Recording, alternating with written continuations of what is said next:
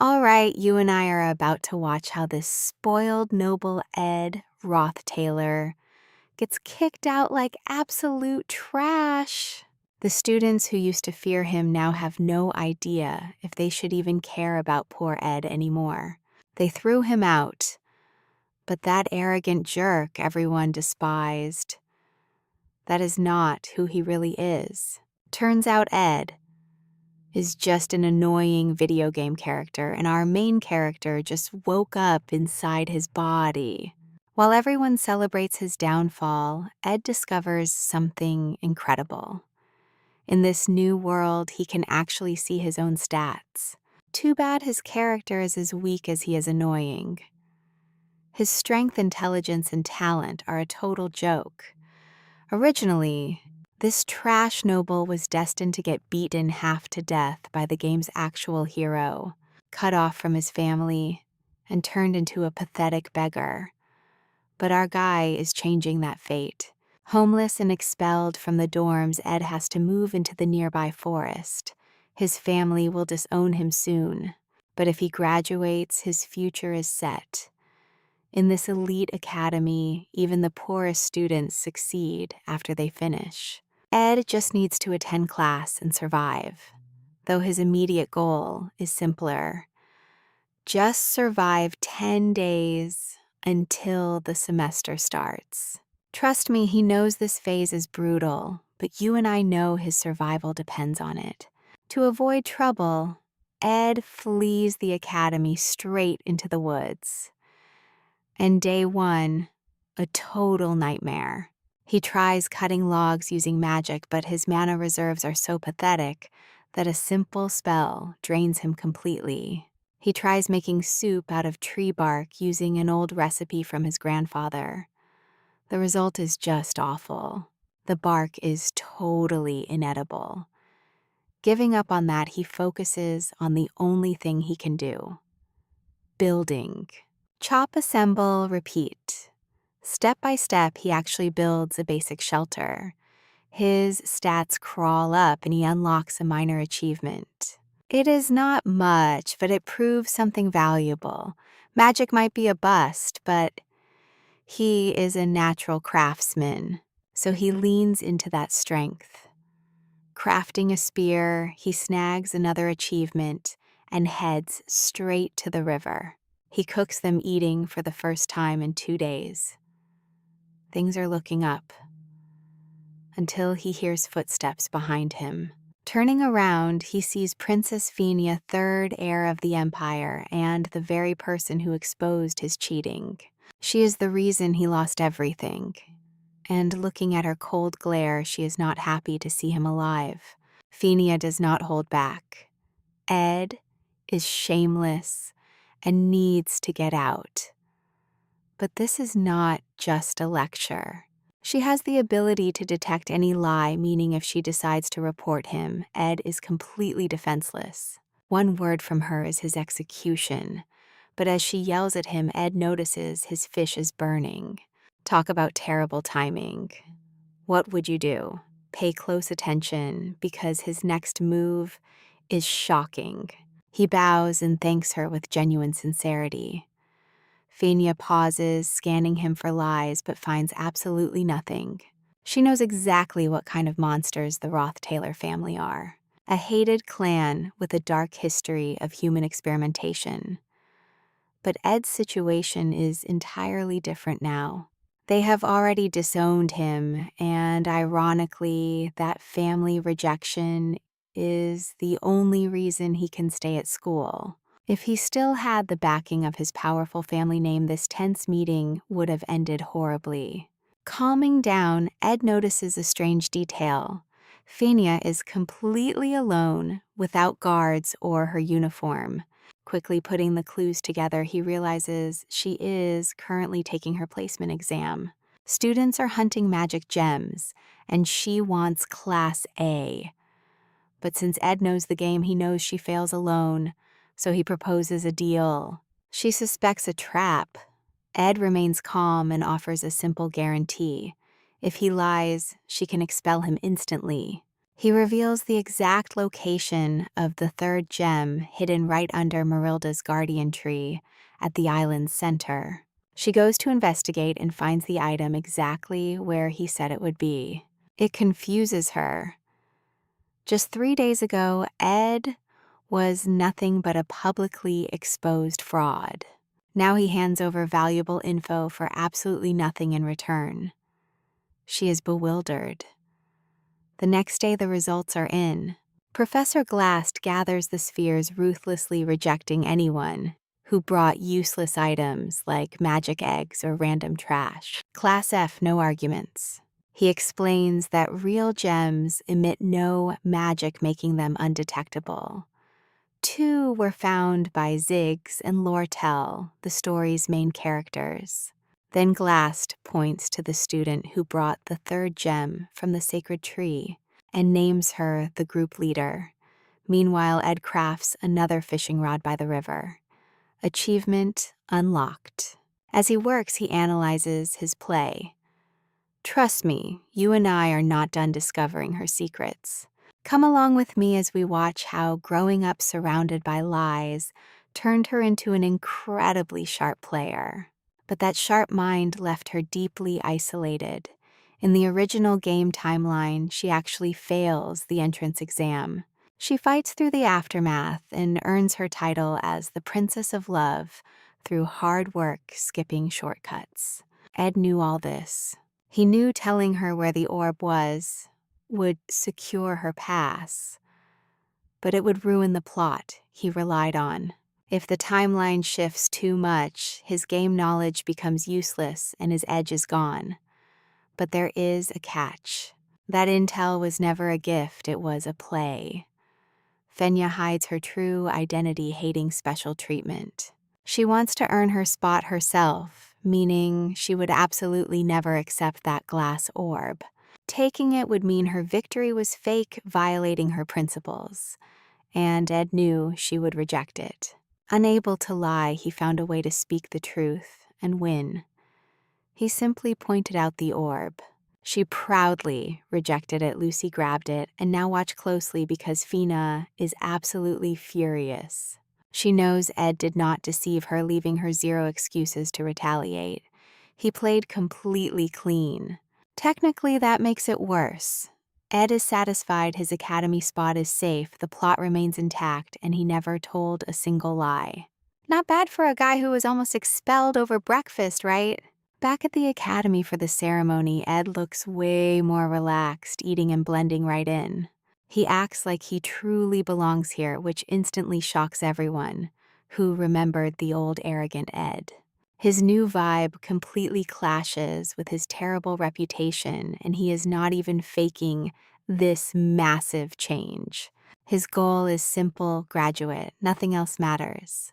But a certain student keeps watching him totally baffled. He physically looks identical to before, but he radiates an entirely different quiet confidence. On day 1, Ed is summoned to the principal's office. He fears instant expulsion, but it is not that. The principal is calm, actually friendly, and the whole meeting turns out to be a total non-issue. Ed initially worried Fina snitched on him, but the man's tone proves she knows absolutely nothing. What a relief. After that scare, he decides to stop winging it and stick closely to the original story events. Out in the woods, Ed keeps grinding. He sharpens survival skills, crafts arrows, and plans to infuse them with magic. Heading back to camp one afternoon, he spots a girl sitting right beneath Marilda's sacred tree. It is Janica Failover, the genius second-year spirit summoner, who is actually in the same class as Ed. She is thrilled to see him, walks over, introduces herself, and says the tree itself told her about him. Apparently, the ancient tree has been keeping an eye on him and does not mind him camping here. Well, that is strangely comforting. Ed rolls with it, noting that even wild wolves can have a gentle side. Janica laughs. Now pay attention here because she offers to let him pet her contracted spirit. Ed politely declines, claiming he sees absolutely nothing in her palm and is only out here looking for food. The real reason he keeps his distance is simple. Janica is highly critical to the main storyline. Getting too close now could disrupt events he desperately needs to stay the same. His literal survival depends on things staying on track. Behind him, Janica summons her wolf spirit Marilda. Leaning against her massive companion, she muses that Ed really is as interesting as Marilda claimed. He barely speaks in full sentences, but strangely, that coldness only makes her way more curious. She is determined to see him again.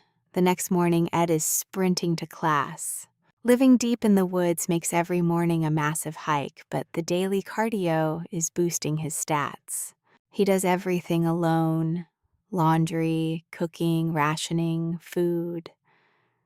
Keeping his scholarship is an absolute must. That is his plan. Meanwhile, keeping tabs on him is now her daily routine.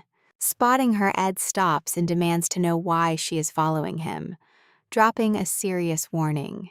He is Ed Roth Taylor, the most notoriously hated noble in the academy. He tries to push her away, but she playfully pushes back, refusing to judge people by idle rumors. She wants to see the real him.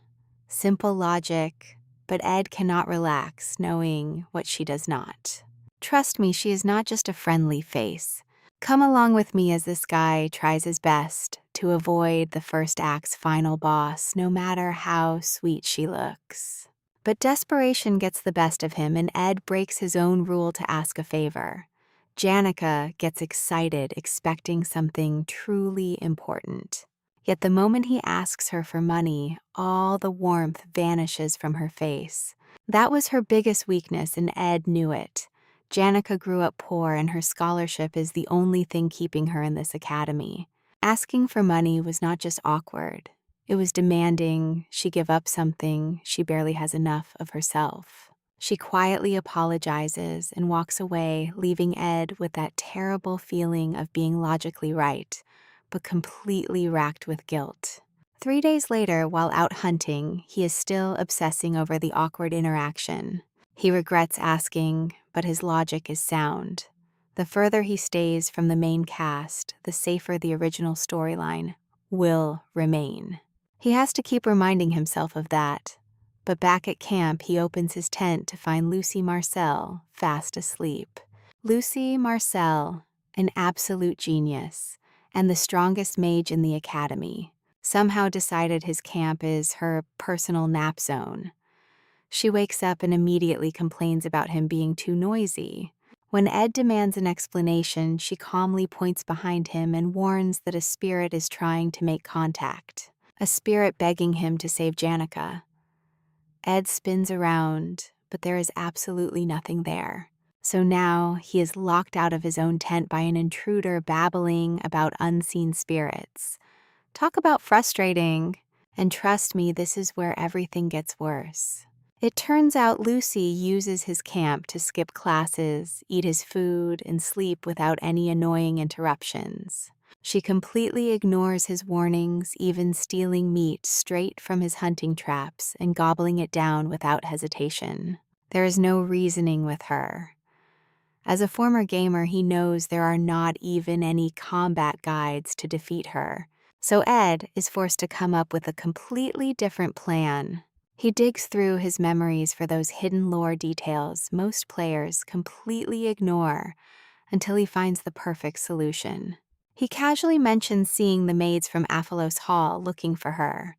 Lucy freezes, blurts out a quick excuse, and vanishes instantly. Finally free, Ed sighs. It turns out the legendary Lucy Marcel has one specific weakness that absolutely terrifies her: the dormitory maids assigned to look after her. She runs from them every single time. This detail was never in any combat guides, just hidden in the game's lore, making Ed feel pretty proud of himself. You and I saw how fast he got rid of her, so he feels safe that the main story remains unchanged. The timeline is intact, but he is slightly concerned by how satisfying it feels to overcome these unexpected little obstacles. He has no time to dwell on it. The game's first major event is here, the joint combat training. It is an individual mock battle using non-lethal practice weapons. Most importantly, it is the first time the entire main cast gathers in one place, including Taylor, the struggling swordsman around whom this entire world revolves. Ed already knows exactly how it ends. The main characters win their matches, and Taylor wins his too. None of this surprises him. He watches with total indifference, knowing the outcome, until he suddenly spots Janica in the crowd. She looks as cheerful as ever, completely unaware that Ed has spent days keeping his distance to avoid dragging her in. Seeing she cannot take a hint, Ed wonders if she has a puppy-like nature while Lucy acts more like a kitten. That clinginess fits perfectly. With sweet, pure intentions, she decides to show him the scheduled match list. Ed does not even bother looking until she mentions his name. He snatches the list. The huge problem is in the original game, Ed Roth Taylor was supposed to be expelled before this event. He was never supposed to take part in this training. He quickly searches for his opponent, but before he can process it, the main event begins: Taylor versus Lucy Marcel. Ed tosses the list aside. No matter what, he cannot miss this. He spent hundreds of hours playing this exact campaign with Taylor as his main character. Living inside an extra's body does not change that. That deep connection remains, and he is dying to see this legendary, unforgettable scene play out in real life. With Taylor countering Lucy's spells, catching her off guard, and becoming the first person to ever defeat the young genius. Lucy overuses mid-tier lightning magic, gets disqualified, and Taylor wins. Ed knows this duel by heart. The bell rings, and Taylor attacks exactly like the script demands. Lucy knocks him flat with an instant lightning strike. But Ed is unbothered. Everything is on track. Taylor stands up and charges again. Ed watches closely, but stick with me, because Lucy completely breaks the script. Come along with me, as she stops Taylor dead in his tracks, using wind magic to blast him across the arena, leaving him completely drained. The announcer declares Lucy the winner, and Ed can only watch in absolute shock. This was never supposed to happen. Taylor losing is not some minor detail. This battle was crucial for the storyline, and it just went horribly wrong. While the crowd cheers and a devastated Taylor retreats, Ed frantically searches for answers. What Lucy just did makes absolutely no sense at all. Continuous magic. Lucy shouldn't have that ability this early in the story. You can only get it through a contract with a high-ranking spirit. In the original timeline, Lucy had absolutely no connection to Marilda, the guardian of the forest. But Ed knows exactly when everything changed. Lucy wandered into his camp, crossed paths with Marilda, and somehow forged a contract. Because of him, Lucy is now far stronger than her destiny ever intended. He can barely process this before the announcer introduces the next match. Ed Roth Taylor versus Princess Fina. The princess is already prepared and eager to fight, but Ed doesn't even look at her. He walks right past to follow Taylor. He caused Taylor's defeat. Ed was never meant to be at this academy, and his mere presence has already derailed the timeline. If Taylor's route breaks, everything else will collapse. That is the only thing he cares about right now. Ed catches up to Taylor and tries to encourage him. Don't give up, you are strong, and the academy needs you. It is a sincere talk, but watch closely. His motives are not entirely noble. If Taylor drops out of the plot, Ed's own chances of survival plummet. He is supporting Taylor, sure, but he is also saving himself. Meanwhile, we need to understand something about Princess Fina. Her incredible sharpness is no mere divine gift. She forged it herself, step by step, surviving the viper's nest of the imperial family. Years of watching people lie to her face sharpened her instincts. It is not a gift, but a scar she learned to weaponize. And because she earned it the hard way, she trusts it blindly, which is why Ed is about to become a massive headache. Before the duel, they exchange pleasantries. He begs for mercy, and she replies in kind. Meanwhile, the crowd already has a very clear opinion of Ed. In the original novel, he bullied Taylor and then suddenly backed him, which sounds incredibly hypocritical. Ed chooses not to argue about it. The match begins. Fina lashes out with a water ball just to test him. She expects him to dodge or counter with fire or wind, but Ed stands frozen and takes the hit. Then he quietly surrenders and walks away. The crowd cheers for Fina while trashing Ed, calling him even worse than Taylor. He thanks her for the duel and leaves without another word. That surrender was completely intentional. You and I both know Fina is crucial to the story, and Ed refuses to disrupt her path. Now he rushes to find Taylor, who desperately needs him. But Fina is not about to let this go. She follows him out of the arena, completely alone.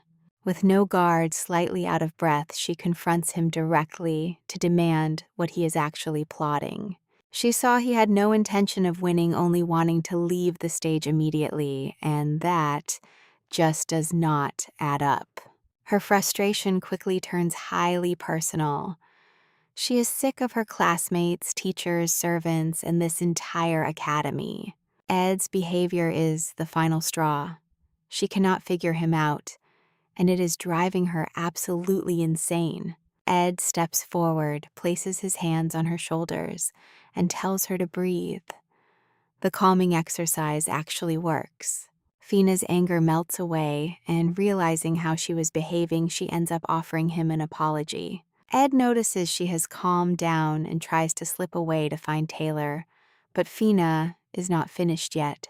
She confesses how brutal palace life is filled with constant intrigue and endless conspiracies. Under the heavy burden of never living peacefully without calculating every single step, it has clearly worn her down.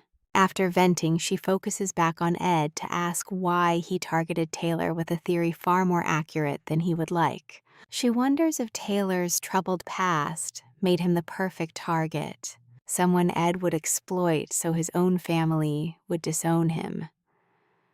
She is spot on, Ed knows it, but plays dumb. This is no time for explanations that would only complicate things, so he gives vague answers and keeps a cold expression. That works exactly as expected. Fina pushes him even harder. She demands to know how the guy who bullied Taylor is suddenly on his side now. Ed keeps dodging the question.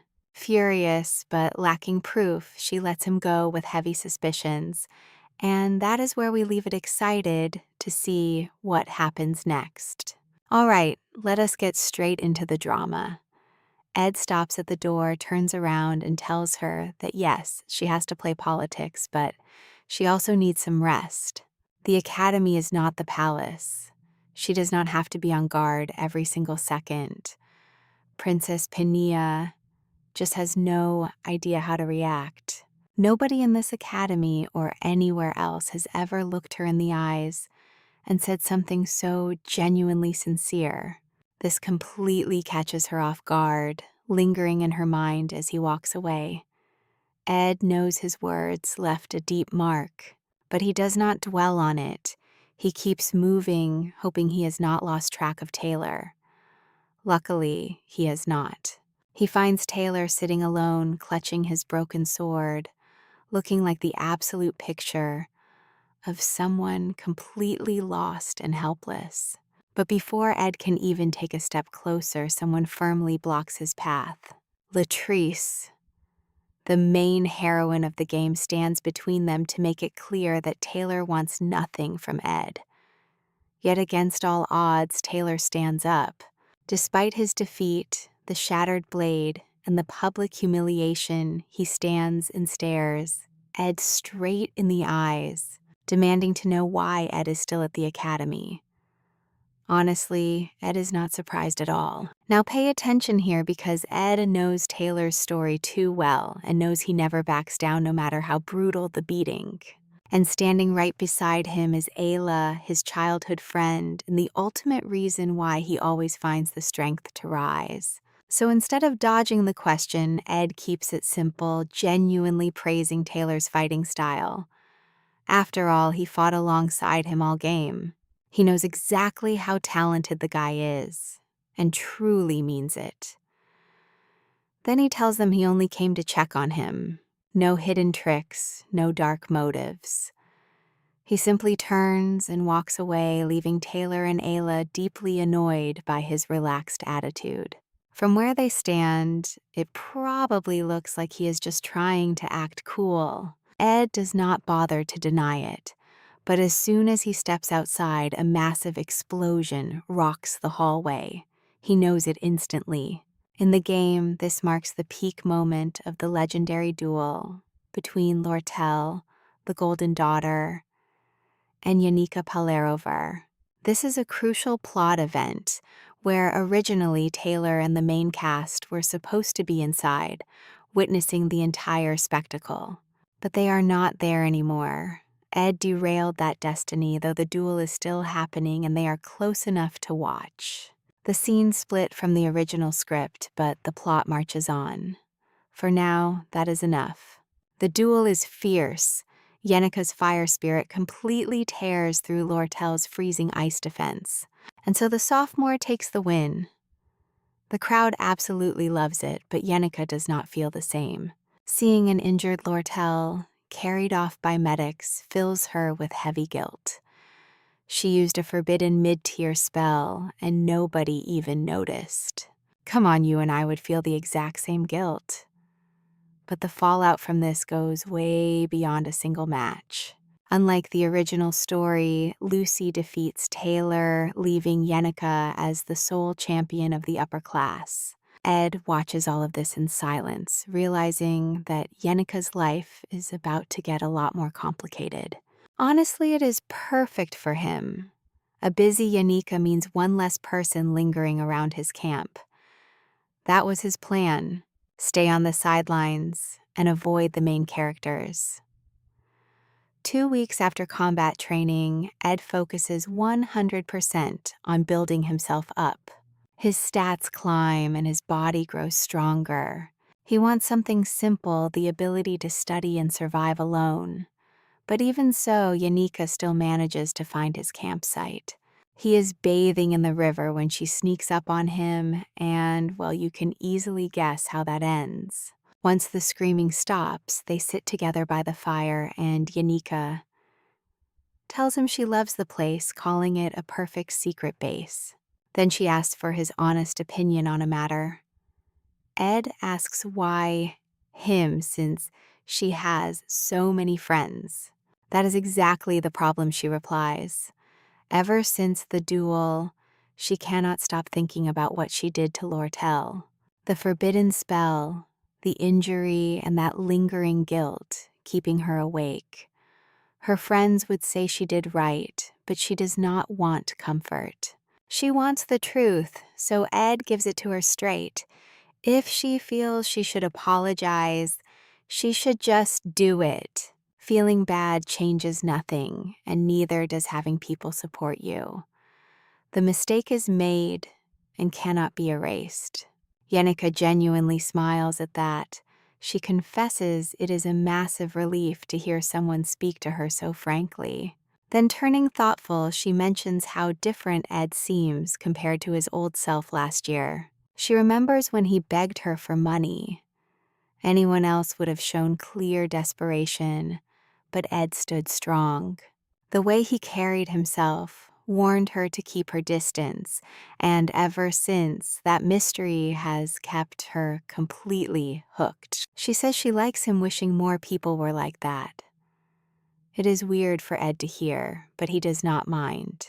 The next morning, fate reminds him why he can never let his guard down. Lordle chases him all over the academy. He ignores her.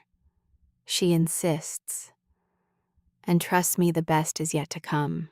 Ready to dive into a game with me that almost nobody can finish. Tragic endings are everywhere here, filled with bad choices, failed runs, and broken heroes.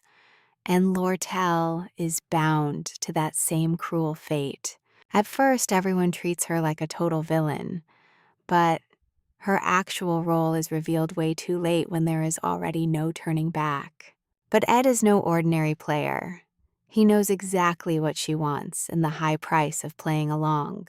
So he decides to avoid her trap, keep his distance, and watch her every move closely. That is when Lortel changes her strategy.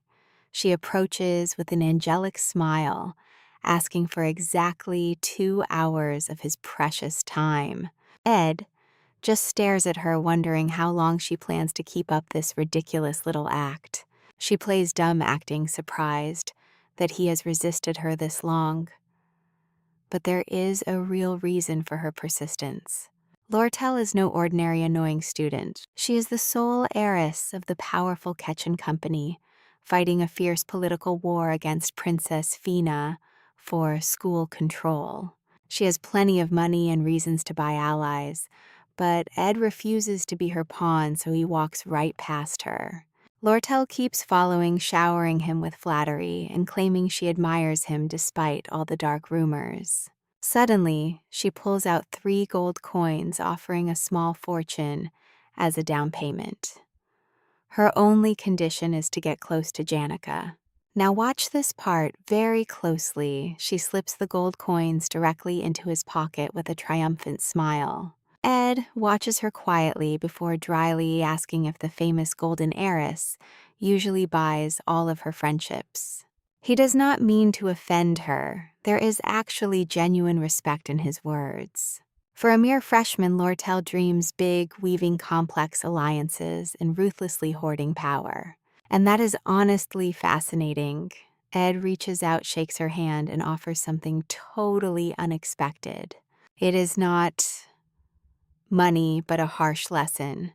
He warns her that people born in luxury shatter at the slightest touch of pot of misery. But those who are truly desperate will sell absolutely anything for a bit of relief, their pride, their loyalty, and even their own lives. Exploiting that is easy, but he is not desperate, nor is he playing her game. He pulls the coins back out, drops them firmly into her palm, and walks away. Lortel watches him leave, both stunned and amused. Ed, however, is just annoyed with himself. He really could have used that gold, but altering the story is a massive risk. That night, Janica visits Lortel's room. Lortel greets her playfully, admitting she was not expecting a visitor. It is their first meeting since the duel, and Janica instantly apologizes. She accidentally used mid-tier magic during joint training, breaking Sylvania's rules without meaning to. She also points out Lortel's visible injuries, but the clever girl quickly brushes them off. We all know how this goes, Janica. Wearing a playful grin, asks how things went with Ed. Lortel tries to play dumb, but Janica does not buy it. She casually mentions that her spirits like to spy. She does not encourage them, but they just do what they want. Lortel goes completely silent. Janica steps closer, using all of her senior authority to call out her cheap gold coin trick. She makes it crystal clear that real bonds can never be bought like that. To make things worse, she praises Ed's response as something infinitely more honest than her cheap manipulation attempts. Janica quickly laughs it off, realizing she took her model student persona a bit too far. Maybe she showed off too much. On her way out, she stops to apologize again for the harsh battle, adding that she is determined to reach the high level required to summon a high-tier spirit on her own. She just needs to keep pushing. Lortel watches her leave, reflecting on everything and seeing Janica clearly now. Her endless cheerfulness is no act but a tough shield to survive this brutal world without showing weakness. And yet she has noticed something off about her lately, as if she is carrying a heavy burden she cannot let go of. Meanwhile, Ed is washing clothes when a gust ruins everything. The culprit is Bel Maya, the head maid of Sylvania's terrible dormitory, and the very person who used to despise him. Looking at his camp, she surprisingly admits that she is quite impressed by what he has accomplished. That is huge praise coming from someone who demands absolute perfection in both cooking and daily cleaning. Ed is not even listening. His eyes are glued to the basket of fresh ingredients she gathered herself. And that is where we leave it today. Stick with me to see what happens next. Let's dive into the moment he asks for the basket, directly gets it, without hesitation, and immediately starts crafting tools, cooking, and upgrading his camp. By sunset, he is already sitting down enjoying the results of an incredibly productive day. Everything is peaceful for a moment, until something crashes from the sky, completely destroying his tent. It is little Lucy. Ed flies into a rage, that classic fury of someone who almost died and lost what they built with their own hands. He demands to know what happened, so Lucy explains everything. Bela was furious after catching her cutting class, so Lucy panicked and teleported to the first safe spot she could think of, completely wrecking his entire camp. She feels absolutely no guilt, even asking him if he has any beef jerky. Instantly, Ed smacks her right on the head. What truly shocks him is that she does not even block it. No reflexes, no spells, absolutely nothing. Lucy confesses she is out of mana, losing all her power. Ed seizes the chance to lecture her for ruining his shelter and skipping her academy classes. Later, he is in the library carefully studying books on woodwork, structural planning, and how to properly finish a cabin roof. So focused is he that he nearly misses closing time, and as he packs up, a girl approaches to praise his immense dedication. Ed assumes she is a fellow student and apologizes for staying past the hours. She brushes it off, saying that seeing someone so driven only inspires her to work much harder. Introducing herself as Ella Iceland, a first-year magic student, she completely freezes for a second upon hearing Ed's name. He is used to that reaction. His reputation always walks ahead of him. But Ella bounces back, quickly admitting he is nothing like the rumors, and impressed he is reading advanced elemental texts at such speed. Before heading to her dorm, she promises to cheer for him and wishes him a safe trip back home, a small kindness that Ed genuinely appreciates. Just then, the entire ground begins to shake. Books cascade down, burying them in chaos. Now, pay close attention, because this massive event completely rewrites the rules of the game. Across the entire campus, students flee toward a temporary shelter managed by Taylor, the main protagonist. Amidst the panicking crowd, Aya stops to take in the sheer scale of the looming disaster. She recalls something she once read in a book on spirits, her sharp knowledge, making it clear this is no accident. They are looking at the summoning ritual of Glaskin, the absolute supreme dark spirit. The culprit is Janica Failover, a student with a spiritual connection strong enough to attempt something incredibly dangerous. But she has lost control. The dark spirit has fully possessed her body, turning her into this arc's final boss. Fania understands the grim stakes. The magical barriers will not hold for long, and their clock is rapidly ticking down. Taylor evacuates everyone to the student union, warning that if Glaskin fully manifests, it will be a complete bloodbath. The captain of the royal guard tries keeping the peace, assuring them that master mages will step in very soon. But Alvara Aniston from Alchemy kills that hope by revealing that Principal OL is currently out of the city. The dark spirit will not wait. I know what you are thinking, but when she asks for volunteers, the room goes silent. Klebius, a combat class student who knows exactly what is waiting inside that building, outright refuses to join in. He lays out the brutal truth. Multiple mid-rank spirits are already guarding the entire building's perimeter, and 2 high-tier spirits are there too. Going in is not brave, it is just running straight to your death. Alvara cannot grasp how a single student unleashed this massive power. That is when Ela steps in to clarify things. Dark spirits are natural foes to summoners, and their overwhelming power eclipses even the most talented elite wizards. Janica lost control when things went sideways, and now those spirits are hijacking her body to summon Glaskin completely. But who is truly pulling the strings remains a mystery. As they argue endlessly without answers, Jix cuts in. He points out that every wasted second is critical, and that Fina is the only one who can make the final call. All eyes turn to her. Fina hesitates, remembering Ed's deep words about the heavy burden she has to carry. She then commands they deploy the top students from each class along with the Royal Guard. They have 1 hour. They must infiltrate Rescue Janica and halt the summoning ritual before Glaskin fully manifests. She takes full responsibility.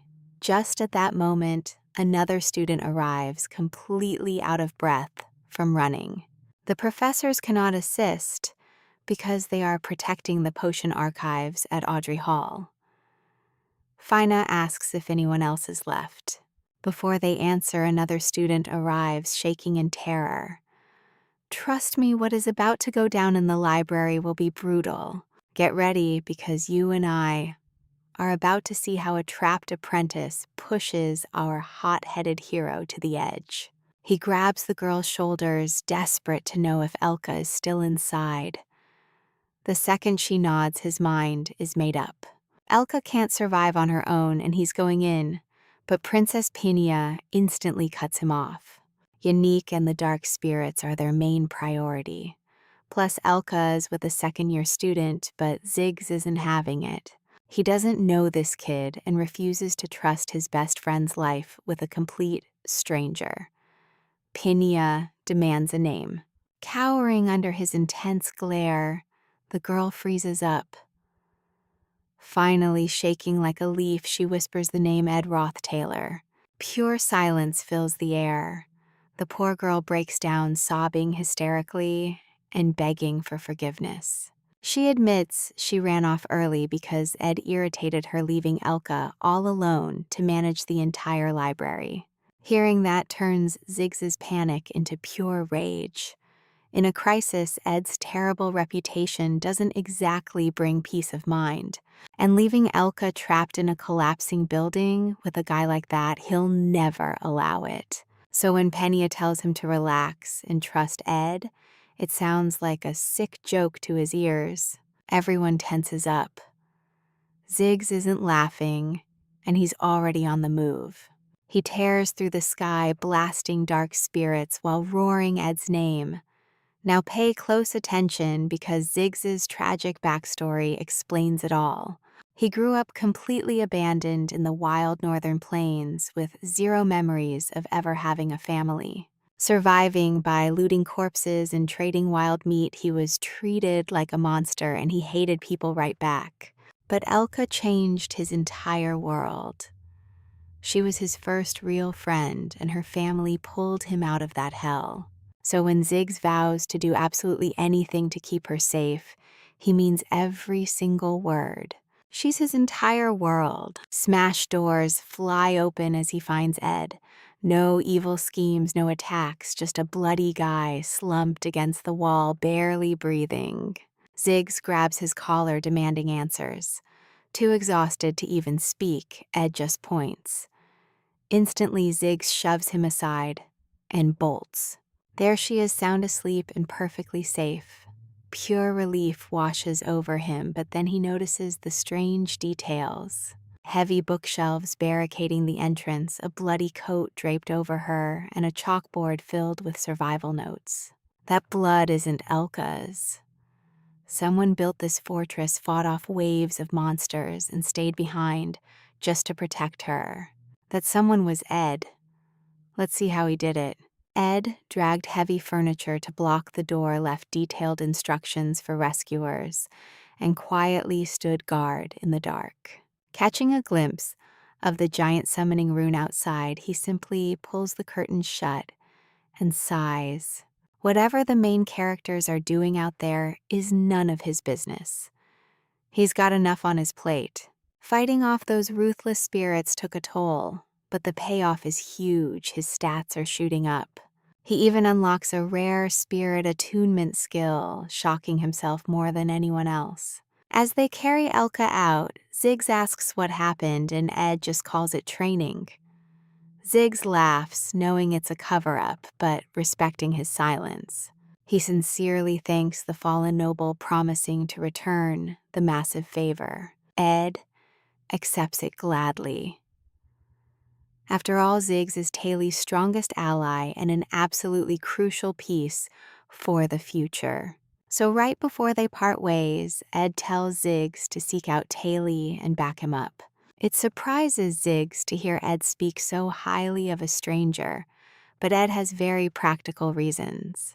In the game's original plot, Taylor awakens his sword/mastery by dueling Ziggs. That breakthrough is the only way to beat Tarkin.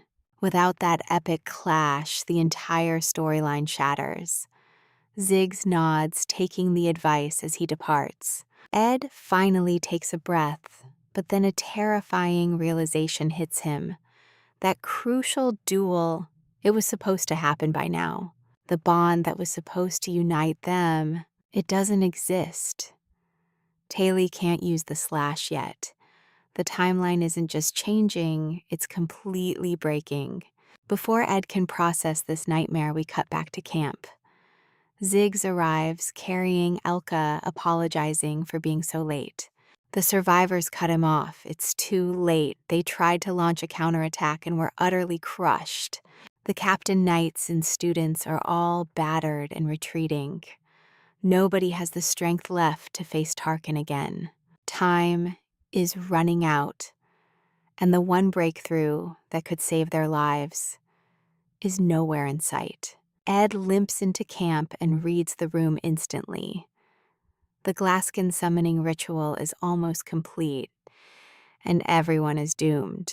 He knows intervening rewrites history, but you and I are about to find out. All right, you and I are about to watch Ed Roth Taylor step up and take control before everything burns to ashes. As Ed takes charge, the camp goes dead silent. Everyone just stares, but Klee breaks the tension by laughing, thinking it is all some big joke. Jix cuts him off, ordering them to pay close attention as Ed gets straight to explaining his plan. Janica is their real target, but she is currently possessed by Velasphere, the spirit of darkness. Tarkin, the fire spirit, blocks their path. Since they learned the hard way that his armor makes him nearly invincible, the plan is to split into two teams. One squad will distract Tarkin, while the other rescues Janica, but Lortel immediately disagrees with this plan. They barely survive their first encounter thanks to sheer luck, and she doubts they have what it takes to face Tarkin a second time. Ed does not deny the danger, but explains that taking down Janica will completely drain Tarkin of his power. There is no other choice. Taylor volunteers as bait, but Ed sends him straight to the Vanguard strike team. Taylor's role in the upcoming fight is far too critical to waste on a simple distraction tactic. Ed puts himself on bait duty alongside Lortel and Clebius. Neither of them likes this, but Princess Fenya steps in to end the argument. She bluntly admits she does not fully trust Ed, but she believes in his strategy. Watch closely as she divides the teams. Taylor, Alvivara, Jix, and Fenya will go after Janica, while Ed Lortel and Clebius draw Tarkin's attention. His only order is dead simple: whatever happens, nobody dies.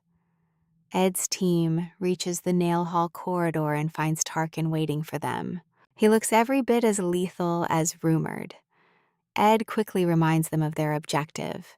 Clebius seems to instantly regret coming, but reassures himself that they only need to act as a brief distraction. Thinking the other team has the hard part, he strikes Tarkin to grab his focus. But when he turns around for backup, they are gone. Klee is left entirely alone. With Tarkin lock-on targeted on him, he has no choice but to run for his life. He flees in absolute panic. Meanwhile, Ed watches Klee run from a safe distance, calmly telling Lortel to stay focused on her task. Lortel jokes about abandoning Klee, but Ed rejects it. Under his leadership, absolutely nobody is getting hurt today. He understands Clebius better than the guy knows himself. The cowardice is real, but so is his hidden potential. With Tarkin fully distracted, Ed gives Lortel the green light for her actual mission. She takes her position outside the corridor and starts casting. She needs to blast a hole through the wall to deliver a critical blow. While channeling her magic, she cannot stop thinking about Ed. His reputation across the academy is utterly terrible, but the guy standing beside her does not fit the rumors at all. Keep that in mind as she suddenly blows the wall wide open, clearing a path to Janica. Fenya and her squad, on the other side, did not expect such a massive impact. Ed recognized Lortel's true potential from the start, saving it for this exact moment. She knows it. And now, their path is clear. As Lortel gets ready to engage Tarkin, Clebius suddenly sprints back, desperately screaming apologies and begging them to save him. With Tarkin close behind, Ed quickly realizes the beast's armor remains an impenetrable problem they cannot break through. They need a devastating attack to shatter it, and since Ed knows exactly how to get one, he dashes straight for the roof. Up there, he finds Lucy fast asleep. She shouldn't even be at this event, but the timeline has deviated so much from the original game that Ed decides to use her. He opens a bag of jerky tosses, a piece in her mouth to wake her, and instantly throws her at Tarkin, yelling at everyone to take cover. An annoyed, wide-awake Lucy unleashes her high-tier spell, Divine Punishment, obliterating Tarkin's protective barrier in an instant. Ed wastes zero time lunging forward to strike the decisive blow, while the spirit is completely defenseless. Meanwhile, Janica has spent her life being everyone's proud symbol. Parents, teachers, and friends have always demanded too much from her. To her, this constant expectation has been a crushing emotional burden carried since childhood. Those memories torment her just as the wall shatters, and the rescue team storms in, but her face shows absolutely no relief. She wears a truly terrifying smile, completely dominated by Velasphere now. Outside, Ed struggles to keep his focus. He knows very well that the final chapter wraps up at dawn, making time his absolute worst enemy right now. Lortel reports that Lucy is completely drained nearby, collapsed on the ground after shattering Tarkin's armor. Lortel keeps firing ice spears at the spirit, but it resists. Without Lucy's magic and with Klee fleeing in terror, they are in deep trouble. Ed assesses the situation and decides to handle it himself. Looking straight at Lortel, he places his life entirely in her hands. Lortel warns him that it is a suicide mission, but Ed views it as a necessary gamble to survive. Tell me, would you have trusted him in that moment? Come with me as we watch her smile and tell him he is way cooler than that annoying princess. Honestly, what a massive compliment. She starts laying down ice traps at lightning speed, while Ed gears up to launch a direct head-on attack on Tarkin. Suddenly, Glaskin's right arm appears, making things messy. Ed notices but keeps pushing forward, knowing his team is fighting hard right behind him. He has total faith in Lortel. Tarkin readies a devastating fire blast aimed right at Ed, but Lortel moves in just in time. Her freezing traps completely stop the assault, opening up the perfect window to strike. Ed glides forward with his wind magic and slashes Tarkin's neck, finally bringing the spirit down. Checking his stats, Ed is shocked. His spirit magic surged, unlocking a brand new contract slot he never expected to get. Looking over, he sees Taylor absolutely destroying Glaskin's spirit like it is nothing but a simple game. Ed watches for a second and has to admit it, that guy seriously radiates pure main character energy. With Tarkin defeated and Janica finally freed from Velasphere's control, the group can at last breathe a sigh of relief. They did it, Lortel laughs, mentioning she has seen plenty of people boast about risking their lives only to give up. But what amuses her is seeing Ed remain completely unfazed even after almost dying. She shakes his hand once more, secretly slipping him 3 gold coins as a quiet thank you. Before Ed can process the gift, Taylor appears right in front of them. Pay close attention here, his hair turned white from all that raw power, and he glares at Ed with pure resentment. You cannot help but admire Taylor in his swordsman mode. His ultimate protagonist aura shines so incredibly bright. Ed has mixed feelings about him, but what happens next catches him off guard. Taylor bows deeply, thanking him for saving the entire academy and promising to repay the debt. Completely sincere. Then Clebius, looking like a total mess, tearfully screams not to trust Ed. But the group quickly shuts him up, sending him off grumbling. Princess Phoenix steps forward. She thanks Ed with flawless elegance and immediately offers him an official seat on the council. Ed politely declines her offer, giving all the credit to the others. Alvara starts teasing him right away, prompting Jix to tell her to stop. Ed watches them and smiles. Seeing them like this feels special.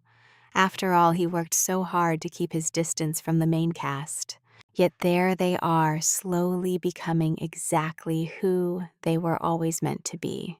Taylor growing stronger in battle, Ela finding his path, and Finea stepping into her role as a ruler.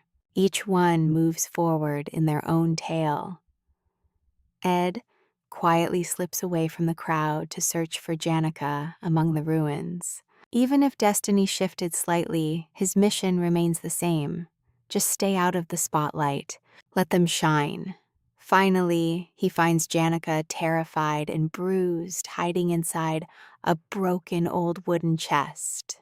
I know you are wondering why Janica broke down, and Lortel has a highly logical theory after checking her room. The walls were covered in letters of encouragement, and the floor was piled high with gifts sent from outside. Everyone expected great things from her. Lortel believes that pressure consumed her, forcing her to reply to everyone just to avoid letting them down. And that was the exact crack Velis exploited. The dark spirit used her despair to control her, turning her into the perfect vessel to summon Glaskin. Ed analyzes the situation. Taylor was supposed to beat Lucy in training to gain fame, but he ended up losing to her instead. That defeat threw Janica into the spotlight as the model student, and suddenly everyone expected her to keep proving her worth. Ed reflects on the spirit contracts of both Lucy and Janica. Lucy spent real time in the woods forming a genuine bond, but Janica never got that same chance because of him. He accidentally messed up the flow, and she paid the price. Finding her, Janica admits she feels completely forgotten. After everything that went down, nobody came to find her. She genuinely believed that someone would care. Ed sits beside her, bringing a small smile to her face. She confesses she did not expect him so soon. She just wanted a moment alone before falling completely apart. Hearing those words absolutely breaks Ed's heart. He remembers when Milda, the wolf spirit, begged him to save Janica. Now, he realizes she did not mean fighting, she meant this. Everyone else in her life only brought pressure, heavy expectations, and nonstop demands for perfection. So, we see that keeping his distance was the only way she could stop pretending. What an incredible lesson for us. Janica rushed her contract with a high-ranking spirit solely because of the intense pressure she felt. Come along with me as we look at this poor girl who studied herself to death duty-bound to every letter until chasing the impossible finally broke her. Velasphere was waiting. On the outside, she met every single expectation perfectly, but inside she was falling apart. Ed watches her, someone so dedicated yet suffering so much, finding it deeply painful but strangely beautiful. He tells her with absolute sincerity that she worked incredibly hard. Meanwhile, outside, the other main characters are celebrating. Only Ed and Janica remain in the hall, and his words finally touch her deeply. She begins to cry, and suddenly all her guardian spirits unexpectedly appear right there in the hall. He has seen this scene play out countless times in the story, but he had never seen them here. Seeing them now confirms that everything has changed. He is no longer just a spectator, he is part of this moment. The game registers it. Ed's stats shoot up to level 10, unlocking the ability to see spirits ready to make contracts. The high-ranking spirit wolf, who had been lingering since the start of the story, clearly shows a strong interest in him. They forge a contract. 10 days later, Janica has to stand before the dreaded disciplinary committee. She admits her mistakes and accepts her punishment. Now pay attention here, because this time she will not be alone at all. Her friends, teachers, and even the main characters show up to defend her with a very direct and clear argument. A dark spirit scholar manipulated her without her having any bad intentions. Even Lortel steps in, paying for the building's damages. Her only request in return is to lower the taxes on school supplies slightly, which to her is basically a gift. The committee had planned to expel her, strip her achievements, and revoke all benefits. Seeing the overwhelming support behind her, the judges decide to back down completely. Janica keeps her spot in the academy, getting only a temporary suspension and probation. Though her friends feel relieved, they notice she is still highly overwhelmed.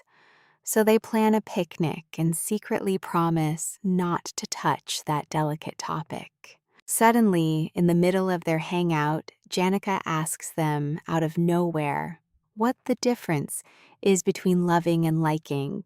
Her best friends, Anna and Clara, completely freeze up and ask her very carefully why she is asking that. Janica confesses she keeps dreaming about the exact same thing over and over.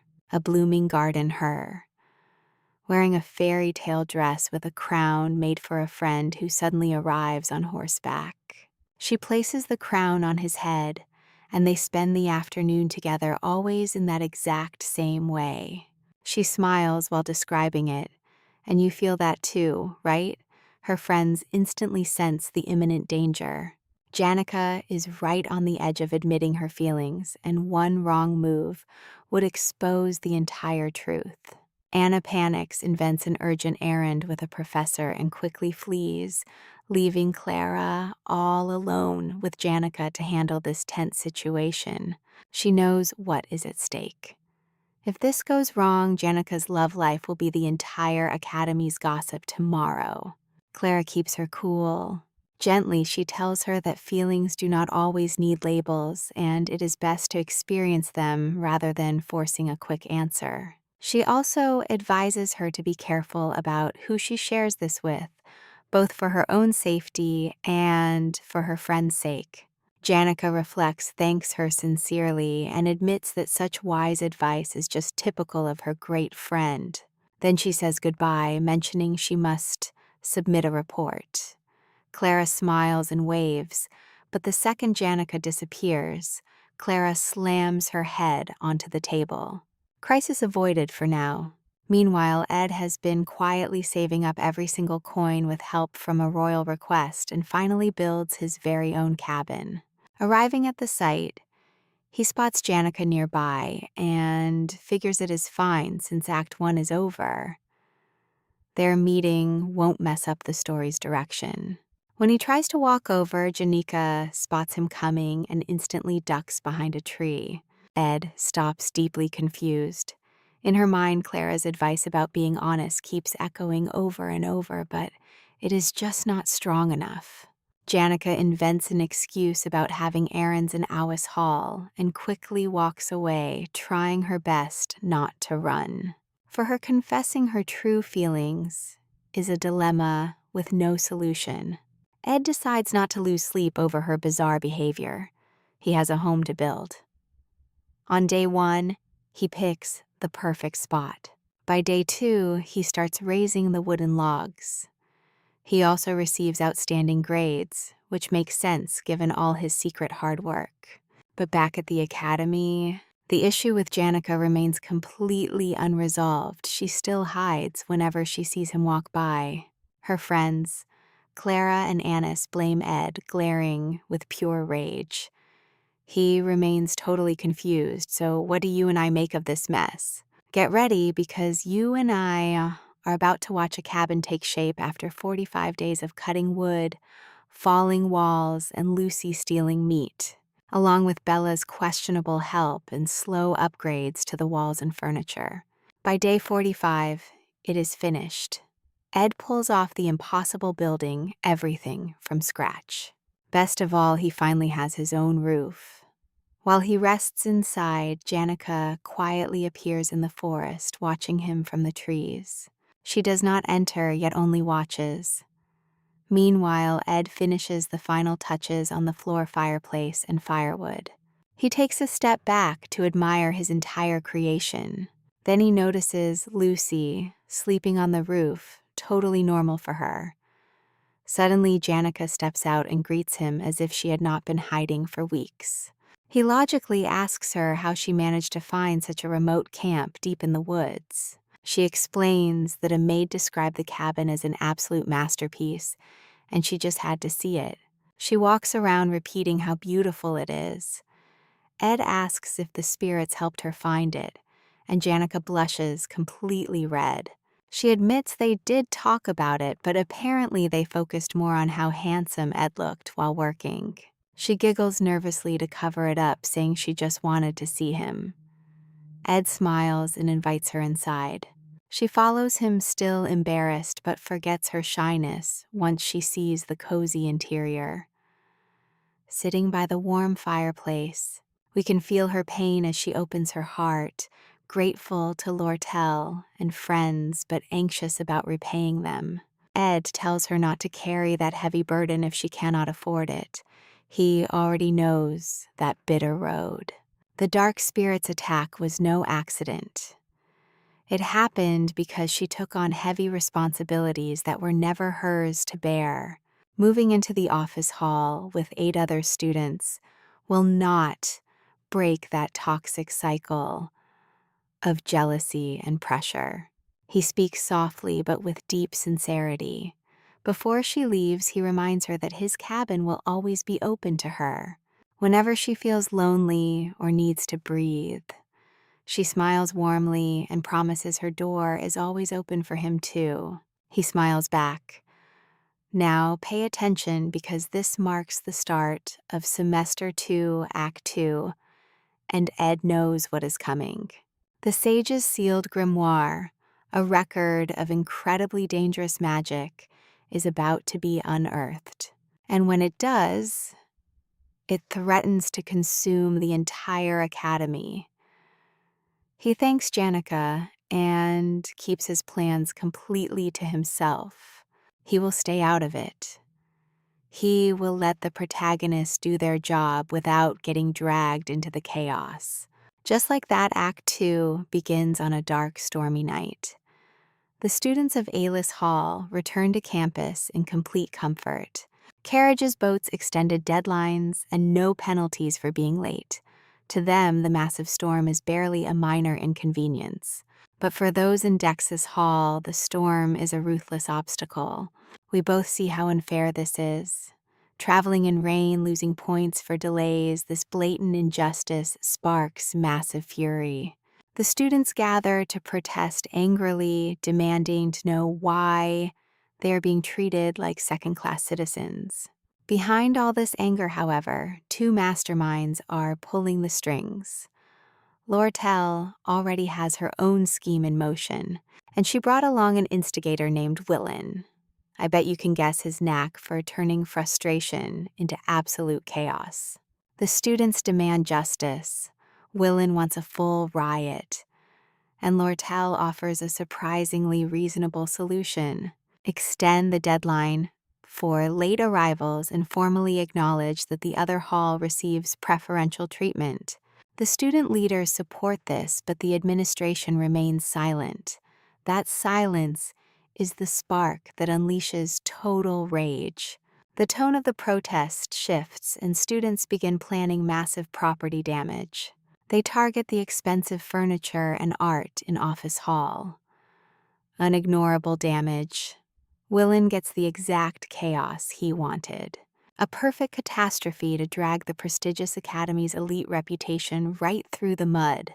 And Lortel, using the Merchant Association, exploits the crisis to achieve goals she set back during the glass can incident.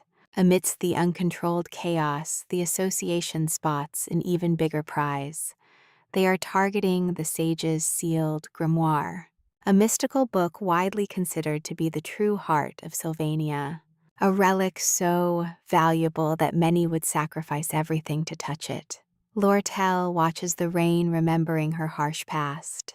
She grew up in the slums, wandering dark streets in tattered rags.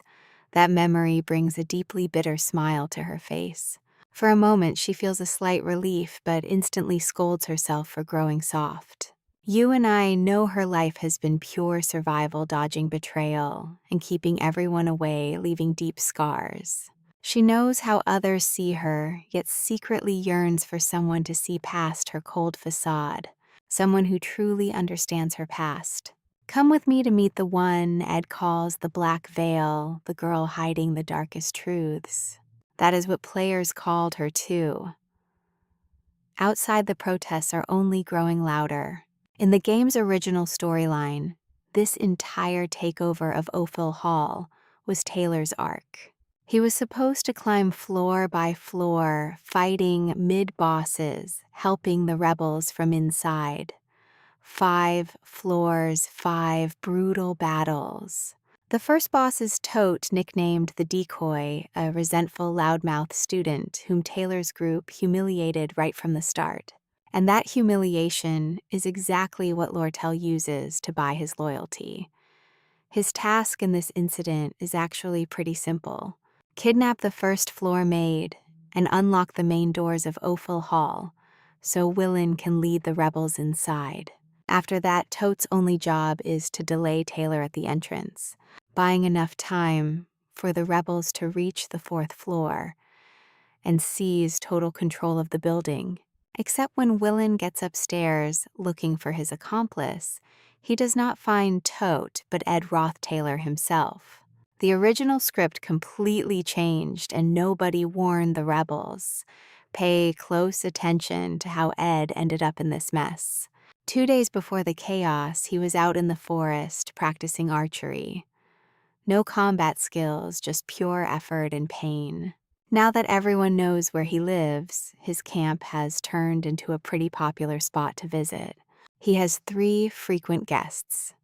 Lucy drops by with weird questions while Yenica brings him food, laundry advice, and genuine help. And whenever Ed thanks her, she flushes bright red and starts acting incredibly flustered. She is incredibly easy for him to read, which he appreciates. She gets a bit awkward around Lucy, but Lortel brings the real intrigue. She visits him at night and not for small talk. Ed immediately realizes she is recruiting allies for her planned takeover of the hall. One night she cuts straight to the chase and asks him to help her sabotage the place from the shadows. Ed's very first instinct is to stay out of it. His plan needs the story to play out naturally, and stepping in feels like messing with a machine he does not fully understand yet. But then Lortel mentions that Tote collapsed after clashing with Taylor, and that immediately catches his attention. In the original plot, Tote was supposed to lose that fight predictably, but what actually happened was far worse. Tote made the mistake of insulting Taylor by comparing him to Ed, triggering Zix's fury in a way no one saw coming. The beating was way more savage than planned. Lortel smirks, knowing full well she has him right where she wants him. She only asks him to steal a maid's keys to open the door. I know what you are thinking, but Ed is already calculating his options. If those doors stay locked and Lortel's plan fails, the entire second act of this story will be completely ruined. He does not want to get involved, but he wants to prevent the story from derailing. He agrees to help, but only from the shadows. Nothing major that would directly expose him. Lortel readily agrees, offering 20 gold coins to seal the deal, and Ed accepts because he needs the money. Later, sitting by the campfire, he carefully analyzes the entire complex situation inside his head. The protest, the seized hall, the sage's sealed grimoire, and Lortel's bold strategy to completely ruin the academy. It is pretty unsettling, but honestly, also quite admirable. The real conflict here is the clash between Lortel and Princess Penia. Lortel has formed the merchant faction, a massive financial bloc, ready to challenge Princess Penia's student council. This entire arc depends on which side Taylor decides to choose, but Ed has absolutely zero interest in influencing his choice. He plans to watch from the sidelines, back the winner at the very last second, and escape completely unharmed. Before everything kicks off, Yenica stops by his cabin. Her suspension is almost over and she is returning to Dex Hall, so she comes to say goodbye and give him some belongings she no longer needs. Cushions, pillows, just basic necessities. Ed accepts them without hesitation, making her happy. Then she spots Lucy sitting on the roof in the rain and asks about her. Ed knows why. Lucy has a quiet ritual on rainy days because of her past, but he tells Yenica not to worry about it. For some reason, that answer seems to mean a lot to her. Right then, he decides to ask her for a major favor. He knows the protest is coming, and that the hall's magic wards will lock everyone inside the moment the conflict erupts. He does not want Yenica anywhere near the danger, so he asks her to meet him in the rose garden at 9. Yenica completely misinterprets this as a love confession. She leaves blushing, totally lost in her own fantasies. Ed watches her go, relieved, since he only needed to keep her safe. Meanwhile, Zix is in his room when he spots someone sneaking around the back of Ophel Hall. Stay with me to see the absolute chaos that is coming next. Come along with me as she hands him the requested item and leaves while outside Willon gathers people to break down the door. But before they can even try, Ed opens the door from the inside. Will recognizes him as Lortel's contact, and seeing the tied-up maid while hearing his fake revenge story completely moves his heart. He apologizes for doubting him, but Ed tells him to skip the thanks and head upstairs because there is work to do. He knows damn well that Willon will end up taking the fall. But that is how the script goes. And it is not his fault. Ed frees the maid, already knowing Boss Alice is siding with Lortel, meaning by the time they get organized, it will be too late. Right on cue, Lortel appears moving in a massive hurry. The academy staff will shut this down very soon, so she needs to act now. Ed tells her to hurry up since he is not her cheerleader. But as she goes up, she stops and casually asks if he has ever killed anyone. He calmly answers no. Lortel smiles, saying she has not either, but she has done similar things like completely ruining and betraying people's lives. That is how she became the Golden Daughter, knowing she deserves no sympathy. Yet she still seeks it from those who might understand. But Ed refuses to indulge her, telling her to face her own actions. Lortel accepts this with her usual smile and heads up to finish while Ed sits down on the floor to wait. Once the hall's magic defenses run dry, Willen will absorb them and transform into the level 4 boss right on schedule. His part is done, and now it is Taylor's story. Pay attention here because Ed plans to keep the plot exactly as written. Play the minor villain, take the hits, and keep the timeline safe. Necessary work. Meanwhile, in the Rose Garden, Janica is an absolute nervous wreck. She has been thinking about Ed for 3 days straight and can barely sleep. Now she sits alone on a bench waiting for him when she spots a golden carriage nearby and wonders who it belongs to. Then she finds Ed's note. He is running late, but will arrive soon. She immediately assumes he is planning something romantic and vows to wait until her eyes fall upon her own flower hairpin. Was this really the best choice?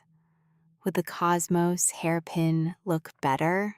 She overthinks it so much that the only logical solution is to sprint back to her dorm and change it. The spirit wolf, Marita, already warned her that other girls visit Ed's cabin, which eats her alive, but she still worries about her hair accessory.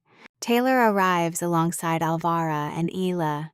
The open door and trail of footprints give the whole situation away, instantly. Alvara does not care about explanations. Just the thought of someone touching her things makes her lose it.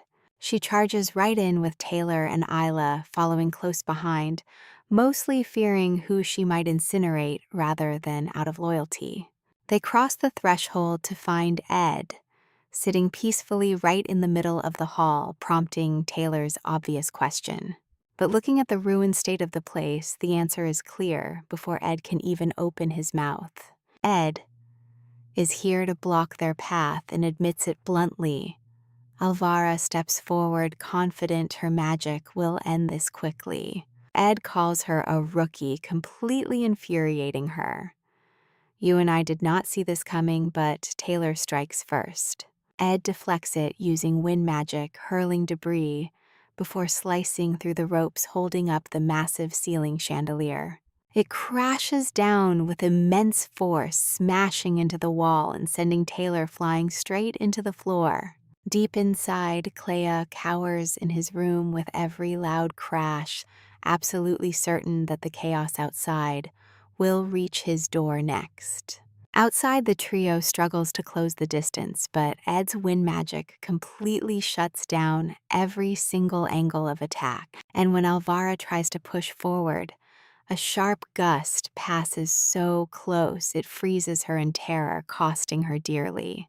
Her bag drops and her spells scatter across the floor, but as she tries to retrieve them, Ed blocks her with fire. Just like that, her entire inventory is gone.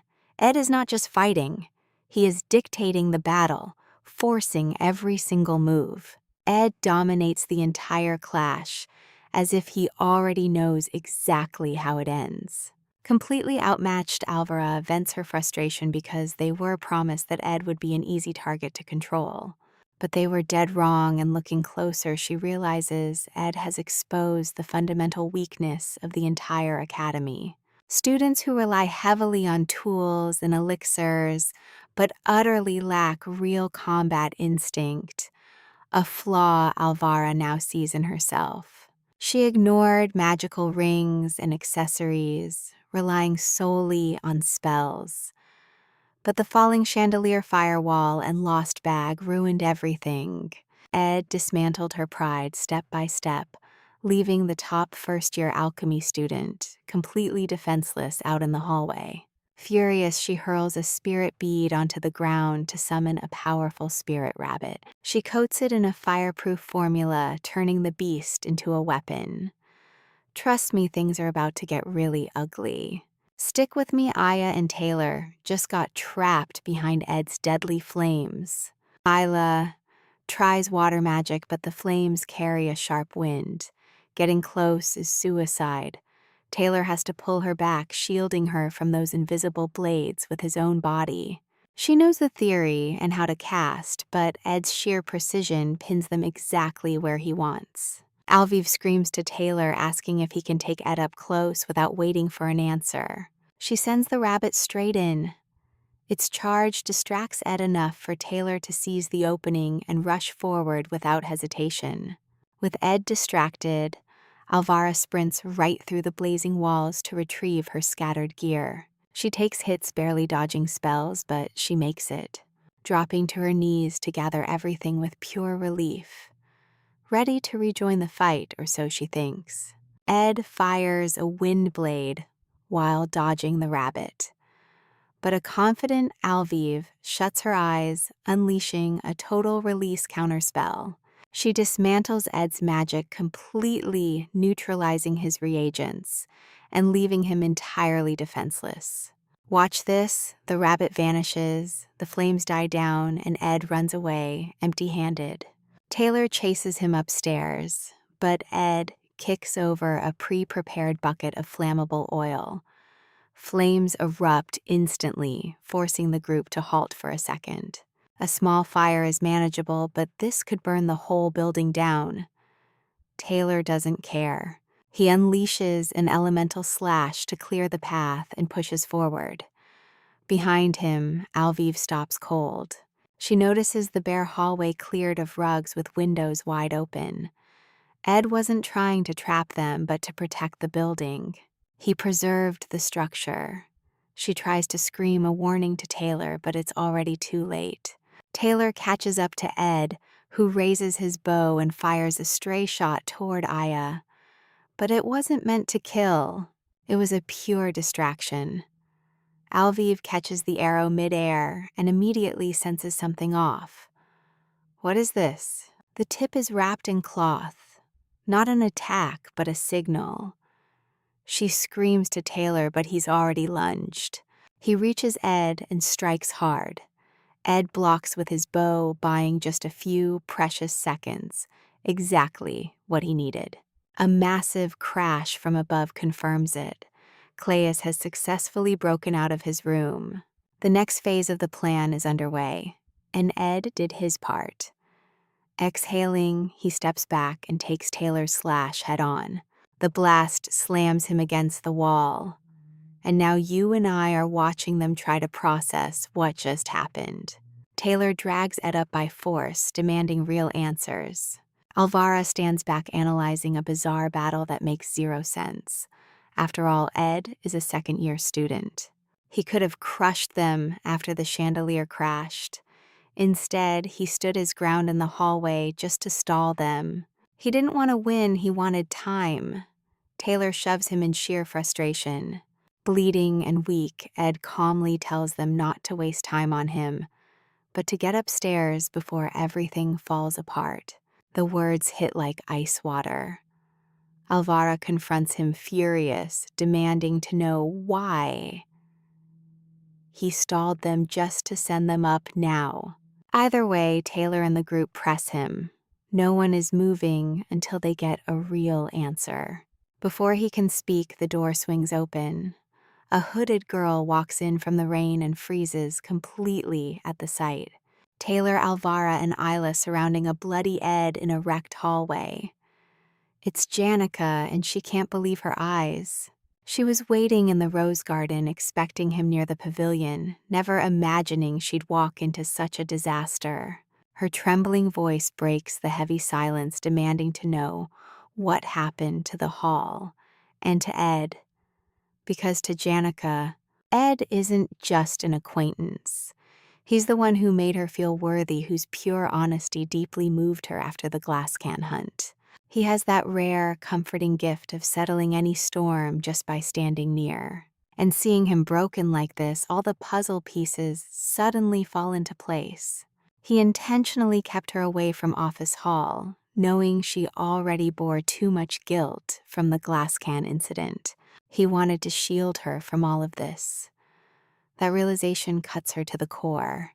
He never asked for anything, but she won't just stand by now. Janica pulls the hairpin from her hair, tucking it away, and the air instantly shifts.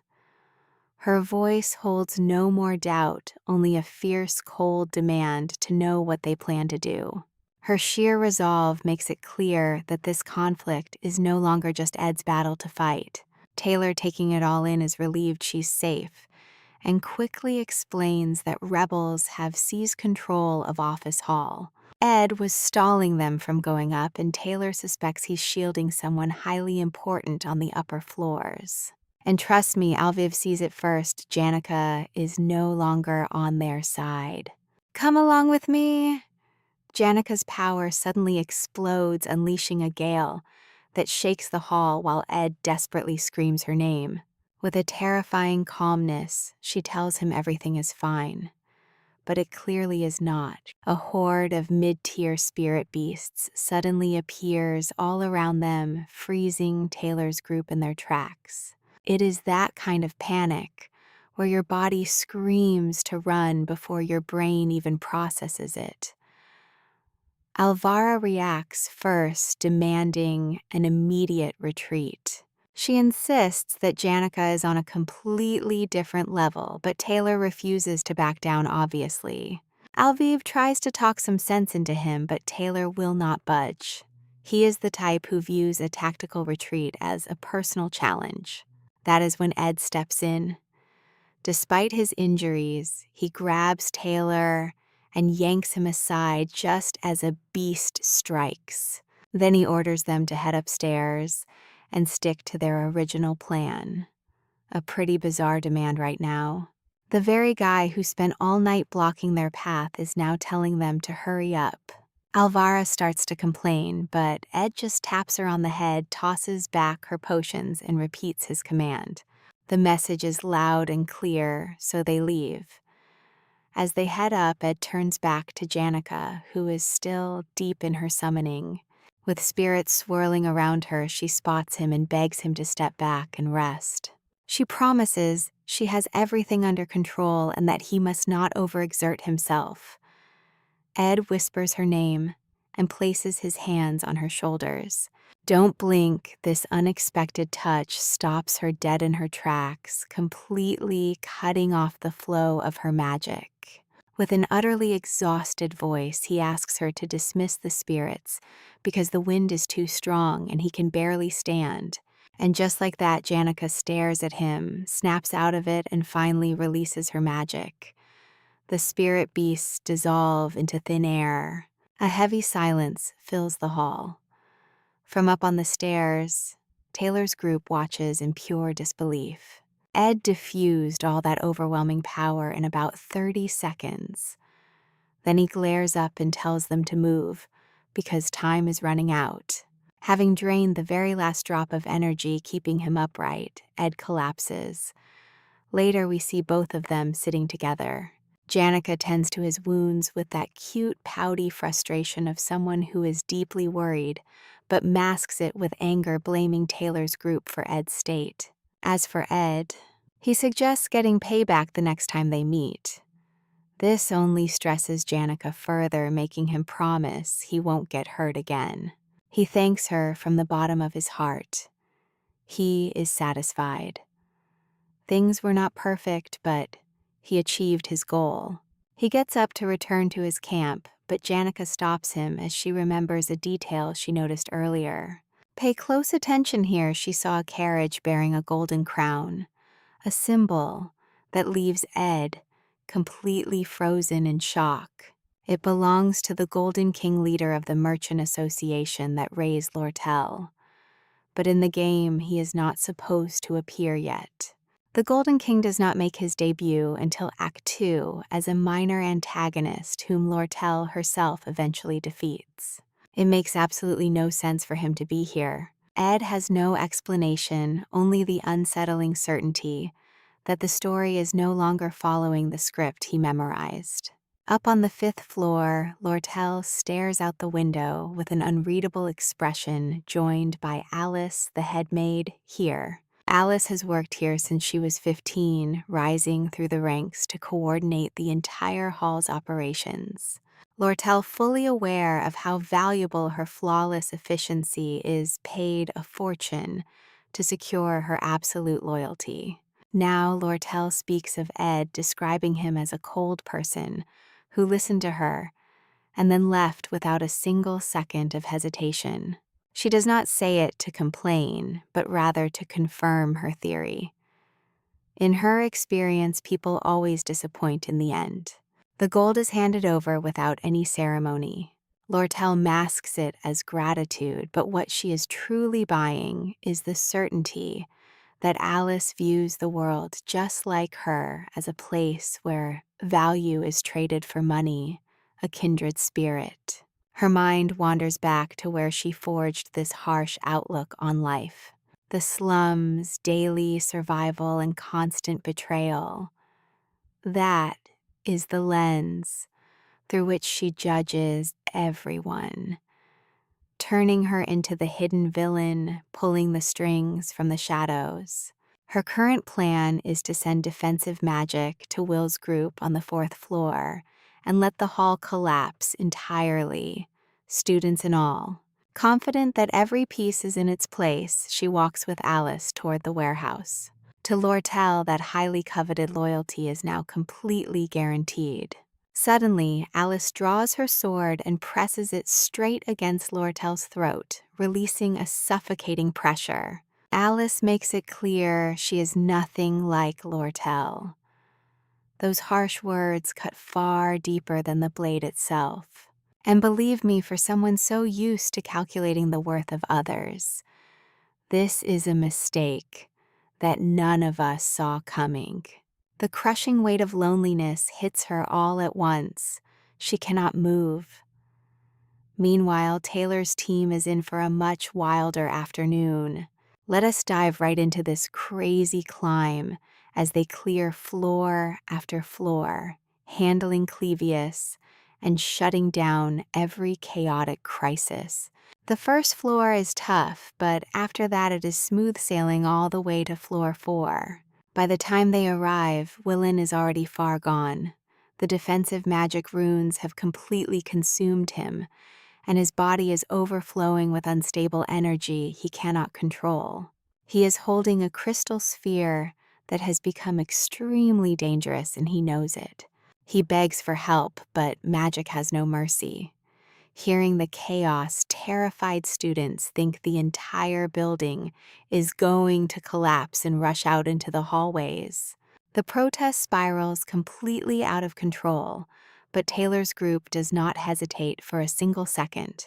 Taylor takes Willin's direct hit, buying critical time for the others to get the rest of the students out safely.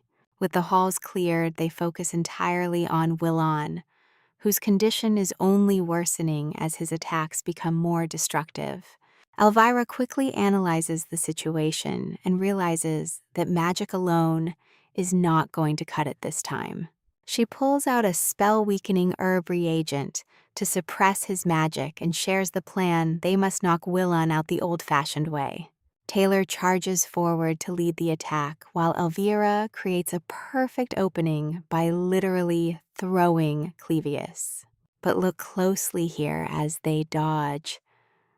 Willon's insane strikes. Taylor almost gets close enough, but then the runes reach a critical breaking point. Willon's power completely ignites, triggering a massive explosion that shakes the academy.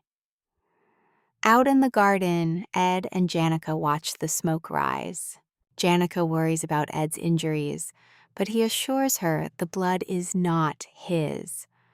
While that is a relief, that was not her main concern. But Ed is not even thinking about that explosion. His mind is entirely on the carriage parked outside, which belongs to the elite of the Golden King's merchant coalition. The Golden King is Lortel's adoptive father, and what is truly alarming is that he should not be here yet.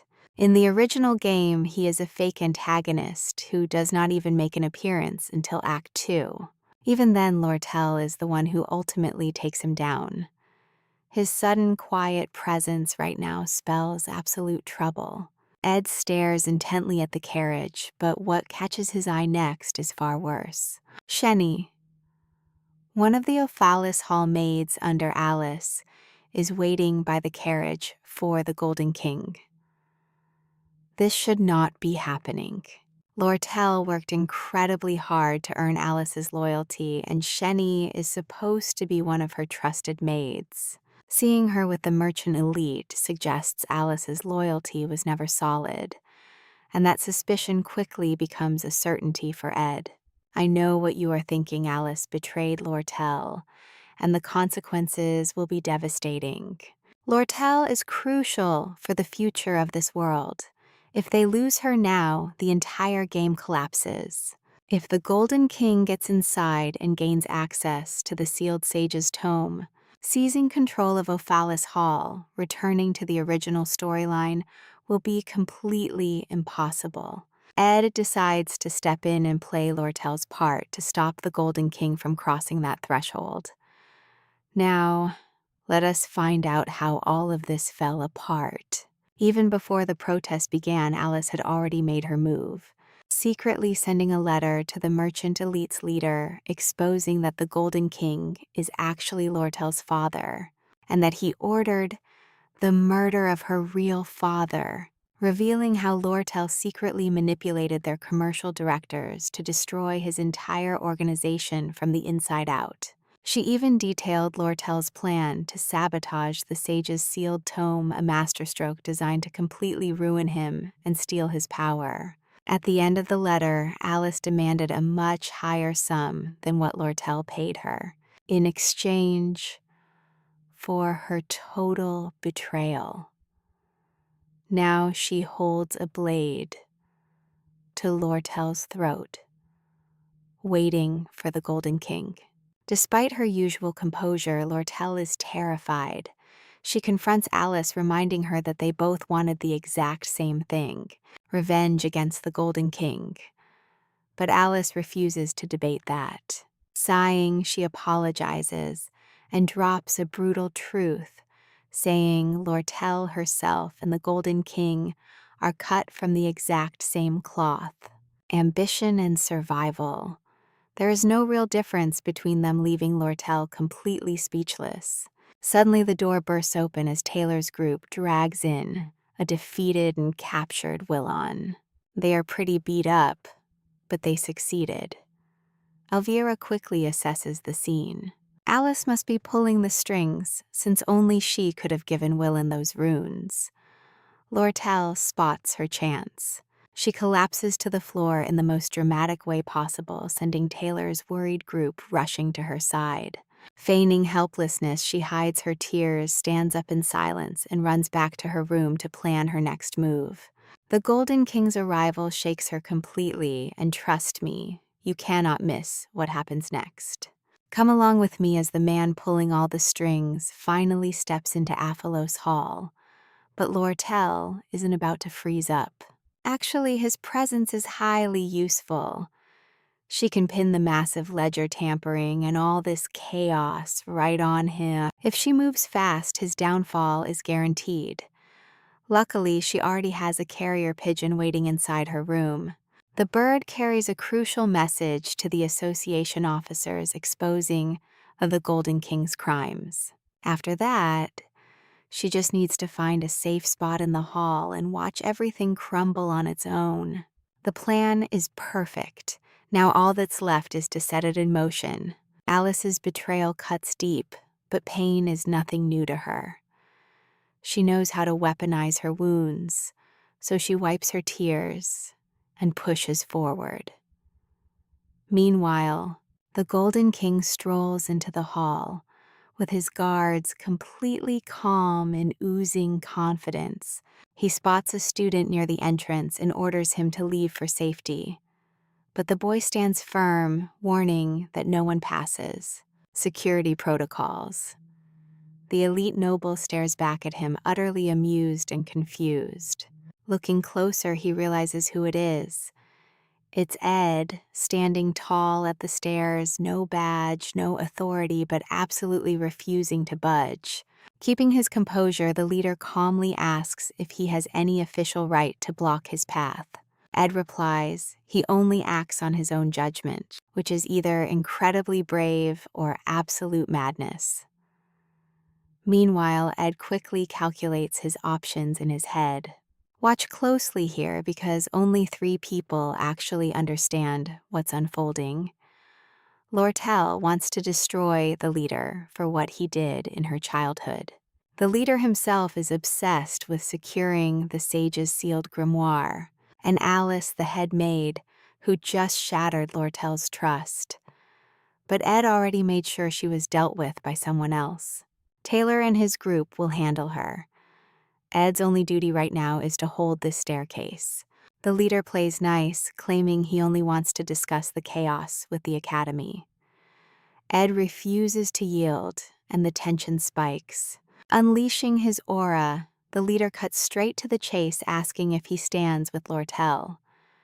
10 minutes earlier, Ed and Janica were with Jix. Almost everyone had evacuated, but Jix was calmly training while the entire place was falling apart around him. When asked why he wasn't running, he said he preferred not to get involved and kept to his daily routine. Then he looked at the pair and asked if they were dating. Janica denied it, instantly shouting in total panic, though she immediately feared she made things awkward. Ed quietly pointed out to Jix that he had really stepped in it. Jix apologized. Once the tension passed, Jix asked what they actually wanted since they broke in uninvited and literally shattered part of his wall. Ed asked him for a direct favor, promising to pay him back. Jix wasn't thrilled, but he ended up agreeing. Back in the hall, while Ed holds his ground, think about this. Jix and Janica are hiding nearby while Kikon tries to win Ed over. He paints Lortel as an ungrateful brat, bringing up how he raised her and framing her survival plan as a betrayal. Seeing that fail, he offers to double whatever reward Lortel promised them for backing her up. Ed makes it clear that money doesn't move him. Kekken loses his temper and orders his guards to drag him out by force. As they try to surround him, Jix appears and blows them away with wind magic. He and Janica finally step out of the shadows. Janica summons her spirits while Jix prepares for action. Ed thanks them, promises to settle the debt, and bolts up the stairs. Kekken glares at the 2 students standing in his way and commands his men to attack with everything they've got. The battle erupts, they hold the line, and Ed rushes up. Finding Lortel, Ed wastes no time and tells her to escape through the back door immediately. Hearing his words, Lortel feels something shift inside. In her cold world, kindness was always just business. Loyalty was always bought. Everyone she ever trusted had a price or an agenda, though once she believed in something purer. She admired Janica Failover for giving her all without wanting anything back. But now she wonders if believing in selfless goodness was the biggest mistake of her life. Watching the beautiful bond between Ed and Janica planted a lingering doubt she couldn't shake, wondering if she could ever have a relationship that pure. But after Alice's betrayal, she got her bitter answer. She tells herself she was a fool for even wishing for that. Makes you wonder, doesn't it? Maybe she should have just remained a cold woman who never trusts anyone. Out of the 5 people she brought to the hall, 4 betrayed her. Alice joined the leader, Shenny and Kelly followed, and Willen did the exact same thing. Stick with me, as we watch how Lortel had Ed's betrayal written out, only leaving the date blank. As they walk down the corridor, Ed asks if Alice betrayed her. Lortel freezes quickly, dodging the question. With a weak, defeated voice, she confesses she can no longer guarantee those 20 gold coins. The plan is falling apart. She has lost control. But Ed does not even care about that gold, making it clear that was never the point. He grabs her arm to keep moving. If those elite soldiers catch her, the entire future she planned is completely over. For a moment, Lortel simply does not know how to react to this. Having someone help her without asking for a single thing in return is so incredibly strange to her that it almost seems suspicious. Almost. Without stopping, Ed asks the real question. What is going on between the Merchant Guild and the elites? And why did their leader show up in person? Lortel explains it all. Her adoptive father has been losing money for years, hiding it, with rigged prices and controlling the armor trade. He needs a massive win to save himself, and Sage's sealed grimoire is his target. That is why he sent her here. Steal it, ruin it, whatever it took. What that man does not know is that Lortel spent years secretly winning over members of the Merchant Association. Every alliance was for the exact same goal: exposing him, ruining him, and getting revenge. Ed immediately connects the dots. Now pay close attention here. That old man's desperation explains his sudden rush for the armor trade and the grimoire. He risked too much and left himself exposed. Plus, burning down the pavilion was not just for pure chaos. It was a pressure tactic to force negotiations over the grimoire and drag him out of his safe headquarters. With him out of the picture, her internal allies can transfer all the exclusive selling rights directly to her.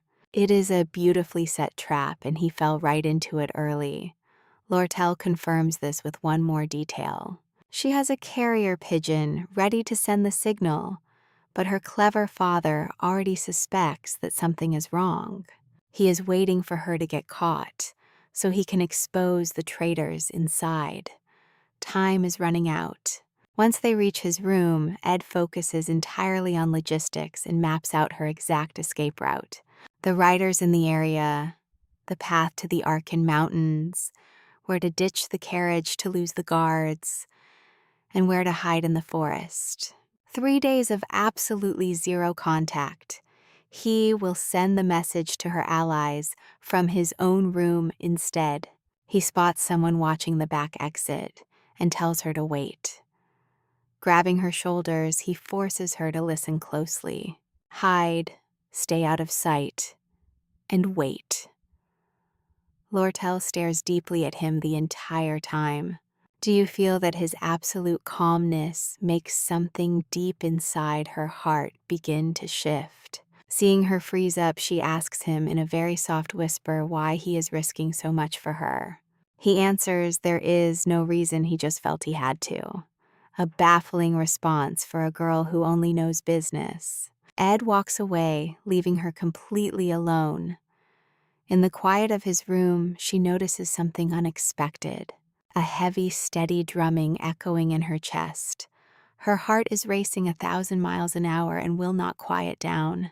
Nobody had ever helped her like this. No catches, no debts, just a genuinely helping hand. It is a feeling so incredibly new, it completely overwhelms her. Meanwhile, out in the hallway, the piece ends. Taylor's group is locked in a life-or-death battle with Alice, the head maid, who is fighting back fiercely. She manipulates every single rune in the corridor, turning them into deadly weapons. An impressive trick, but not enough. Taylor is the ultimate hero of the fallen swordsman of Sylvania. Alice never stood a real chance against him. At the back door, Ed runs straight into Shenny. She attacks without hesitation, aiming directly for his leg. Ed easily dodges the strike. He already knows her style, having played this exact game before. He pins her sword to the ground, grabs her wrists before she can pull her daggers, and disarms her. Shenny shifts strategies. Sharing telekinesis with her twin, she makes blades rain down on Ed from every single angle. A few blades manage to graze him, but since her power is unstable, the cuts remain pretty shallow. Ed brushes off the weapons, closes the distance quickly, and pins her to the ground. That is when she breaks down, crying. She screams that she cannot fail Alice after being saved from life as a poor orphan. A truly tragic backstory. Ed listens quietly and coldly, tells her that Alice is going to fall anyway. And that is where we leave it with Taylor's blast shaking the ground until she is knocked out cold. Ed doesn't waste time mourning the tragedy. He drags Shenny inside, props her against the wall, and moves on. Come along with me as we watch how this man fights for survival on the margins of the story. Reaching Lortel's room, he notices how much it reflects her. The books, the furniture, everything fits perfectly, and he gets straight to work. Message, written carrier pigeon sent. Elte Caheln is still in Sylvania, giving them at least 3 days before corporate headquarters discovers what is going on. By nightfall, Ed is finished. He is soaked, bruised, and limping, but he actually made it happen. He stopped Elte from reaching the hall, secured an escape route for Lortel, and kept the timeline under control. The carriage is already successfully baiting Elte's men in the complete opposite direction. Everything worked perfectly. Opening the door to his cabin, he suddenly freezes. Lortel approaches him with a knife, wearing a cold, unreadable expression. Now pay close attention here, because Ed seriously begins to doubt if she is really who she claims to be. What if he is the last loose end? He cannot bring himself to move as suspicions flood his mind. But Lortel steps closer and rips her own clothes to bandage his wounds. The knife was just for fabric. Ed finally breathes a sigh of relief. Up close, Lortel's gaze is surprisingly gentle. Calmness shines in her eyes as she carefully treats his injuries and guides him to the warm fire. She softly suggests warming up together first. Her cheeks flush as she speaks. In the warmth of the fire, Ed dries off the night's tension, melts away, and they begin chatting naturally. Lortel casually brings up the carriage driver, the one who risked everything to distract Elte's guards, knowing full well the extreme danger he was in. Ed wonders how she inspires such incredible loyalty. But then he remembers exactly who he is sitting next to. It is Lortel Caheln. He decides not to pry. After a brief silence, Lortel sincerely thanks him, admitting she owes him a massive deep favor. Seeing that he does not react with much enthusiasm, she teases that he is incredibly boring. Ed's response is ice cold. He just wants his 20 gold coins when the deal is done. And right here is where you and I catch a hint of jealousy. Lortel curiously asks him if he is close with Yanika. Ed does not hesitate. He speaks warmly of Yenica, describing her as someone you can always rely on. A genuinely good person, Lortel listens in silence. Her expression softens, yet a strange melancholy hides beneath. Even though she says sweet things about Yanika, her voice sounds somewhat distant. Ed catches on immediately and asks what she means by that. Lortel lets out a heavy sigh before she answers. With a sad smile, she admits she is nothing like Yenica, unable to put others first or be warm by nature. She says it without any bitterness, but with complete honesty. Meanwhile, inside Opolis Hall, Ziggs and Yenica are still trapped right in the middle of all the chaos. They were holding off Elte Caheln and his guards, but when Elte learns of Lortel's escape, he drops everything to track her down himself. This leaves Ziggs completely alone against the guards in a critical bind. Suddenly, Yenica's entire demeanor completely shifts. Her shyness vanishes as she unleashes an overwhelming magical aura. A massive tornado tears through the hall, launching guards into the air as her spirits strike. Ziggs, absolutely horrified by this level of pure destruction, screams at her to stop. Yenica freezes and looks back at him with a smile that feels incredibly out of place. With glowing eyes and a calm voice, she swears she is not angry, which is even scarier.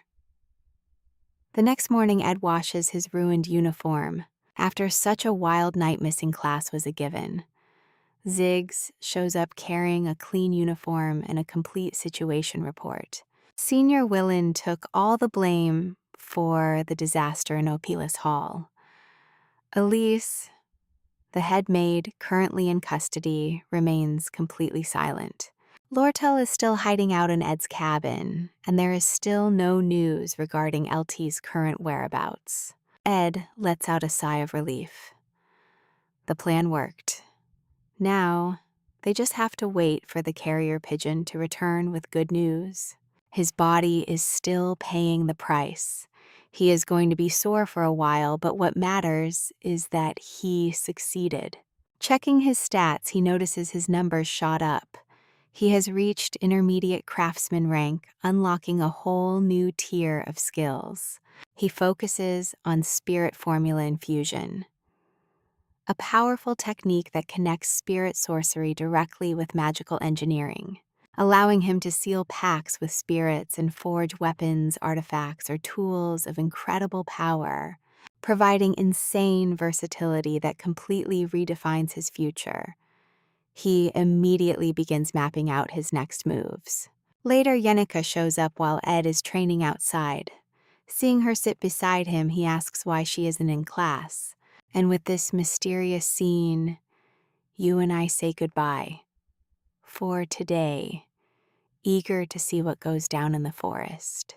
Come along with me to watch this amazing story, where Ed worriedly asks if she got hurt because of him.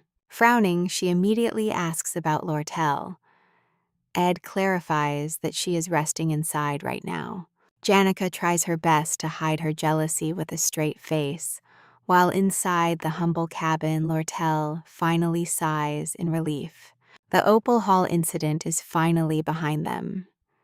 At least she can breathe, though this peace will not last long. Lortel still has to play her final card. She must convince the head maid, Alice, to trade for the sage's sealed grimoire. For now, all she can do is wait for a response from the headquarters of the elite merchants. But waiting brings its own problems. Sitting there, Lortel begins to notice details she completely ignored before. Just how comfortable it feels to be around Ed, and how little he asks for his absolute trust. This sweet realization touches her so deeply that she blushes.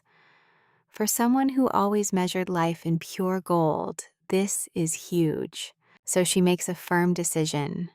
She will not leave the path open for Janica, who already has a life full of friends. Now pay attention, because she is playing to win. Spending 3 days together only made that determination stronger. She starts plotting several strategies, even thinking of drowning him in gold coins, but quickly dismisses that crazy idea. It is much better to be kind, helpful, and maybe discreetly pay for his academy tuition. Something subtle that does not scream she is trying to buy his love. For once, she wants something money cannot buy. This new feeling excites and terrifies her in equal measure. After all, she has never had a boyfriend before. She barely finishes that thought when little Lucy crashes right through the window. But Ed reacts immediately, completely unfazed. He scoops her up and leaves her in a small tent outside, as if he had already predicted this disaster. Then he walks back inside and sincerely apologizes to Lortel for the sudden disruption. She accepts, but has already classified Lucy as a natural disaster. The next morning, Lortel wakes up early with a major plan. Unfortunately, her plan fails instantly. Janica is already there, waiting for them. Lortel sighs in frustration and heads back inside, where Lucy is sleeping peacefully. Meanwhile, Ed has been busy working on bricklaying. He builds a brick fireplace, and by the time the girls wake up, he is already cooking dried meat for breakfast. Lortel is pleased to see the morning go peacefully just as planned. Ed thanks her, but warns they should not let their guard down. Sensing the heavy competition, Lortel sweetens the deal, offering him valuable supplies and materials instead of the 20 agreed gold coins. Ed happily accepts and asks if she can source construction tools or spare parts for magical engineering. She promises to look into it. Next, he asks Janica to teach him basic spirit magic and connection. Janica gets incredibly excited. She summons a tiny spirit bird and begins patiently guiding him step by step. She teaches him concentration and magic fundamentals, but the bird interrupts, claiming she is explaining it all wrong. To make matters worse, the cheeky bird reveals that during their last spirit meeting, Janica received highly detailed advice on using the cabin construction to get closer to her crush. "I know you are thinking the exact same thing as me." Janica poofs the bird away in a cold sweat, asking if Ed heard. Lortel seizes the opportunity, offering Ed high-quality food from the merchant headquarters at a massive discount. Ed tries to bargain, but Lortel, staring directly at Janica with a smug smile, decides to give it to him for free. Janica objects immediately, sparking a hilarious argument. Ed just chews his meat and watches in silence, realizing he now has a highly motivated tutor and supplier. Suddenly, Bella, the residency's new head maid, arrives, apologizing for the surprise visit, while delivering an urgent message from Alice. The mood shifts instantly. Lortel's face tenses up as all the fun evaporates. But what nobody knows is what happened right before her arrival. Clara, one of Janica's closest friends, had visited her earlier to share some top-secret gossip, begging her to please stay calm. The massive bombshell. Janica is head over heels for Ed Roth Taylor. Bella did her absolute best to stay professional, but hiding news like that is a whole different story. Clara and Bella keep analyzing Ed's situation. His bad reputation is improving, but his awareness of her feelings is zero. Clara supports her friend, but notices she always brings up Lortel for no reason. In the end, you and I know deciphering this love triangle is impossible. Come along with me on this one. Love is all about balance. And Janica is way too innocent for this game. Meanwhile, Ed completely ignores every single hint Janica drops, or he is just incredibly good at playing totally clueless. Clara begs Belle to step in. Belle figures Ed is so buried in survival problems that romance is not even on his radar. Just bad luck with people. That does not comfort Clara. Instead, it leaves her feeling even more anxious. Returning to the cabin, Belle finds Lucy Lortel and Janica together. Cue an instant headache. Lortel questions why she is there, and Belle hands over the secret message from Alice. She takes the girls away that night, leaving Ed frustrated. Not because of them, but because his cover was blown. A very dangerous person tied to shady figures just uncovered Lortel's exact hiding spot. To avoid any trouble, Lortel decides to escape to a safe house with Belle. But first, she hands Ed his repaired uniform. Ed gratefully accepts it, thinking it will serve as a great spare uniform for his academy classes. Now pay attention, because a pigeon suddenly arrives bearing totally unexpected news. The letter confirms a massive commercial victory against the higher-ups, a deadly blow that ruins their headquarters' power. Ed can finally return to class without constantly looking over his shoulder. Lortel reads it all and makes a call. Her father is currently fighting for his own survival, so he won't have time to hunt her across Sylvania. She is safe for now, but she warns Ed to stay alert. Her father is still a very dangerous man. Even so, she trusts her allies at headquarters, knowing the president's chair is finally within her reach. What actually worries her is Alice. Ed brings up the obvious question, could Alice betray her over Ophis Hall? Lortel brushes it off. Alice always sides with whoever is currently winning the game. She is just that cold. In fact, the letter asks Lortel to fund her orphanages for the coming year. Lortel explains her past. Years of overworking completely ruined Alice's health, and the academy did not help at all. With so many heavy responsibilities on her shoulders, including supporting that orphanage, Alice made a ruthless decision during the Ophis Hall incident, switching sides for money. It looked like pure betrayal.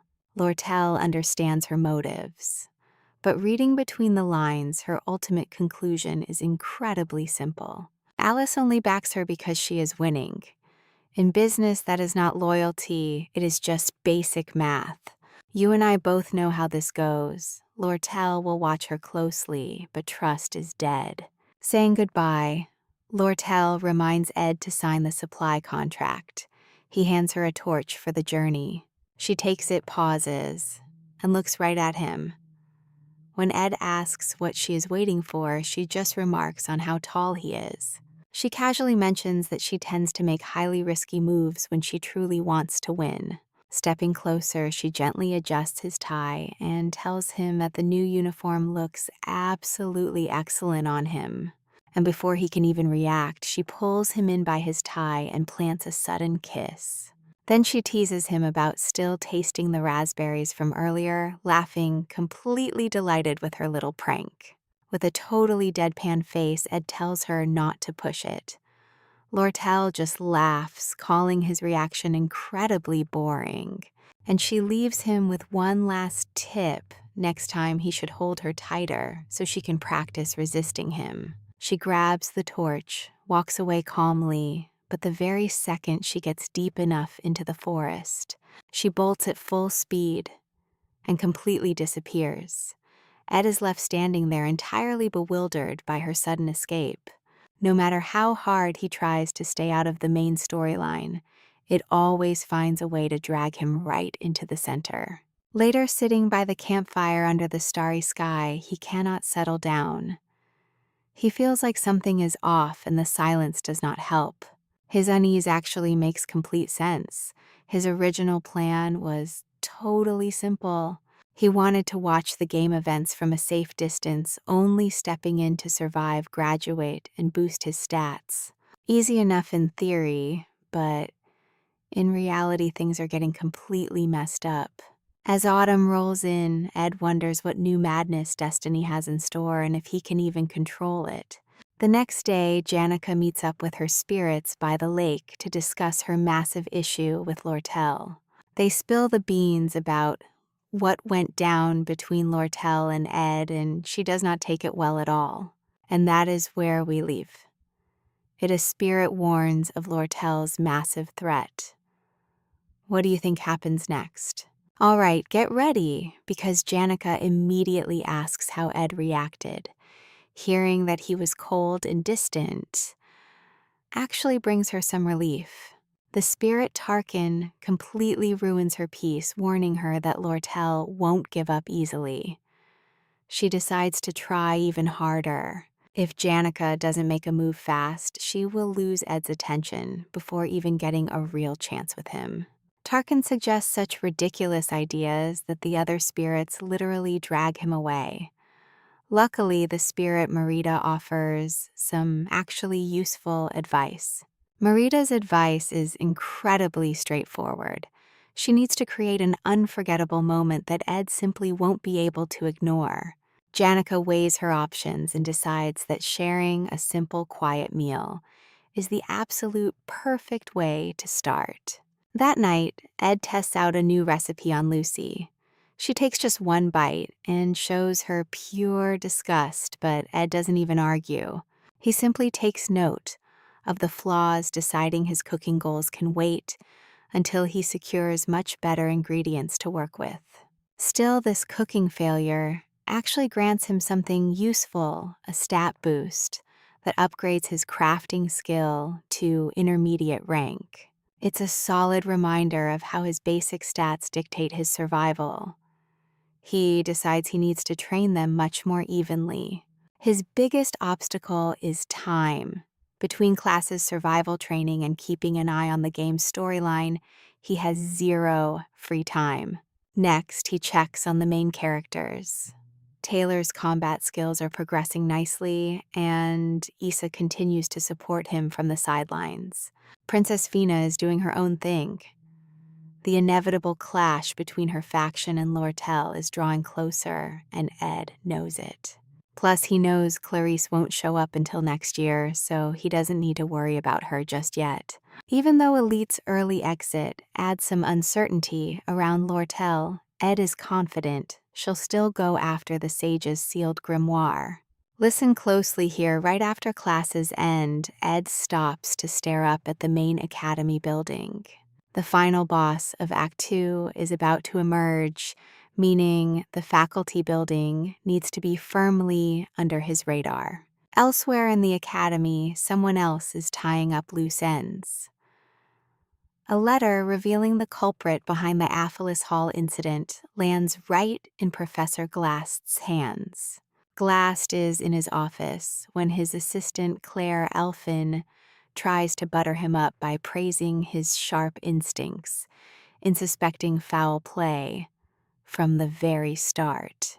But he doesn't budge. He takes off his glasses, and the warm response Claire was hoping for is completely non-existent. He orders her to fetch the divine science thesis. He requested his harsh tone, sending her scrambling right back to the faculty building. Claire gathers the incident evidence submitted by Annis and begins carefully reviewing the student profiles of everyone involved. 3 names stand out: Ed Roth, Taylor Jixes, and Janica. Most of these profiles make sense, but Ed's is totally off. I know what you're thinking, and yeah, those suspicious gaps in Ed's record raise questions that Claire simply cannot ignore. That same evening, Ed visits the Sylvania Merchants Guild branch to pick up the building materials agreed upon in his contract with Lortel. Lortel greets him playfully, apologizing for forgetting their agreement, a very obvious excuse just to keep him around a bit longer. She serves some tea and snacks, urging him to stay. She points out his tools sitting on the counter for whenever he decides to leave, only to show off her outfit for an upcoming meeting, trying to catch his eye. Ed simply asks what the meeting is about. Lortel brushes off his cold attitude easily. Pointing out his camp setup, she suggests that he must be desperately lacking furniture, but Ed quickly reminds her that the guild's prices are way beyond his humble budget. She agrees that she can't just give away merchandise citing business ethics and all those boring formalities. So she magically snaps the leg off a chair, labels it damaged goods, and mentions she'll probably throw it out tomorrow. What a coincidence that a skilled craftsman could easily fix it. Ed deadpans his thanks for the broken chair as usual. This absolutely delights Lortel. She leans in, sitting on the table, and asks if he ever sees her as a woman, making it clear her help isn't charity. She admits she's driven by personal greed, and she has no plans to leave his side until she gets exactly what she wants. Ed bluntly replies that he doesn't need explanations, nor does he want to fight battles he already knows he'll lose. Lortel smiles, completely unfazed. She warns him that one day he'll suffer from hiding his feelings, but Ed notices something off. That smile of hers never wavers, not when she wins, nor when she's cornered. He finally understands what it is, the absolute iron discipline of a true merchant. Stick with me here, because during recess, Janica decides to show Ed how to actually connect with an elemental spirit. She shows him how to focus his mana and then summons the tiny fire spirit Mug to give him a live demonstration. Mug introduces himself with the utter seriousness and energy of someone who prepared a major formal speech. Get ready, because you and I are about to see an unexpected promise take our protagonist by surprise. Back in his gaming days, Ed teamed up with a duck spirit. It was a chill relationship he eventually let go. But with Mug, things were totally different. Confused, he asked Janica why this spirit was taking everything so seriously. She giggled and explained that Mug was actually an exceptional spirit. High efficiency, great temper, and chosen by the great spirit Tarkin. Ed wanted someone capable, so she got him the best option. After completing the selection, they sealed the contract. Holding Mug, Ed immediately felt a wave of intense heat. The tiny spirit was burning hot, basically acting as a portable heater. He checked its stats, and Janica happily pointed out the best perk: he would never need firewood again. Seeing Ed so happy made Janica smile, though he looked like he had not slept in days. She offered to keep teaching him. Spending more time together would speed things up, she said. But halfway through, her tone of voice shifted completely. She stopped remembering Clara's advice about not getting attached too quickly and immediately changed her direction. Suddenly, she pretended to be super busy with a massive line of students who desperately needed her help. Ed, thinking he was becoming a burden, apologized and offered to pay for her time. That was a huge mistake. Janica insisted she was helping from the heart as a friend, saying bringing money into this felt incredibly cold. Naturally, Ed reminded her that she brought up payment first. Realizing her own contradiction, Janica did not know how to escape. In the end, she chose honesty. Her friend Clara warned her she was too nice and needed to learn to say no. Ed agreed smoothly, breaking the heavy tension. Janica left happy, promising to see him at physical training and promising to bring a special accessory next time. Saying goodbye, Ed was left alone with Mug. Between Lortel's business cunning and Janica's powerful spirit, Ed finally had a solid foundation and pretty decent crafting skills, a fire that needed no constant attention, and a functional camp. For once, his tough life was actually looking up. Late at night, Ed looks out the window, remembers his unchecked traps, and heads deep into the dark forest. But he is not alone. Claire Elfin has been investigating secretly, and her prime suspect is Ed, the outcast of his family. He has no connection to the office pavilion, but still too many things about him do not add up. Reports place him in this forest, so she tracks him. Now pay attention here. She hears footsteps and quickly hides. What she sees freezes her in place, a man carrying Lucy on his shoulder while dragging a dead deer. No magic, just raw physical strength. That completely rules out Principal OL. The second she spots his face, Claire confirms it. Ed Roth Taylor is the mastermind. She stalks him through the woods, shocked to discover a hidden cabin that absolutely nobody knew existed. From afar, she watches him toss Lucy into a tent, dump the beast by the campfire, and go inside to sleep. I know what you are thinking, Hero Rescue Time. Well, look at this. Before she can move, Lucy attacks and demands answers. Nervous, Claire introduces herself. Lucy just stares at her blankly for a second, heads back to the tent, grabs some beef jerky, glares suspiciously one last time, and simply flies away. Empty-handed and totally baffled, Claire decides to take her suspicions and evidence straight to the strict Professor Glast. She presents her case, highlighting his family exile, and explains how Ed forcefully dragged Lucy to keep her in his cabin. Glast barely even remembers who Ed is. He has no interest in low-ranking students, especially not this silly crime theory about a deer. Lucy always sleeps outside in the woods, he says. That is nothing new. Desperate Claire shifts tactics, admitting she used forbidden magic to extract memories from the main pavilion. Glast raises an eyebrow, not because he is impressed, but because she committed a major violation by doing it without authorization. Claire stammers an excuse that fools nobody. He simply orders her to write a formal letter of apology. Even so, she insists and forces him to watch the recording. The footage shows Ed sitting on the stairs looking calculating as he blocks Taylor's group from going up. To Claire, this is definitive proof. But Glass, ever skeptical, asks if she has any real evidence. She brings up Lucy again, but he just demands that apology letter. In the end, she leaves completely defeated, left alone. Glass analyzes the memory orb. He watches Ed face the Sword Saint and the Alchemist. Trust me, his whole expression completely changes. Listen closely, a regular student could never pull this off. For the first time, Glass is taking Ed completely seriously. Meanwhile, deep in the forest, he has absolutely no clue. He just crafted a brand new weapon combining engineering magic and spiritual arts, a highly explosive ceremonial dagger. It is easily the best thing he has made since going independent, and he knows it. Mug spots Ed admiring his work and offers some useful advice on upgrading it, but then out of nowhere starts singing his praises.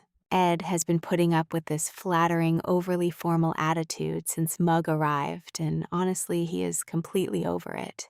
So he grabs, Mug gives him a good shake and demands the absolute truth. Mug stutters, but Ed gets straight to the point. Did Janica promise him something? As Mug hesitates, Ed reminds him that their spirit contract demands absolute honesty. That completely breaks him. Crying Mug confesses that while he respects Ed, his real motive was pure convenience. Janica has such a refined magical aura that it lets him grow twice as fast as other low-ranking spirits. Ed sighs, asking if he is hiding anything else. Turns out there is more. Mug admits he heard rumors about Ed being incredibly strict back at the academy, so he figured flattery would save him from his wrath. Maybe not the brightest plan, but hey, at least he was honest. Ed listens and tells him he completely understands. Wanting to become stronger is nothing to be ashamed of. With that cleared up, the issue is finally settled. They head back to the cabin together, with Mug resting on Ed's shoulder, chatting like old friends. Step by step, survival gets easier. Ed chops wood, showing off way more stamina, and his storeroom is now packed with meat and vegetables. No more sleeping in the cold or starving. With his basic needs met, he focuses entirely on studying, sacrificing sleep to memorize everything faster. But the extreme exhaustion finally catches up and he collapses. He wakes up to find a deeply worried Janica begging him to take better care of himself. Her concern is genuine, so Ed decides to listen partly for her sake, but also because 3 letters just arrived. The first is from the academy. The second is from the merchants. But that third letter, that is the one that really matters. Now pay attention, because Ed realizes this letter is about to completely derail the entire second act. In the original game, the main conflict here was the battle over the sage's sealed grimoire between the association and the guild. But the downfall of the elites changed everything. The Roth-Taylor family stepped in, turning this duel into a dangerous 3-way war. And it is not just political influence. Crepin Roth-Taylor, the head of the family himself, is directly pulling the strings. He wants that grimoire to fund his dark research on eternal life. The huge problem is that Crepin is supposed to be the Act 4 boss. Him showing up now completely breaks the game. Let's be real, no player at this low level could win. Ed knows fighting Crepin right now is absolute suicide. If Crepin gets his hands on the book, Ed's survival plan crumbles, and all his future knowledge becomes useless. That mysterious third letter details all of Crepin's movements and his suspicious interest in the coveted grimoire. But get this, the sender left no signature at all, adding a brand new mystery to the mix. Meanwhile, let's pause at the academy where Princess Fina is having tea when Captain Claire arrives to confirm he delivered those letters. She thanks him, but her mind is elsewhere. To her, the sage's sealed grimoire is the academy's greatest treasure, and selling it over financial struggles is deeply shameful. Principal Obel already went ahead and approached her, explaining their financial ruin and asking for aid. She understands that, but what truly bothers her is the sudden move by Kreppenroth Taylor. Captain Claire suggests that maybe Ed tipped off his family in a desperate bid to win back their favor and go home. But before he can finish that thought, Lortel suddenly barges in and cuts him off completely. She is not buying that story for a second, politely asking the princess if she can join her tea. Fina is totally shocked. She always assumed Lortel disliked her, but Lortel just smiles, brushes it off, and offers some highly valuable information in good faith. It wasn't Ed who dragged the Roth Taylors into this mess. It was actually Eltequilin. Yes, Lortel's own adoptive father. And get this, Kreppenroth Taylor was the one eyeing that grimoire from the very beginning. With Elte losing his grip on the merchant guild, he is using Kreppen's backing to force this purchase through. But that raises a major question. If they were working together on this deal, why are they suddenly fighting over it? Lortel's response is incredibly simple. And trust me, you and I are going to love this. She runs the guild, now wants that grimoire, and won't let the Roth Taylors have it. Come along with me as we watch this clever merchant lay her cards on the table. Fina, shocked by her blunt honesty, asks why she is sharing this. Lortel's answer is just as straightforward. She views her as an ally, and her logic is flawless. Fina will help her secure that magical grimoire. This way, Lortel's guild status rises, while Finia gains some real leverage against the powerful Roth Taylor family. 2 people, 1 deal, and mutual benefit. But right then, Lortel drops one final detail. Since Ed has already fallen from grace, suspecting him and his former family is a massive mistake. It is just plain unfair. Fenia listens, but she is analyzing way more than just words. Watching her precise speech, she senses that something here does not quite add up. Lortel would never go to such lengths for a random person. So Fenia decides to test her. She casually mentions Ed, hinting that he could be useful and that she might just recruit him herself. With or without help, she will find a way to use him. Hearing this, Lortel's teacup trembles. She sets it down and bursts out laughing. A genuinely impolite laugh, realizing that even Princess Fina plays with the exact same underhanded cards as everyone else. Claire is not amused and tries to step in, but Finia quickly holds him back with a firm gesture. Lortel stands up, breaking the tension with a smooth smile, and calls them allies once more. Before leaving, she gives Fina a warning.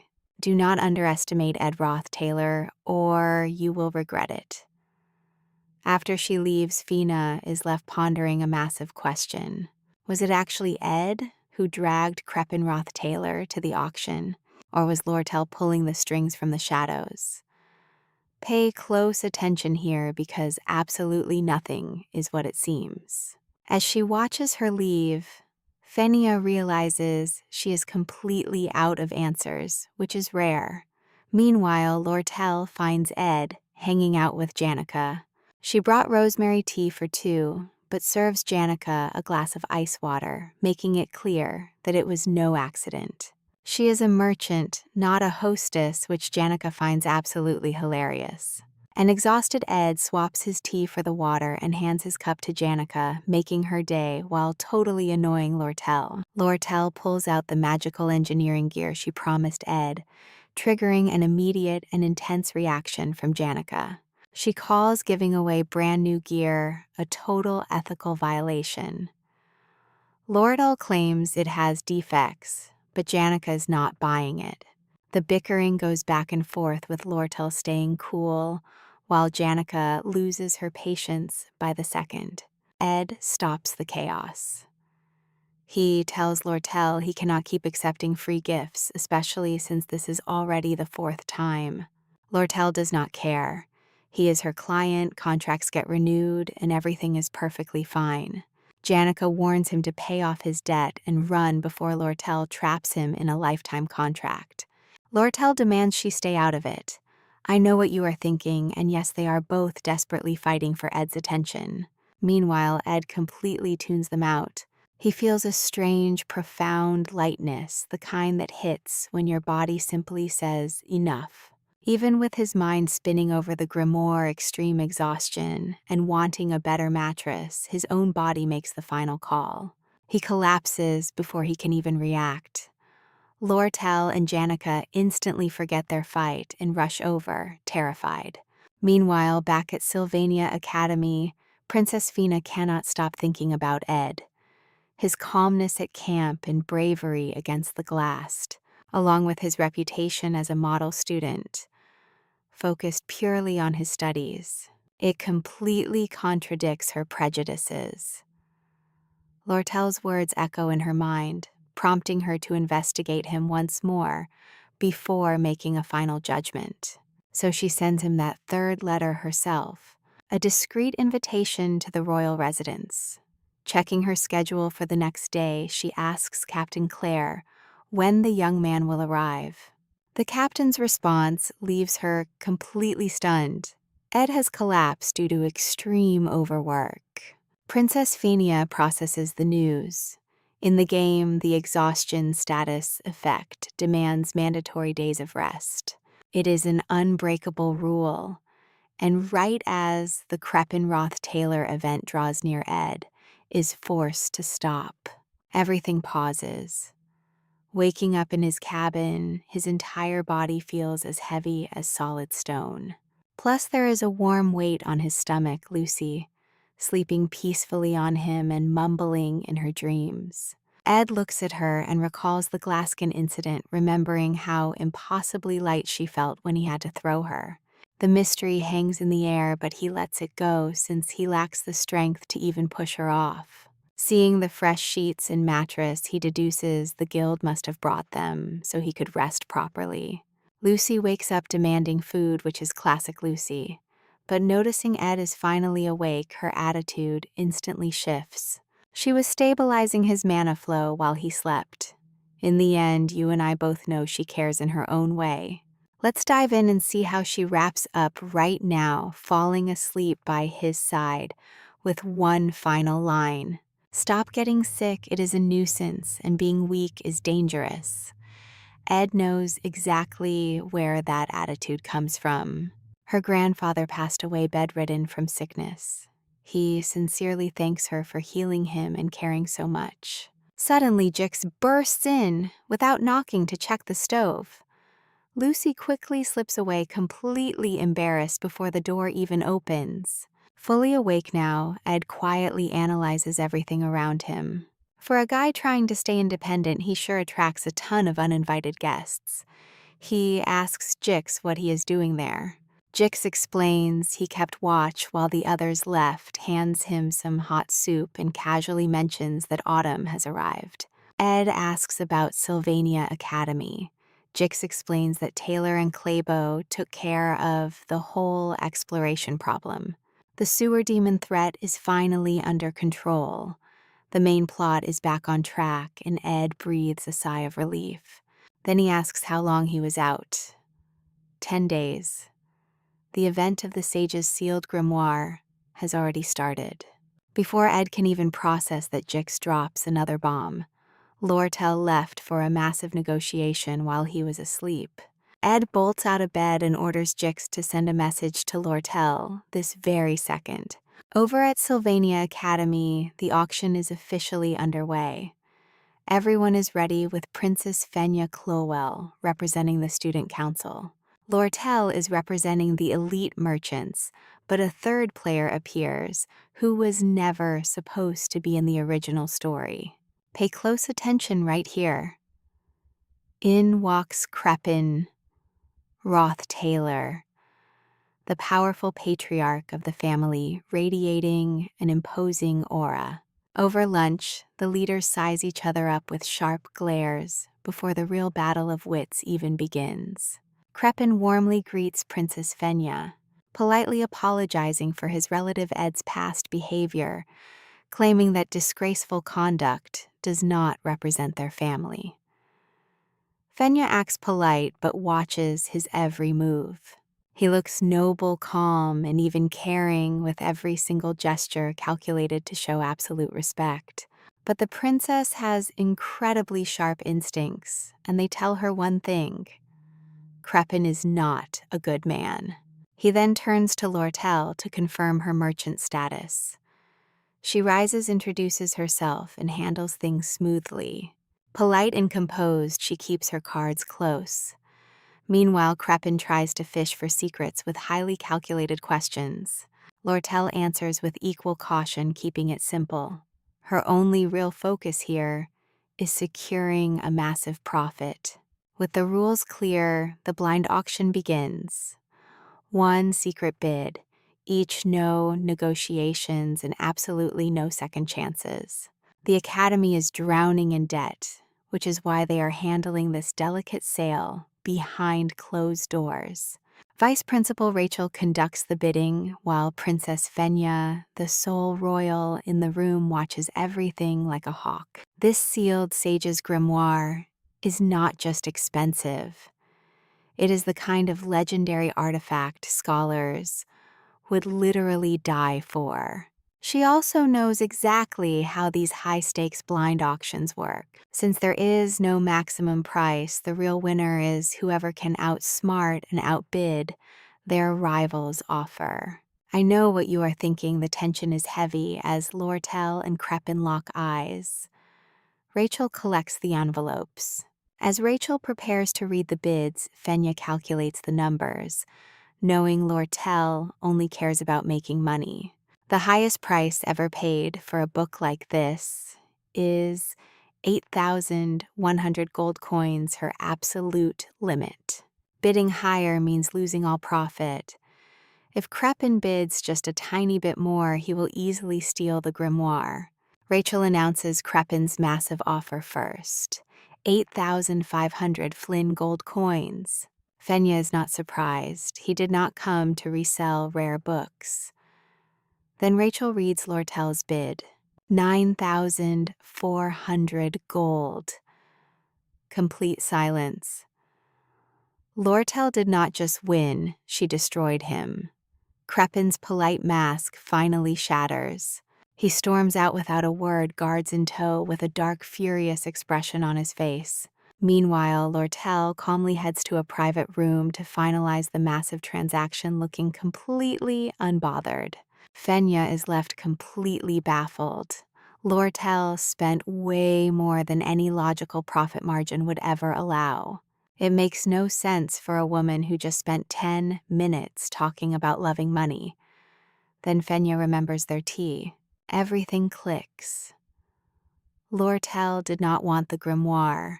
She just wanted to block Crepin from getting it. But Fenya knows Lortel does not act on pure morals.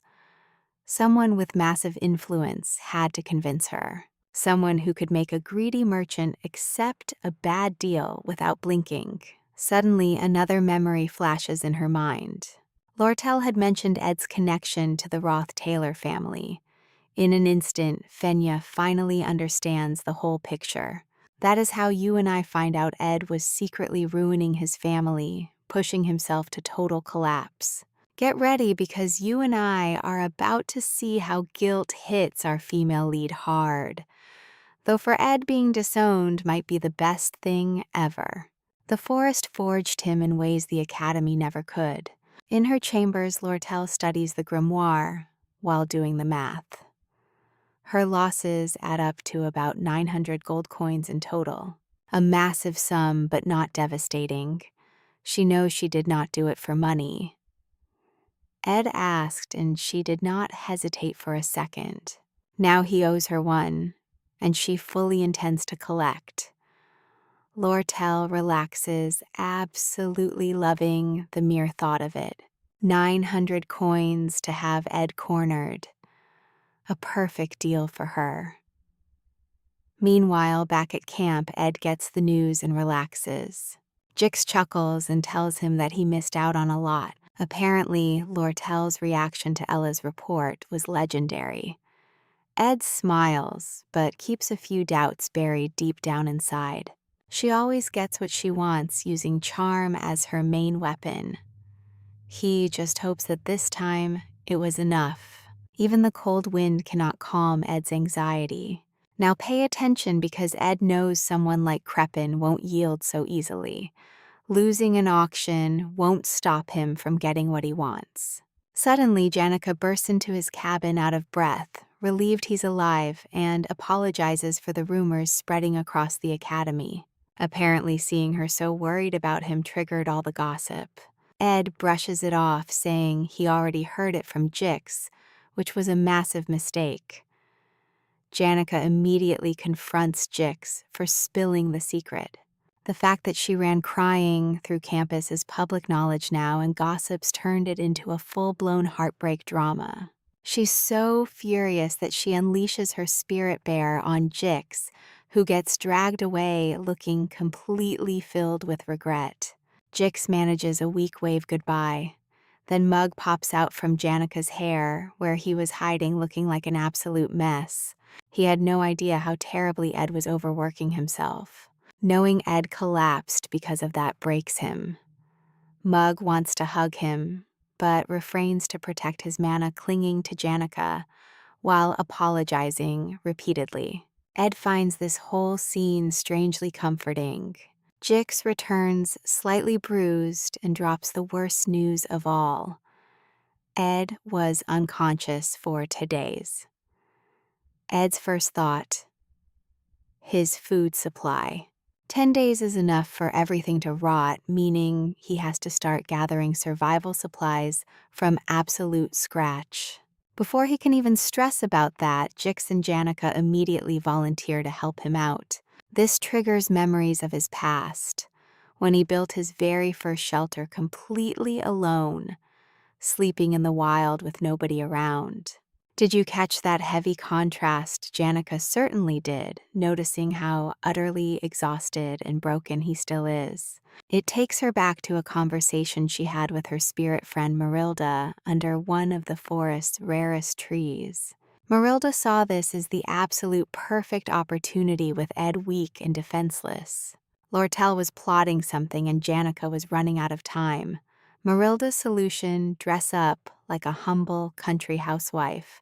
Janica tried on the suspicious clothes, but Marilda insisted she looked great, showing absolute confidence in her crazy plan. The seduction training continued as Marilda broke down the exact steps to follow. But Janica kept hesitating, way too shy to actually do it, until Marilda lost her patience and demanded to know what she planned to do once she faced Ed. Her answer was totally unconvincing. The spirit's frustration exploded into a lecture. Ed was only getting stronger by the day. His rough patch wouldn't last forever, and if she waited for the perfect moment, she would end up alone. That finally pushed Janica. She whispered her plan to Marilda, who thought about it and nodded reluctantly. Hey, at least it was something. That night, after enjoying a delicious stew made by Janica and receiving help from both of them, Ed heads to bed.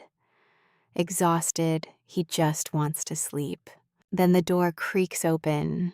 Janica stands in the doorway, whispering softly that he looks completely worn out. Ed immediately notices she is still there and that she is forcing a very deliberate expression on her face. Janica walks in slowly, smiling tenderly, instead of answering his question, and sits down right next to him on the bed. What follows is not a seduction but an emotional ambush.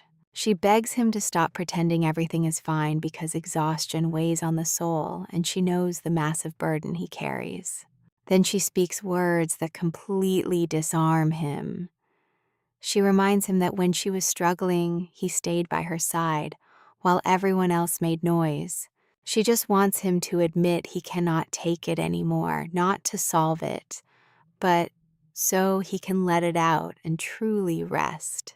Janika's sweet offer to stay right there keeping him silent company is what finally breaks down his remaining defenses. And that is where you and I leave them, watching Ed finally admit how hard everything is. Get ready because you and I are about to see how confession lifts a massive weight, sending him straight to sleep with Janica right beside him. Best of all, the crushing exhaustion that had been completely destroying his body vanished without a trace. He is fully recovered now. Whatever magic she worked, it succeeded, but he has zero time to enjoy his recovery because Lortel appears that very morning and they end up sitting by the river. She seems genuinely happy to see him looking better, but casually mentions that she has also been suffering from terrible fatigue lately. Ed's immediate instinct is that she is totally exaggerating, but watching her drag her feet toward him, complaining with every single step, he starts to think twice. Sitting side by side, he asks the obvious question. Why trek all the way into the woods when she is incredibly busy and feeling so weak? Lortel brushed it off instantly. She has a highly important proposal to share with him. She plans to expand her business into a massive commercial empire and wants Ed as co-executive to manage assets, products, and external relationships. She lays it out as a highly practical deal. They would work side by side daily, sharing an office, and she even offers a portion of her personal wealth. But inside her head, she is already visualizing this as a lifetime partnership in absolutely every way possible. As she drifts between cold business and warm daydreams, Ed cuts in asking if she is exaggerating. Lortel suddenly goes completely quiet. Watch this closely.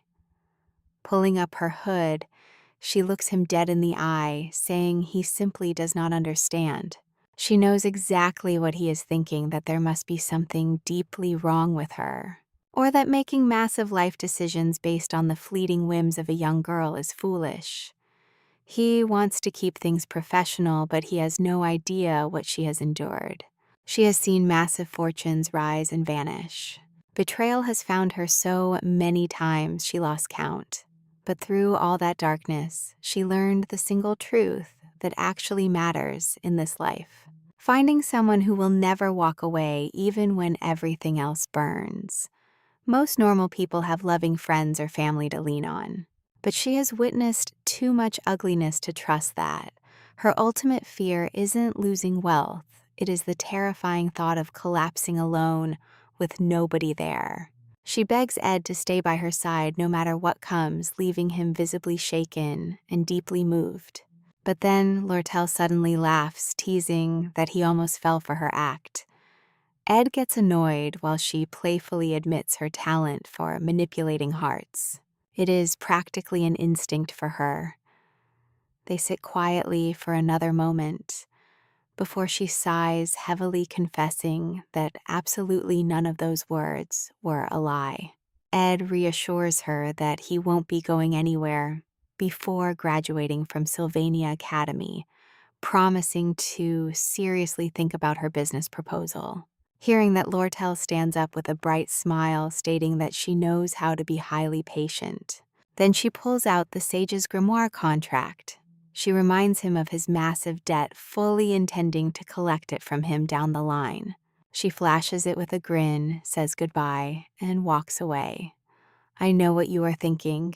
Did Ed just make the biggest mistake of his life?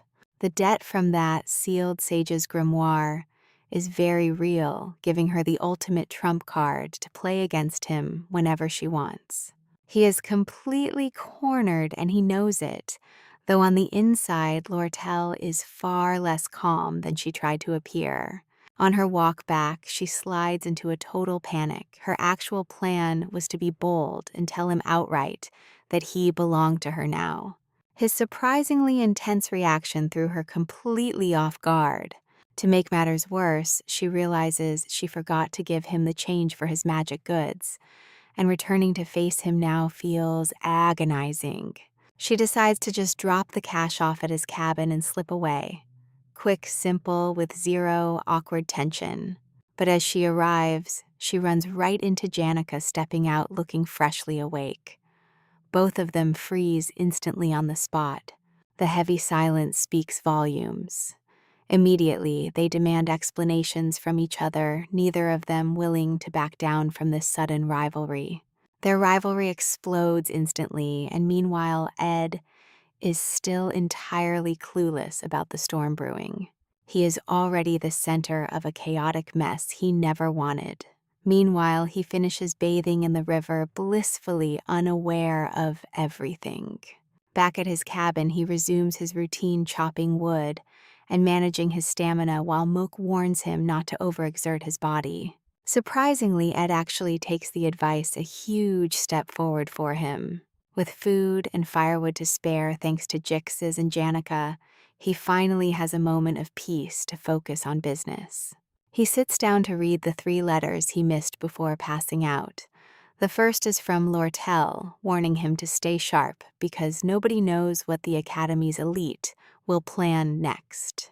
The second letter strongly implies that Crepin might be directly involved in the recent string of mysterious incidents. But it is the third letter that leaves him absolutely frozen. It is a confidential message from Professor Glast requesting a private meeting after the lecture. The massive problem, Ed never showed up. His collapse made it impossible to attend, and now he has absolutely no clue what Glast wanted from him. But he knows a secret no one else does. In the game, Glast is the second act boss, and trust me, you and I are about to see this story get wild. Get ready because you and I are about to see how Glast believes only a handful of geniuses can change the world. His ultimate goal is resurrecting Sylvania, the greatest sage in history. And he even created magic, capable of rewriting the laws of nature. But a massive obstacle stands in his way, the sage's very own sealed grimoire. Since the Academy sold it to Lortel to pay off debts, Glast decides to steal it by force, and goes even further. He kidnaps Aya, a student, with a unique power, planning to use her body as a vessel for Sylvania's soul. Absolutely dangerous madness. In the game, Taylor overcomes every single one of Glast's obstacles and eventually defeats him. Glast falls from the magic tower, whispering a few crucial words right before he dies. But Ed just cannot remember what those words were. He only knows that Aya's kidnapping triggers the final battle of Act 2. He needs to prepare immediately. Right then we see Aya waking up alone in a damp cell guarded by an underground sewer demon. She instantly realizes just how bad her situation is. The silence is absolutely terrifying, but just as she is about to break, she notices someone else is in there. A voice echoes from the darkness directly blaming her for getting them both locked up in this terrible place. Check this out, because it completely shatters her calm. Through her tears, she screams that he is cruel for attacking her while she is suffering, insisting she never wanted this. Her cellmate is actually Ed Roth Taylor, which was definitely not planned. To understand how he got here, let us go back 3 days. He was busy crafting magical engineering tools, but hit a wall. His current materials simply will not cut it for the final showdown. That was when he suddenly remembered a crucial game detail. In the third phase of the final battle, the heroes enter a hidden laboratory filled with extremely valuable blueprints. While Taylor deals with the mid-boss, Ed only cares about raiding and looting every single item on the shelves. Going alone is basically suicide, so he asks Janica for help. Meanwhile, Professor Glast is busy making a major announcement. 2 students, Adele, from Class B and Aya from Class C, are promoted to Class A, prioritizing raw, exceptional talent. Jix does the math and realizes Class A now has 5 active members, the highest number during all of Glass years. Even though Aya does not stand out physically, her stats in spectral magic are completely off the charts. Jix questions if this promotion is purely based on merit, but Glast does not take that question very well. He warns him that the quickest way to ruin someone is praising their potential without providing actual support to grow. Think about it, because his harsh views on talent are not just empty theories. They are deeply personal. He once had a daughter named Muri. Even though she was just an ordinary mage, he trusted her blindly, shaping his incredibly cold worldview. Eager to prove her worth, Muri accepted a dangerous hunting mission before she was ready and never returned home.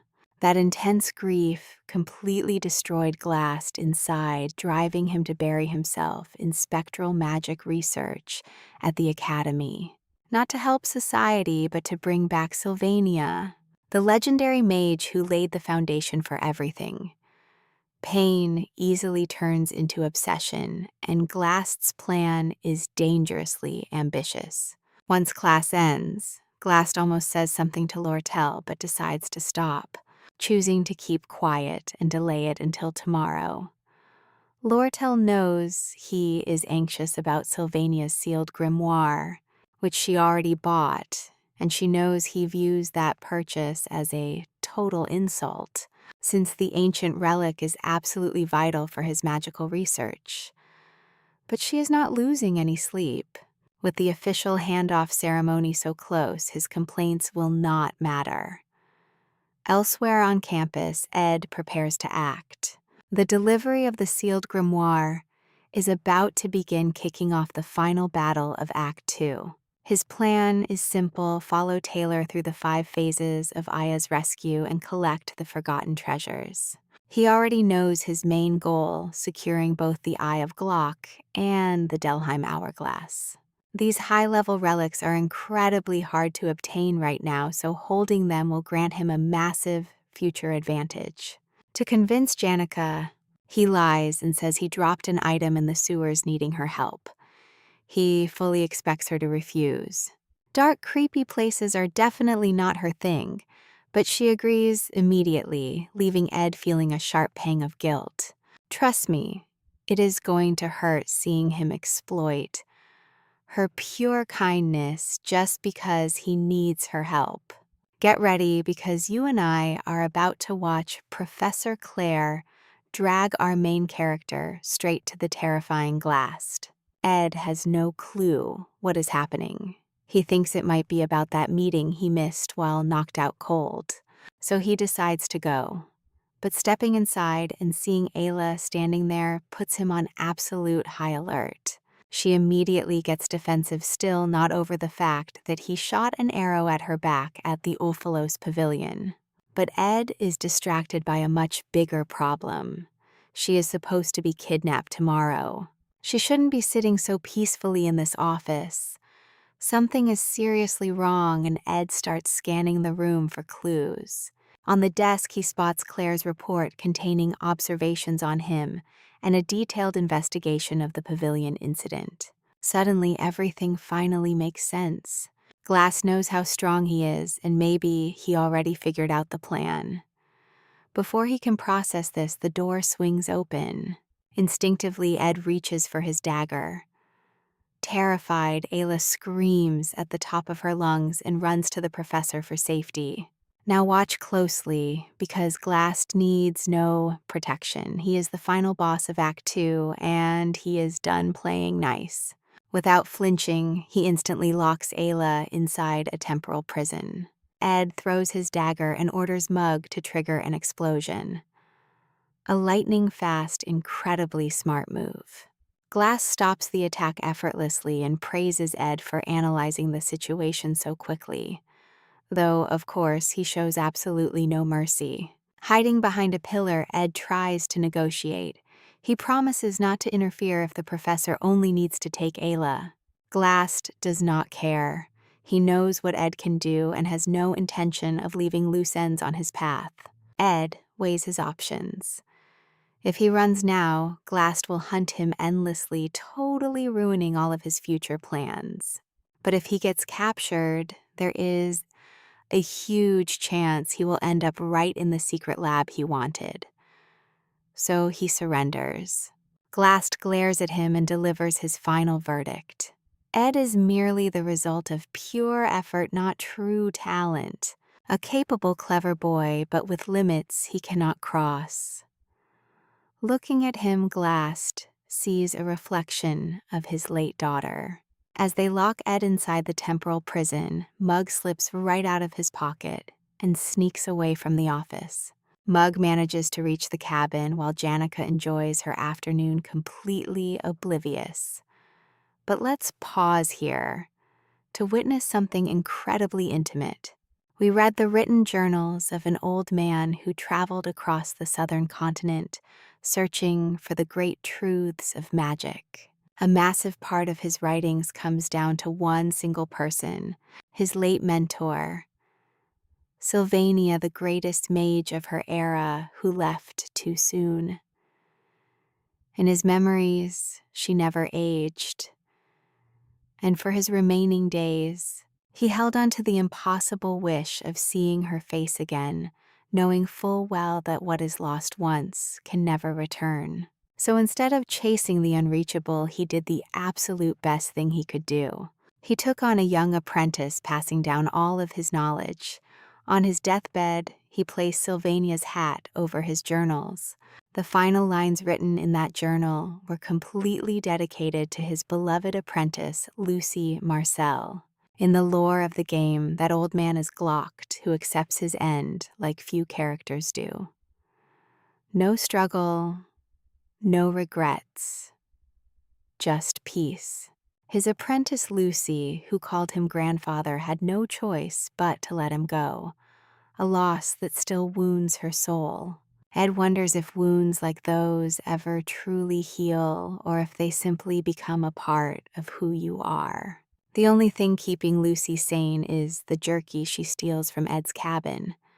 But when she climbs down to refill her empty pouch, the timing couldn't be worse because Janica is right there radiating a sinister purple aura while talking directly to Tiny Mug. On the other side of town, inside the Grand Triax lecture hall, the presentation of the Sealed Sage's grimoire begins. The merchant elite and faculty are gathered with Lortel, waiting at the front to receive the grimoire from Principal Obel Forces, thinking of Crepine Roth-Taylor. Same age but completely opposite vibes. She remembers how, after the auction closed, Crepine pulled her aside to demand the grimoire, offering 12,000 gold coins in exchange. He didn't even blink, but before leaving, he gave her something worth far more than all that gold.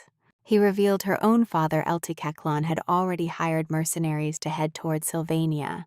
Crepin isn't nice, but he is highly useful. Holding the priceless grimoire, Lortel carefully weighs her next move. Will she take the clean profit or use this to get closer to Ed? I know you and I are thinking the same thing. Suddenly, Professor Glass strikes. He summons a spectral barrier that blocks everyone from reaching the grimoire, unleashing massive spirits to push back both Principal Obel and Lortel. Let's see how he slips out with the spellbook before they react. Stick with me, because the coast is finally clear. The final scene of Act 2 kicks off. Inside Glast's hidden laboratory, Ed is locked up with a furious Aya. She still hasn't forgiven him for that shock strike, but before Ed can move, the mysterious Cum appears. He is Glast's partner in soul studies, and he delivers a very direct warning. They are lucky not to be on a dissection table, so they must stay quiet and avoid waking the gatekeeper. Ed stays completely chill. Shaken by how calm Ed is, Cum orders them to sit tight and avoid trouble under his watch, but Ed just leans back to wait. The plan is simple. Taylor will break them out, and Ed will use the chaos to loot every blueprint and magical tool he can grab before sneaking away undetected. Meanwhile, he tries to chat with Aya, but she totally shuts him out. So Ed resorts to pure logic. He explains there's no bad blood because if he actually wanted to hurt her, she'd know. Obviously, that doesn't work, and she rants even louder. Finally, Ed tells her to hush and wait. Don't blink now because things are about to get wild. After a pause, he sincerely apologizes, explaining he only acted out of survival and meant nothing personal by it. Aya has never heard him apologize before. She goes dead silent. Right then, Mug appears in tears asking if Ed is okay. Ed grabs him instantly. Finally, someone in this miserable dungeon he can actually have a normal conversation with. Seeing Ed's spirit ally, Aya, suggests sending Mug for backup. But Mug excitedly reveals he already took care of it. Janica knows everything and Lucy is on her way. Ed's relief instantly vanishes. Lucy showing up was definitely not part of the plan. In fact, it is the worst possible outcome. Mug's overenthusiasm earns him a swift chop from Ed that sends him straight to the floor.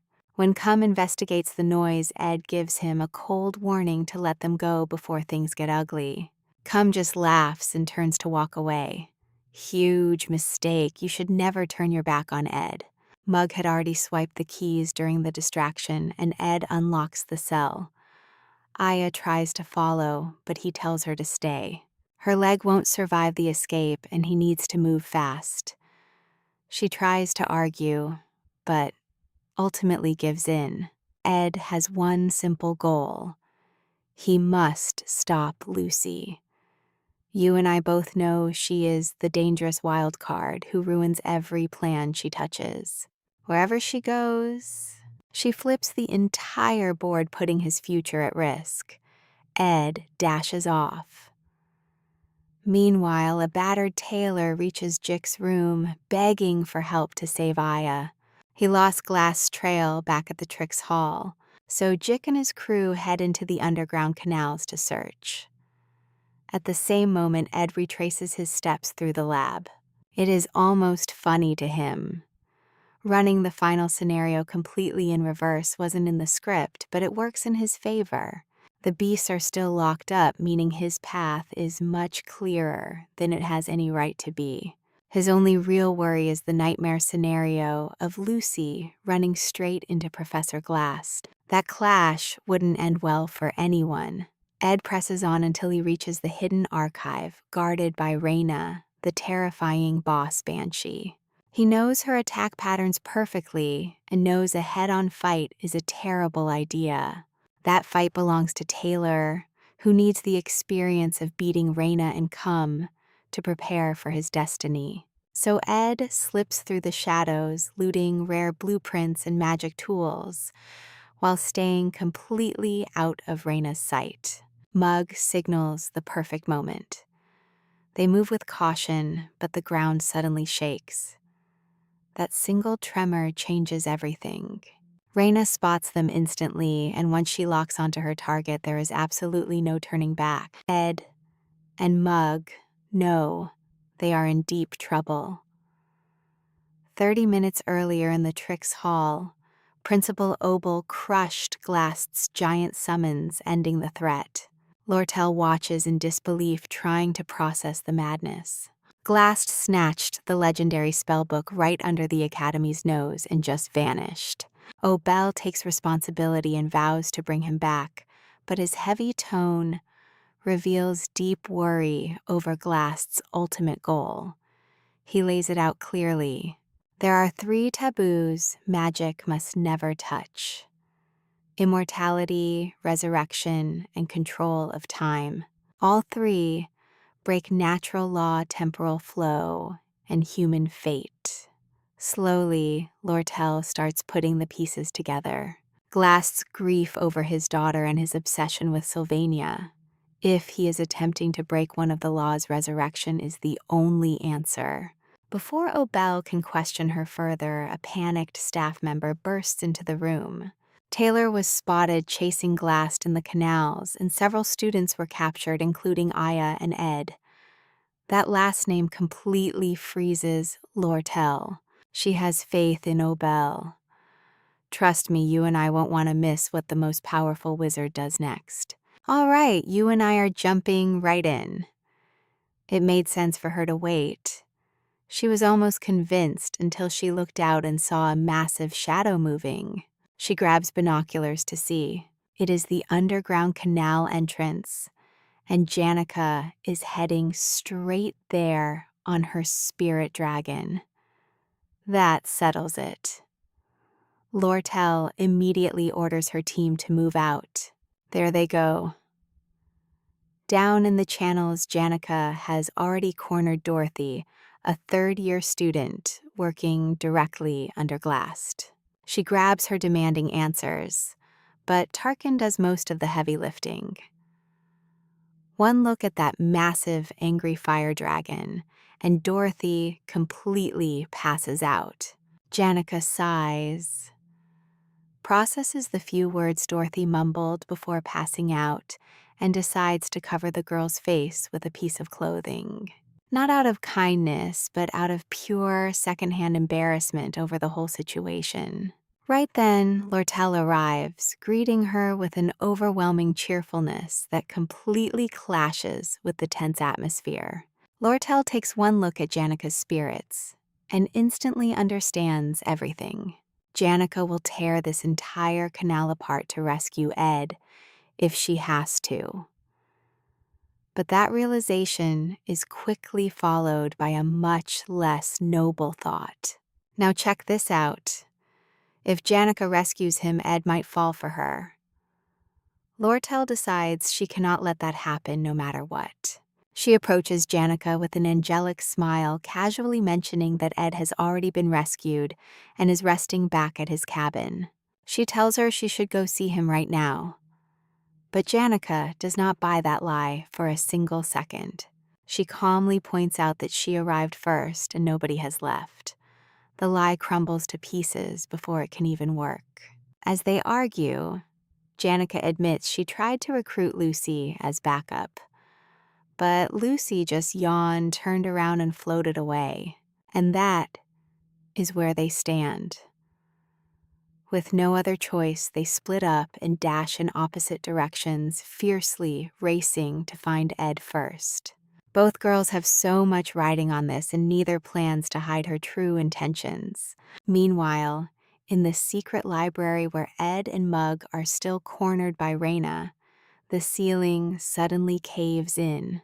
Raina ends up buried under the debris and falling through the massive hole while yawning comes Lucy. She says she got bored and decided to help. Ed just stares at her, knowing instantly that the situation has become a whole lot more complicated. Elsewhere, Principal Obel and his old friend watch the sunset while debating whether it is finally time to intervene. Obel prefers to let the students handle it on their own. They are Sylvania Academy's future, and these moments help them grow.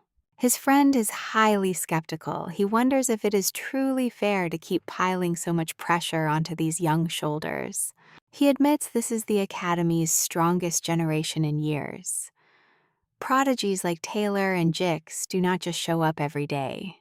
Over time, many have proven their worth by overcoming extreme challenges. Both he and Obel have incredibly high hopes for this group. Obel listens in silence, feeling an ominous premonition. You and I can feel it too. Something massive is coming, worse than any previous threat. The kind of danger that does not just test your limits, but completely redefines them. Down below, Lucy sits on the rubble yawning and asks Ed if he has any jerky. He shuts her down with a flat-out no. She looks utterly devastated and immediately starts searching for a spot to sleep. Ed grabs her shoulder. He needs to make a plan fast. Having Lucy here is a major headache, but she is a powerful wild card he can use to his advantage. By now, Janica and Lortel must be searching the corridors, so he has to intercept them before they reach the final stage. But the absolute priority is keeping Lucy away from Glast. If she gets there first, it is game over, and not in an epic way. So he plays it safe, remembering something Janica once told him. Staying close to someone special is the ultimate way to stay safe. He applies that logic to Lucy, promising her jerky once they get out and successfully convinces her to stick by his side. A total miracle. The new plan is to raid the library, meet up with Janica and Lortel, and escape, leaving Taylor to handle the rest. As they move, Lucy incinerates the bats with her ignition spell, clearing the dusty path in a matter of seconds. Ed watches everything completely stunned by such a massive display of destructive power. He gently asks her to hold back, hoping she leaves some decent enemies for Taylor. Meanwhile, Lortel moves steadily through the tunnels. Unlike Janica, who relies on spirit perception, Lortel just knows how to read the layout of the terrain perfectly. As she walks through the darkness, something shifts inside her, a totally unfamiliar feeling. For once, she does not care about money or personal gain. She genuinely just wants Ed to be safe. Stopping before a concealed, spellbound wall, she listens closely, and then the wall explodes. Ed emerges from the cloud of dust carrying Lucy piggyback while holding a massive pile of valuable magic artifacts in his arms. Pure instant relief washes over Lortel. Ed, wasting no time, immediately hands her a stack of gear to help him carry the loot. Lortel takes it, but her gaze locks instantly onto Lucy. She is sleeping on Ed's back so naturally, and it absolutely kills Lortel inside. You can feel that tense rivalry, right? Trust me, this is about to get insane. Get ready because you and I are about to see how jealousy changes absolutely everything. Lortel had put in so much effort calculating every single move with absolute precision. But then Lucy shows up piggybacking on Ed like it is nothing, making all of Lortel's hard work feel completely useless. Her frustration slips out before she can stop it, shouting his name with a fury that shows she is beyond annoyed. But she cannot even finish her sentence before Ed pulls her close looks into her eyes and confesses she is the one he trusts most. Complete silence. Lortel completely freezes up, her words instantly vanishing as a deep soft blush spreads across her cheeks. Her anger fades even faster, and now she is just trying to process how her plan actually worked out so incredibly well. Not because she forced him to say it, but because he genuinely meant it, which she definitely did not expect. She barely has time to digest this before a guild member completely ruins their sweet, intimate moment, running over to report that a major crisis is happening nearby. Meanwhile, Taylor's group heads deep into the underground waterway. Clebius, whining as usual, is already muttering that he wants to get out of there, wondering why they are risking their lives for Ed Roth. Luckily, Alvara shuts him up in the quickest way. Taylor is more understanding, reminding him that saving Aya is worth it, asking him to just hold on a bit longer. Pay close attention, because this warning from Adele is no joke, and what happens next is going to leave you speechless. A massive explosion instantly proves her right as Tarkin, the fire spirit, emerges from the flames carrying Miss Claire. Janica immediately demands to know where Professor Glast is hiding. Claire reacts to the questioning in the most hilarious way by fainting. Seeing Taylor's group, Janica flashes a warm smile, but nobody smiles back. Taylor's crew immediately goes on the defensive, leaving Janica looking completely confused. Taylor has no idea who she is, and in a dungeon like this, that is enough to treat her as an active threat. Everyone prepares to attack except Jix, who gives her a friendly wave. Just as Taylor is about to strike, Jix steps in. He senses that something is off, and before any blood can spill, a commanding voice echoes, telling everyone to freeze. Ed and Lortel step out from the other side. Taylor freezes up instantly, analyzing his chances of winning this fight, and the numbers do not look good at all. He realizes it right then and there. I bet you remember when Ed completely dominated Taylor's entire team, using nothing but basic magic and a bow. But that was then. The current Ed is a whole different beast, and Taylor quietly accepts he cannot win this battle. Then Ed walks up and pats his shoulder, telling him to stay focused because saving Aya is their main priority. He will handle the other threats, especially the infamous Ketchum. The stakes rise as Lortel's messenger arrives with bad news. Ketchum has landed on Archon Island with a band of mercenaries. With no one to guide Lortel's defenseless merchants, the enemy forces very easily crush them with almost zero resistance. Ed stays calm. In the game, Ketchum was the Act 2 mid-boss, a loose end that nobody dealt with in time. That oversight will cost them dearly, but Ed has a secret card his enemy cannot even begin to imagine. He is talking about the magical artifact that lets him track the game's progress. Time to check it. The story keeps moving forward, and Act 2 is drawing near. As Taylor takes the main route, Ed's role becomes clear. He must defeat the boss to protect the timeline, bidding Taylor farewell, while showing absolute faith in his companion's abilities. After all, Taylor is the real protagonist of this world. His path will be much harder than Ed's, but our hero leaves completely confident that Taylor can overcome it all. Ed wastes no time. He heads straight for the Merchant Guild, knowing Ketchum wants proof to blame Lortel for the illegal armor trade that ruined him. Halfway there, Janica suddenly stops the group. Ed tries to argue that they need to hurry, but she refuses to budge. She reminds him that he just collapsed while escaping Glass prison, yet he still wants to jump into another deadly fight. With tears in her eyes, she insists this situation is none of his business and he shouldn't interfere. He knows she is right, but he also knows the disaster that will unfold if they do not stop Ketchum immediately.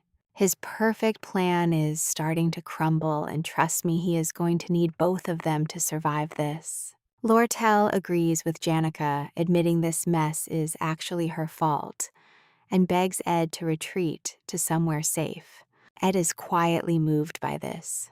Let's dive right into this beautiful moment where they finally connect as Ed firmly declares that Lortel's troubles are now his own. Those words hit way harder than expected. Both girls freeze on the spot as the entire atmosphere suddenly shifts. Embarrassed by how cheesy that sounded, Ed quickly tells them to keep running instantly, regretting his own dramatic outburst. Let's face it, he has always been terrible at expressing his true feelings. Sensing his awkwardness, Janica steps in to smooth things over, claiming she only agrees with him for practical reasons. If Elte takes over the company, Ed's contract and mana supply are toast, leaving Ed genuinely impressed by her logic. That was the perfect excuse he couldn't think of himself. Meanwhile, Lortel stays completely silent. She seems lost in thought, dissecting his words. But as they reach the exit, Ed spots the absolute destruction outside. His first thought is Taylor, but then Janica shyly confesses she actually caused this mess by accident. She proudly points out that Dorothy fainted during the chaos, proving he should definitely stop underestimating her. It's clear she is worried he might judge her, but he doesn't mind one bit. An ally confirms the exit is just ahead, and a carriage is waiting to take them to Lortel's remaining loyal staff. Sounds like a solid plan, but once outside, they find the carriage smashed to absolute pieces. Now here is where the tension spikes. Lortel's men are dead, and Elty is waiting for them, but she stays cool, greeting him with pure sarcasm. Elte mocks her reaction smugly, reminding her that he was the one who taught her to keep the books clean, leaving absolutely no traces. But this time he used that exact same lesson to destroy her instead. He found a weakness in her security, bribed one of her guards, and lured them straight into this trap. He loves watching her realize she was betrayed right before twisting the knife. He sneers, telling her she has finally perfected that betrayed look, and it's a real shame he has to ruin her face to get a confession. He snaps his fingers, and the fallen guards rise like zombies to attack them, but Lortel doesn't flinch at all. She calls him out directly, reminding him that he never fights his own battles and always hides behind hired swords. Elte smiles, boasting that he brought the most elite mercenaries from across the continent with very simple orders. Kill everyone and take Lortel alive. Suddenly, arrows rain down, but Janica summons a powerful wind barrier just in time. She analyzes the enemy's movements, warning the group to stay sharp, because these guys are no rookies. Elte knows Janica is the main threat, since spirit summoners are incredibly slippery, but he came fully prepared. He pulls out a legendary artifact called Belarus's Prejudice and activates it. The surrounding mana begins to collapse and suppress, cutting Janica's magical advantage down to absolutely nothing. Ed knows this artifact and its major weakness inside out. Its slow activation is obvious, giving them a theoretical advantage. But in reality, they are mostly mages, and these battle-hardened mercenaries won't give them a single second to breathe. I know what you are thinking. This is a terrible spot. If that artifact activates, this fight is over before it starts. Elte couldn't care less about facing the heavy consequences from the academy. To him, losing his life is far worse, which is hard to argue with. Ed watches this feeling deep regret.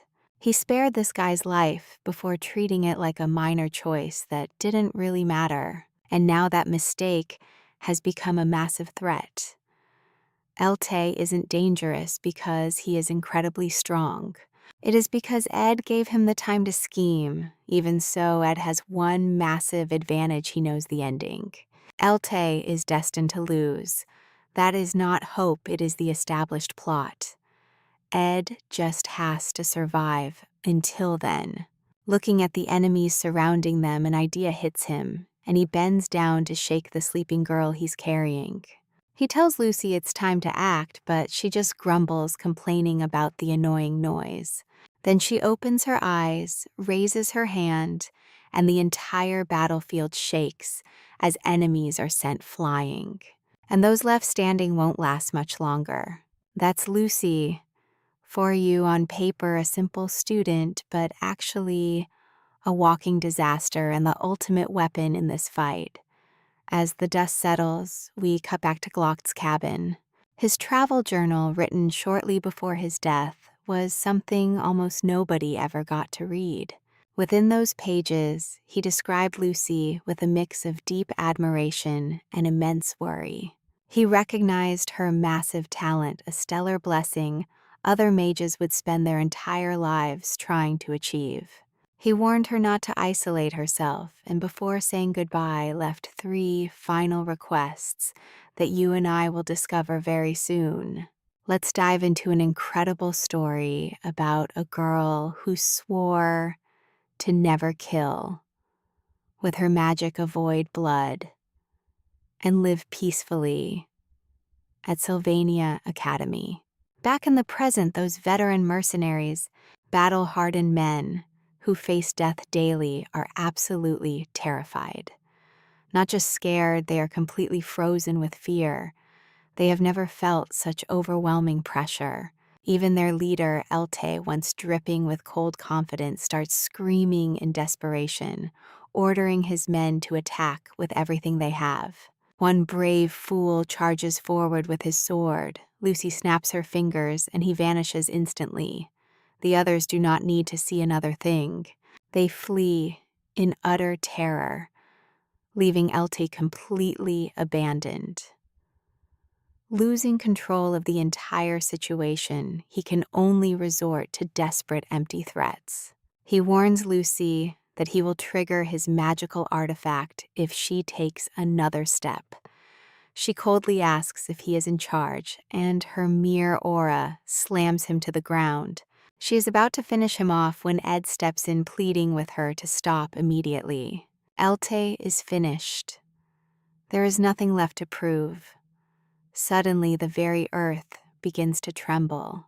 A massive earthquake shakes the entire area as 7 stars align in the night sky. Ed realizes what is happening instantly. Glast has pushed his magic far beyond natural laws. The magical domain is descending. The final showdown of Act 2 has officially begun. Ed thinks of Taylor down below, powered up and ready, feeling a wave of relief. The timeline of this story is still running on track. Everything is going exactly as it should until he spots Lucy flying straight toward that mysterious magical domain. She watches the towers absorbing pure mana, her expression showing she understands what is happening. Bringing back the dead might actually be a real possibility here. Now pay close attention because this is where everything changes. In the original game, Lucy slept peacefully on a roof during this entire chaos. But if you wake her early and bring her to Glast, he offers her a tempting deal. He promises to resurrect Glocked, and Lucy will switch sides instantly. She will not only stop helping, she will completely destroy everyone, including the hero himself. No exceptions, no easy way out. Not a single route of that fight ends well. And Ed was the one who woke her and brought her here. Now she is flying straight to the only man who knows how to manipulate her. Ed is terrified that he might have triggered this entire disaster, his own escape or getting kidnapped. Any of those events could have been the final push to completely derail Lucy's destiny. Before spiraling into that mental abyss, Elte acts. He activates his legendary magical artifact to completely shut down Lucy's mana. Capitalizing on her temporary weakness, he sends a mercenary to finish off Ed. A logical move that unfortunately for him fails miserably. Ed stays calm, unleashing his wind magic to neutralize the attacker instantly.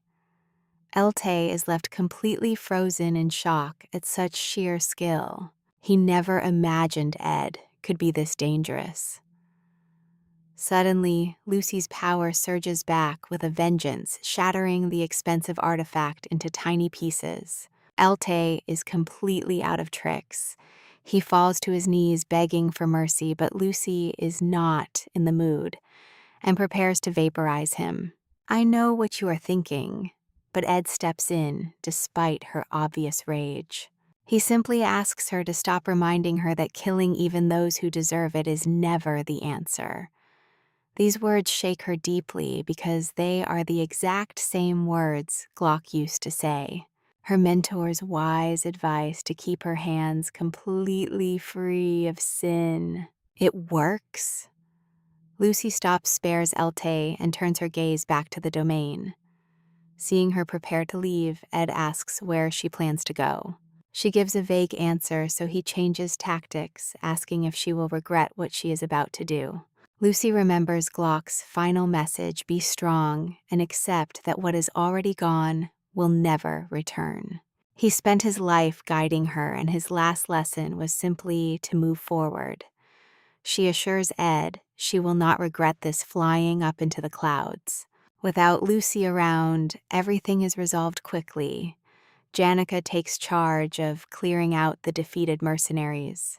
Lortel arrests their leader, while an exhausted Ed drags himself up to the top of Trick's hall. There he finds Lucy sitting all alone, staring up at the starry sky. He quietly sits down beside her, silently paying his respects to the memory of the great Glocked, the very man who funded the scholarship Ed currently enjoys, and who donated all his wealth to live humbly at the academy. Even the Glocked Hall destroyed back in Act 1 bore his name. Every single corner of this campus preserves his unforgettable legacy. To Lucy, this prestigious academy is not just a school, it is a living monument to the mentor she lost.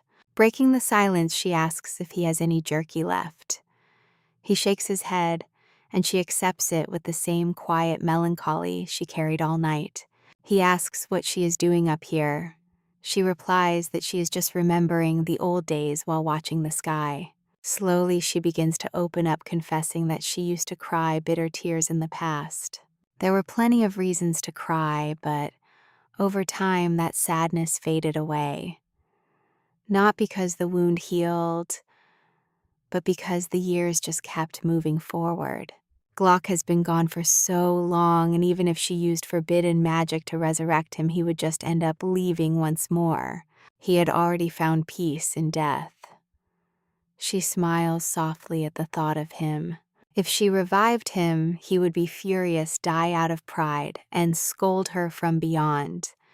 And that is where we leave this emotional dilemma about bringing back old Glock. All right, let's think about this. A mage who dedicated his entire life to magic would never let his legacy be insulted. She calls herself selfish for wanting it. In the end, bringing him back was never truly about him. It was for her own sake. Ed listens in silence without trying to fix it, subtly, watching over Lucy. Letting Glass go still feels way too fresh, and he knows exactly what it looks like when someone makes a choice they are not ready for. But this time, Lucy does not change the subject or ask for food.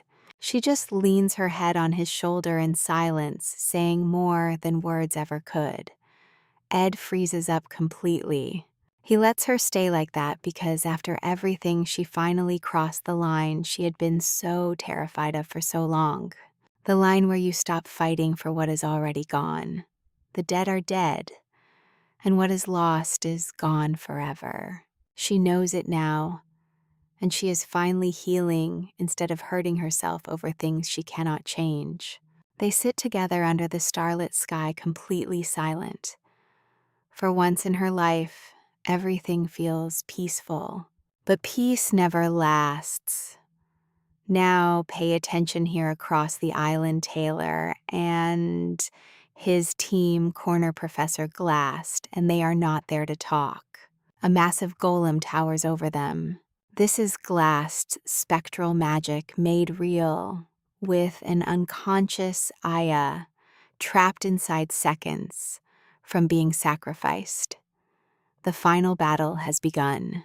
Jix and the crew unleash their full arsenal, blasting the golem with magic to tear it to pieces. As Taylor charges toward Aya, Glast blocks his path, and mid-fight, his mind slips back to his old, quiet life. Old texts, lectures, tea with Dorothy Clare and Principal Opal. Seasons passing outside a window he barely ever noticed. A man completely consumed by his work. It looked like peace, but a deep pain never left his side. The tragic death of his daughter, Maury, was the fuel for all his madness. As Taylor continues to press forward, Jix and Alvara distract the monster until Glass traps them in a time prison, freezing them mid-strike. Jix manages to shout one last warning before freezing. Dodge Taylor reacts instantly and continues the assault. With one devastating slash, he brings down the giant, shattering Glast's plans into a million pieces. Time flows again. Jix and Alvara break free and quickly rescue young Aya. Glast tries to recover, but Jix freezes him instantly. Taylor closes the gap for a final decisive strike. It is over, and he does not fight back. Falling from the building, he teleports away, not to escape, but to completely fade from the world. I know what you're thinking. Is this really his end? Bleeding out in the woods, dreaming of Maury. He opens his eyes to find Ed standing there. Ed has an urgent question that simply cannot wait. Meanwhile, as the dust settles, Lortel finally returns.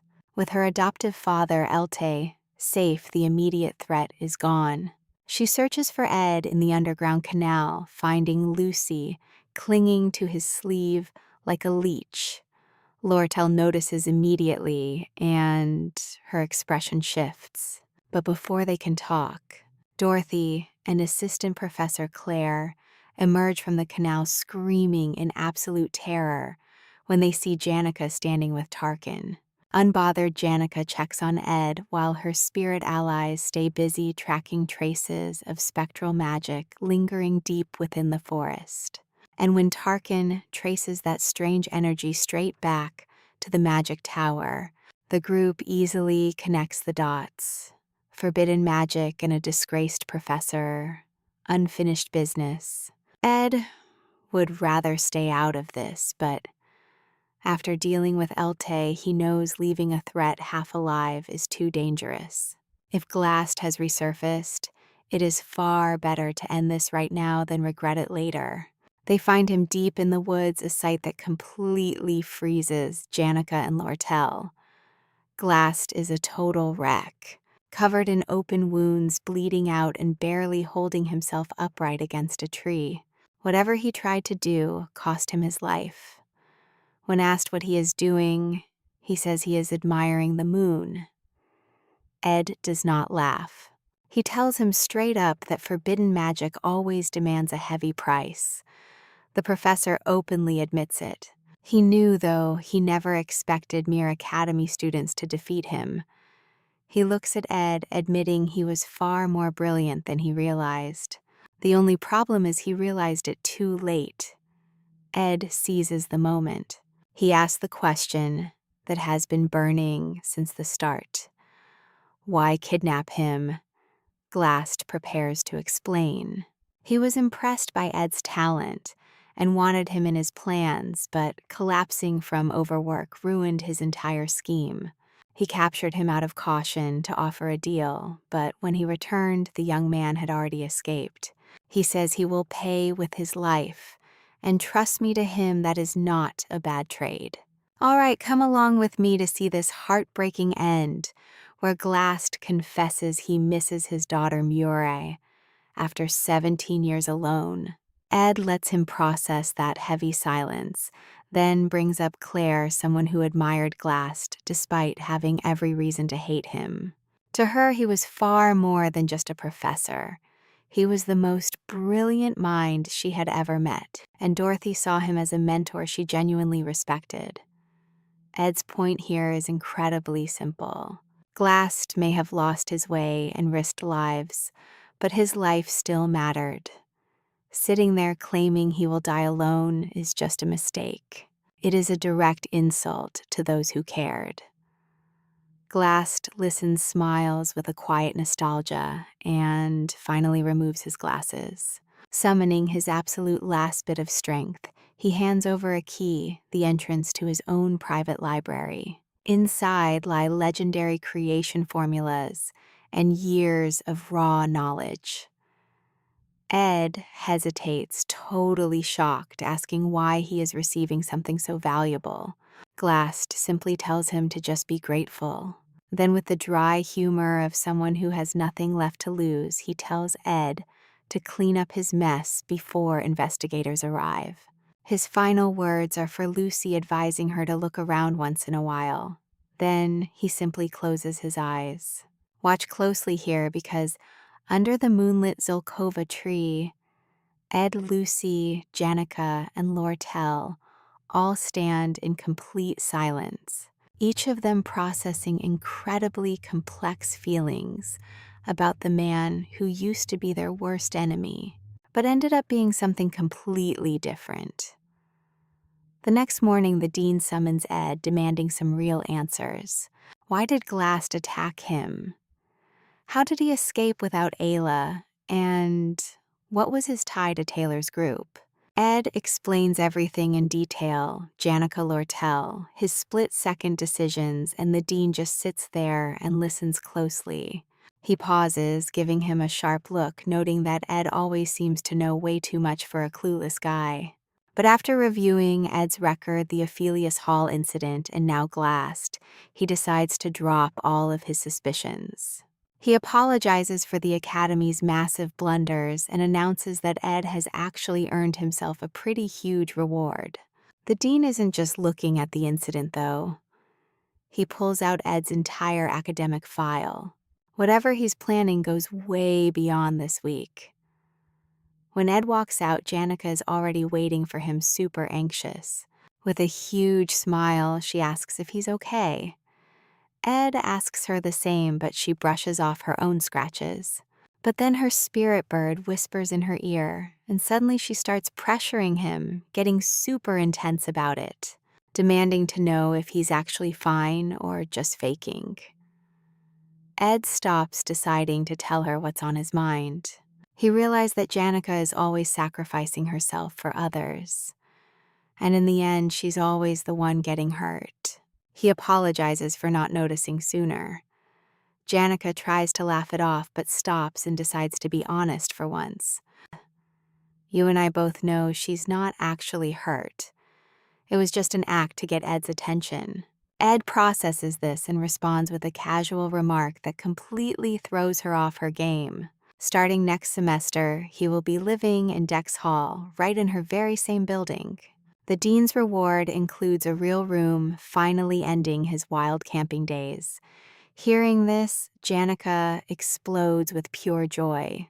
Ed heads back to his cabin feeling a strange mix of relief and a little bit of nostalgia.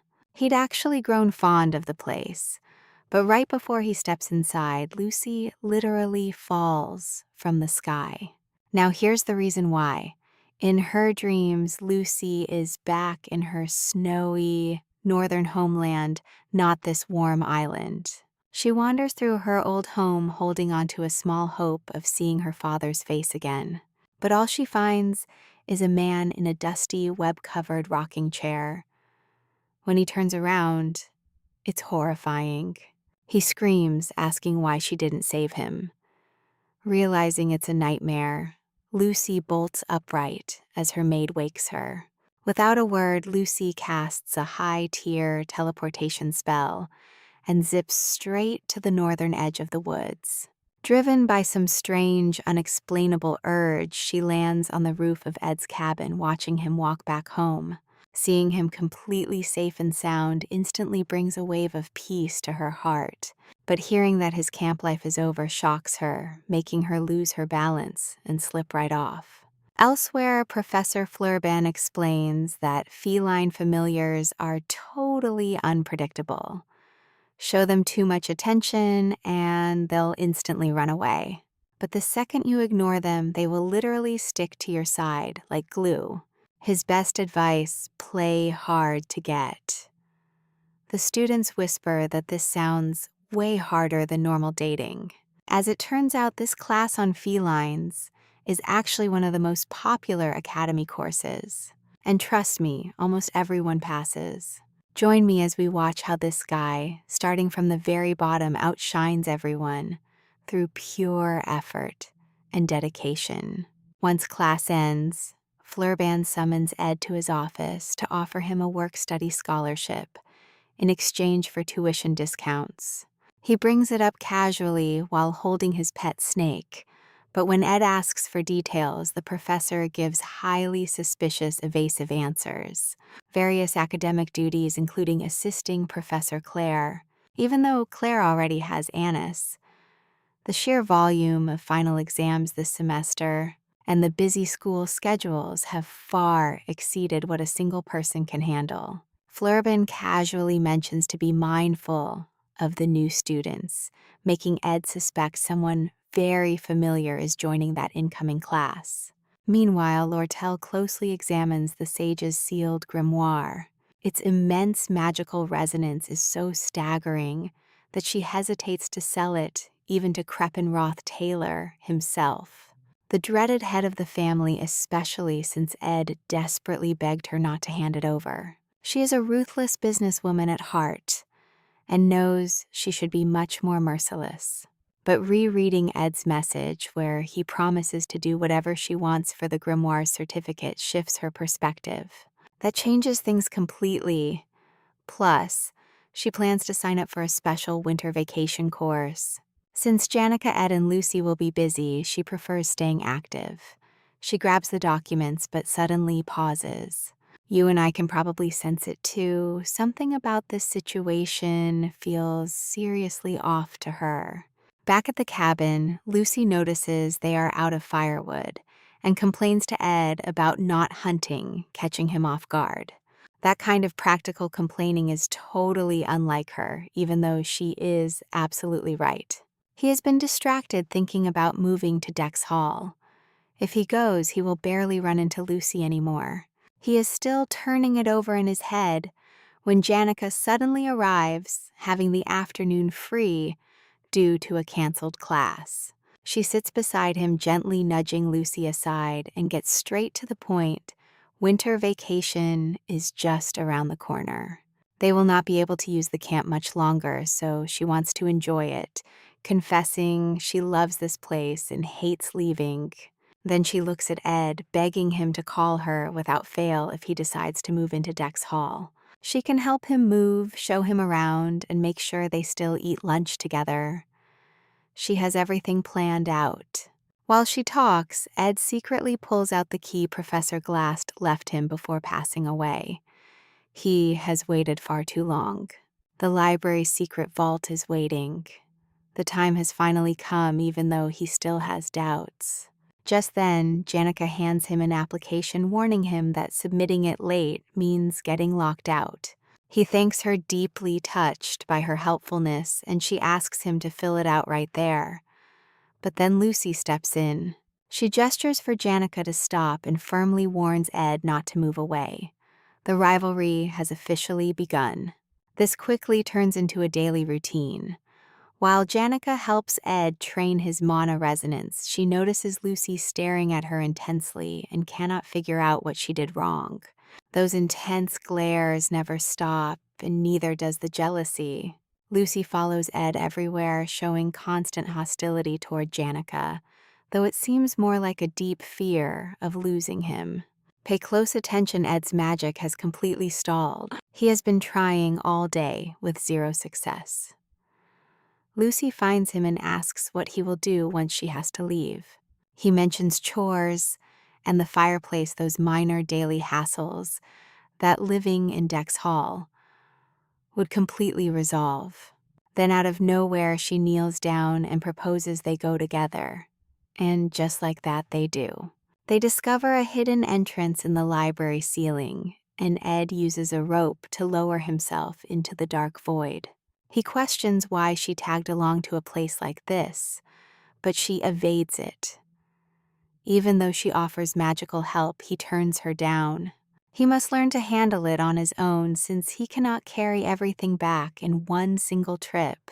Unlocking the vault, a blinding light wraps around them, and trust me, what they find is going to leave you speechless. Stepping out, Ed pieces it all together, noticing the timing matches. The delivery of the magical item he ordered from Lortel. We are talking about a legendary grade artifact, the Golden Phoenix Ring of Glass. It distorts time, pulling his future magic into the present. This means he can cast high-level spells now, but the cost is going to be terrible. The more power he borrows, the longer he will remain completely unconscious afterward. He knows not to use it lightly, saving it strictly as a last resort, though it also helps form spirit contracts. That is where we leave it today, remembering Janica controls so many spirits thanks to her massive mana pool. Get ready because you and I are about to watch how Ed, as a beginner, can barely summon low-rank spirits. Boosting his maximum mana temporarily might let him contract with a high spirit. though the risks are still a total mystery. Meanwhile, Lucy wonders aloud why Glass never used this invention, especially after spending so much time actually building it. Ed reminds her that the past is gone, leaving only his legacy. Glass never wasted anything, and this ring, capable of shattering any limit of magical power, was definitely the core of his magical engineering research. But the reason for keeping it hidden until the very end was much simpler than they ever imagined. He just wanted it to be a gift for his daughter. Walking out, Lucy falls into complete silence. She admits she only values things after losing them, which is why she followed him. She has a huge question. Staring right at him, she asks if he is leaving for Dex Hall, begging him to find another way. Ed freezes. He knows how hard that was for her to say, but he stays honest. Moving to Dex Hall makes life comfortable. After all, surviving the brutal winter outdoors is not ideal. Lucy does not argue and just goes quiet. Now watch closely, because right here she looks up expecting rain, but what falls is a very strange early snow. Watching the snowfall, Ed mentions he still needs to gather firewood for the cold and asks if she will help. He is already smiling when she gets the message and leaps straight into his arms, radiating pure, undeniable joy. With Ed fully adapted to wild living, the curtain falls on Act 2 of this wild Sylvania game. But Act 3 is a whole different beast, bringing massive stakes and far more tangled trouble. Princess Fenya aims to lead the student council, putting her on a direct collision course with Lortel. New faces arrive with hidden dangers and rivals. To top it off, the final boss of this entire act is Lucy Merrill, his own campmate. He knows none of this will be easy, but he avoids stressing out since Lucy was never this emotional in any game route. That definitely means something major. Brutal winter soon hits hard, forcing Ed to spend his days clearing snow and chopping wood without any break. Soon, a scholarship task summons him straight to Director Opal, where he officially gives up his academy dorm room. In the end, he walks out with fully free tuition. He has more free time now, but resting in his cabin is impossible with Lucy there. He gave up on evicting her, and not just because of the freezing cold. I know what you're thinking, her high magic protects her anyway. But throwing her out right now would just feel completely wrong. So he heads out to test the ring, attempting to contact Milda, the forest guardian spirit. Meanwhile, back at the academy, Clara decides to lure Janica to the Laplace bakery using some high-quality, delicious sweets, since it is the only real way to lure her out. With Annis there, Clara cuts straight to the chase. She warns Janica that she is crossing a dangerous line, falling completely head over heels for the mysterious Ed. Janica is shocked her friend knows, but Clara will not stop her. Her own view of Ed has changed quite a bit. What she actually wants to know is how fast her heart races around him and the butterflies she gets. After some prodding, Janica admits she feels safe and comfortable. This terrifies Clara because comfort is actually the worst-case scenario. From her perspective, Janica is headed straight toward being that comfortable, easygoing partner who brings absolutely zero romantic excitement. The issue is not Ed, but that Janica is doing all the chasing while he has no reason to seek her out. Following him everywhere just won't cut it. Even Janica's own spirit friends secretly agree. Clara calms down and decides to drop some real solid advice.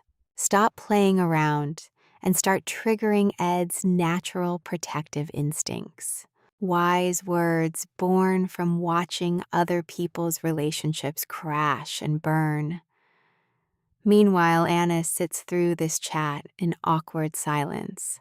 Annis knows Clara is the one behind clearing Ed's name, supporting him solely because her best friend has a crush on him.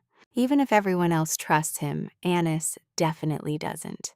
Later on, seeing Professor Clara get scolded over an overdue library book completely kills any real faith she had left in her mentor's brain. Still, the Academy's most respected faculty constantly praise Clara's raw, genius talent, which is incredibly annoying. As she goes to turn in a report, a friendly classmate offers to help. She politely declines. As a second-year student, she knows she is the sole reason why Professor Clara, who is a genius in theory, is useless in practice, and that's where we leave it, seeing who actually runs this place behind the scenes. Get ready, because you and I are about to watch how Annis handles things. She leaves a report on the table along with something else. A dossier on Ed Roth Taylor compiled at a pace we could generously call thorough, but honestly, it is basically stalking. If she ever got caught with that, it would be a massive disaster. Aside from Janica and Clara, almost nobody knows her true colors. She keeps it that way, firmly believing life is all about knowing which mask to wear. She has 20 minutes before the professor returns from the bakery, so she gets straight to work without wasting a single second. Ed belongs to the Roth-Taylor family, the most powerful dynasty in the Kahl Empire. He is an only son with 2 sisters. She looks over his birth records, family tree, and everything else. When she first enrolled, her situation was the exact opposite of his. Her family was unstable and lacked backing. She built everything herself, working incredibly hard on scholarships and as a teaching assistant. For that exact reason, she respects Lortel. She knows all too well how hard it is to survive without a financial safety net. Looking back at Ed's past, she draws her own conclusions. Someone raised in such a pampered, controlled environment likely developed a pretty arrogant worldview without even realizing it. Here is where it gets interesting. She believes he runs from responsibility and chases women who only stroke his own massive ego. Given the sheer luxury he grew up with, he would definitely prefer someone who is conventionally gorgeous. And because of his past, a proactive woman would scare him away. So she decides keeping a low profile is best. She does admit that he changed after being disowned. But someone living like that for decades does not change overnight. Effort or not, that deep-seated arrogance is still in there. Annis decides the ultimate way to test him is to become the exact type of woman he would fall for. She is going to run a controlled experiment on a real person. The plan gets cut short when Professor Claire bursts in with pastries, spills tea, and braces herself for the inevitable scolding. Instead, Annis just asks if she is okay. That is so out of character that Claire does not know how to react. Meanwhile, over in Lucy's room, Ed thanks the head maid Belle for taking care of his dirty uniform. Belle appreciates the thanks, but shares an observation. She has been finding blonde hair on Lucy's clothes and white hair on Ed's. She also points out that he has been speaking to her with totally unnecessary formality. Ed defends himself, saying it is only natural since she leads so many maids. But Belle counters that he also manages quite a few people. She means Lucy, Janica, and Lortel, adding that she will wash his clothes, regardless of his actual relationship with those girls. The Ophiuchus Pavilion is fully restored, but look closely here. 7 new students are coming after the break, and 1 already booked a room. Ed knows exactly who it is. His own little sister, Tanya Roth-Taylor. His vacation just got a whole lot more stressful. Soon after, Jick stops by the cabin to mention he is heading home during break to see his best friend, Ella. He asks if Ed is staying at the camp the entire time, and Ed nods. He wants to use the break to master mid-tier magic before year 3, but advises Jix not to overwork himself. Noticing that Jix shows absolutely no trace of magic, Ed checks his temperature and asks if he pushed past his physical limits. Jix, who was apparently wearing a ring to hide his raw power, just gives him a pretty evasive answer. He also delivers a message from Yara. She has been asking about Ed and wants to bring Taylor over to apologize properly. Ed tells him to say he is not mad and does not need any apology at all. Knowing Jix is highly discreet, Ed hands him some cash to hire workers to clean out the basement of Glast's library. Jix refuses the money, calling it training, and you might be surprised to learn Ed plans to turn the space into a workshop. The next day, Annis fills in for Assistant Professor Claire, who has gone 2 days without sleep due to piles of paperwork. She briefs the scholarship students. They must prepare the placement exam for the incoming class and supervise on the big day. Ed quietly recalls that this entire task used to be Professor Glast's sole responsibility. Annis works with total efficiency. She gets Cleus the gear he wanted from Trix Hall and hands Onyx some of Claire's tasks. Then she locks her eyes onto Ed. She is fully determined to test him. There are too many women surrounding him, and she needs to ensure he is trustworthy for Janica and Claire. Her trap is set. She orders him to join her on a field investigation, and the two head northwest toward Oran Mountain. Out in the field, Anise claims she is exhausted and asks if he is too. He immediately suggests taking a break. She thanks him with fake sweetness, and just like that, you and I see him prove he is not the arrogant jerk she expected. Let's dive into this incredibly dramatic moment together. She quickly explains her connection to Janica, claiming her cold attitude was just out of concern for her dear friend. Ed shrugs it off. He admits he is not really bothered by that, mentioning she must be completely exhausted from juggling all her demanding academic assistant duties. She quickly grabs his arm, whispering that everything is perfectly fine now that they are finally together.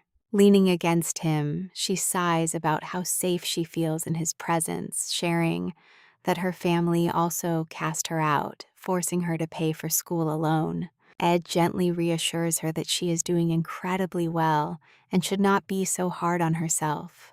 Her face lights up, claiming they have so much in common, but Ed starts sensing that something is seriously off about her. This is definitely not the serious, composed Annis he once knew. Right then, she trips over absolutely nothing and falls right into his arms. Catching her, he warns her to be careful, though it is incredibly obvious he noticed there was absolutely nothing to trip over. As she plays up the drama even more, he simply stares in sheer confusion, forcing her to awkwardly excuse herself to clear her head. Once she is finally alone, Annis reviews her list of seduction tactics. Finding common ground check, showing vulnerability to spark his protective instinct check and physical contact. It is a solid strategy with highly uncertain results. And almost against her own will, she catches herself thinking he is surprisingly built for a bookworm and way more skilled in the wild than you would ever expect from a noble. Plus, let us be real, he is stunning. No wonder Janica fell so hard. Suddenly it all makes sense. This is exactly how love begins. It is all a dangerous trap. She firmly reminds herself that she is different and snaps back to her feet immediately. Up at the summit, Ed waits while taking in the beautiful scenery. For a brief second, he clears his mind, but this peace will not last. Pay close attention here.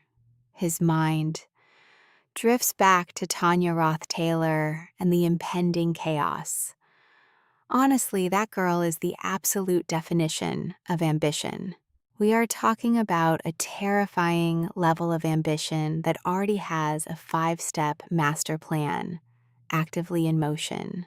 A political prodigy and master manipulator, she aims to become the first female student council president in the entire history of Sylvania. She even arrived early just to secure her dominance before the other students could even unpack their bags.